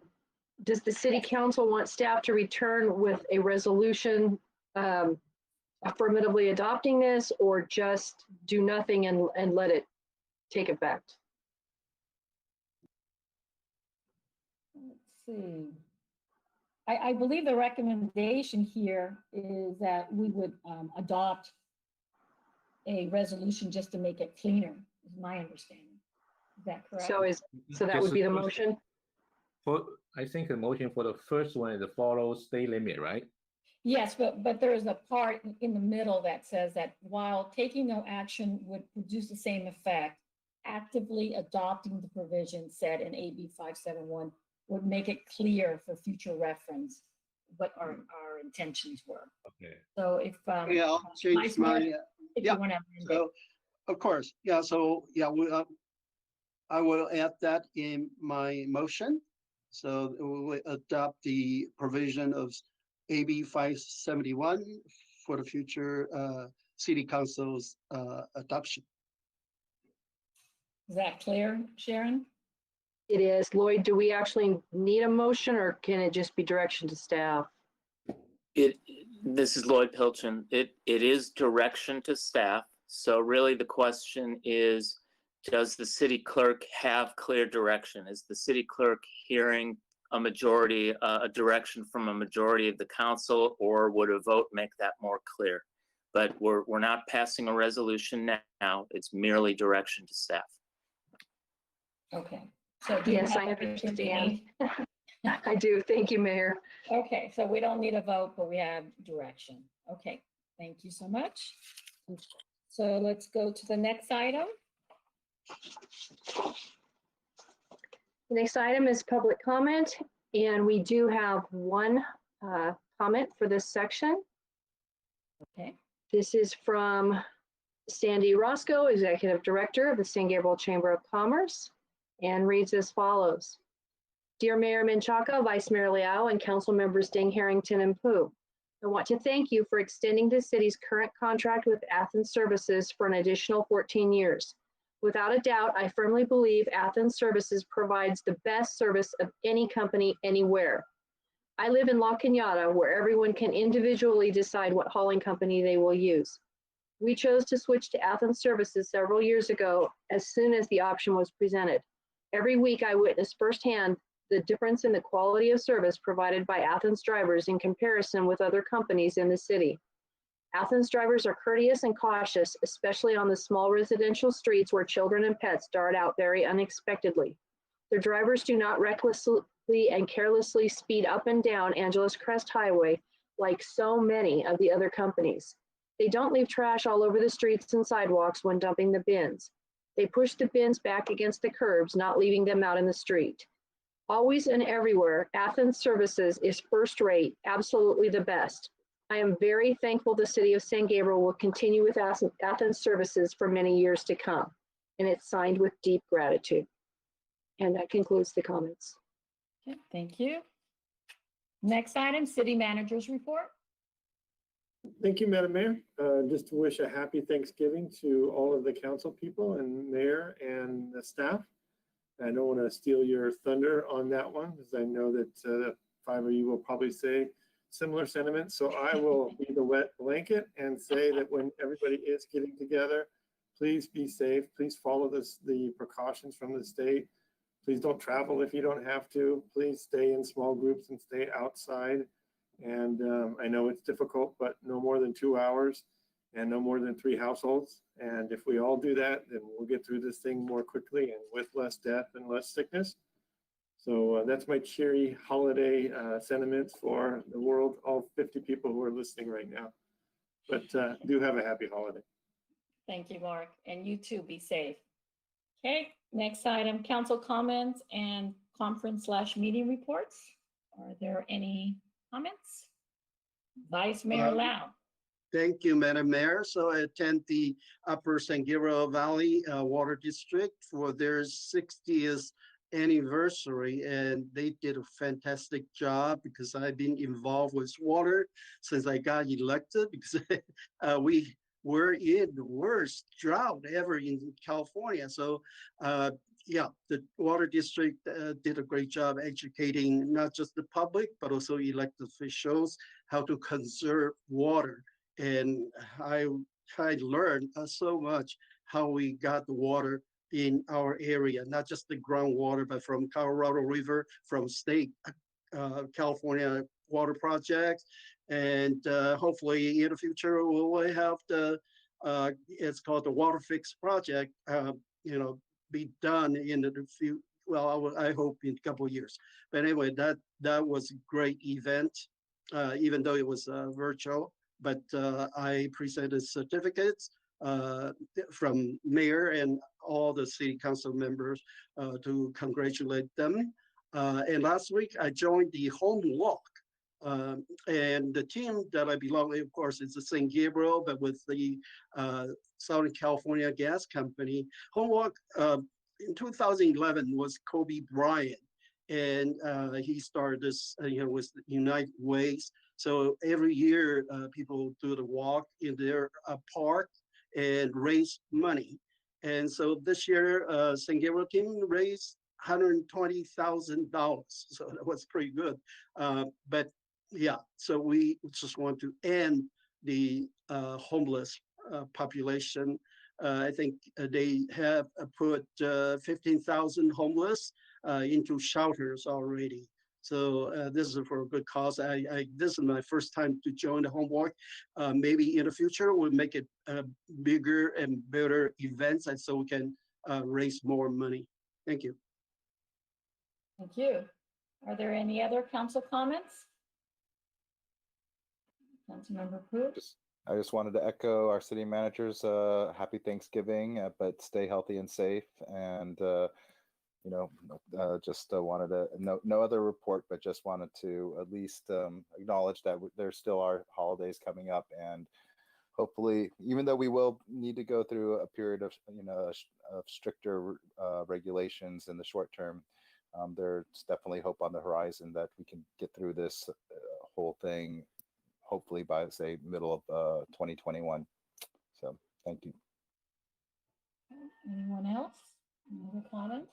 Yeah. Okay. Councilmember Yeah, Ding? I'm ready for the mark. It's a happy holiday, happy Thanksgiving, and stay safe, stay healthy, enjoy your turkey, yam, whatever your food in the home, right? Okay. Enjoy your cooking. Enjoy your food. Okay. Thanks.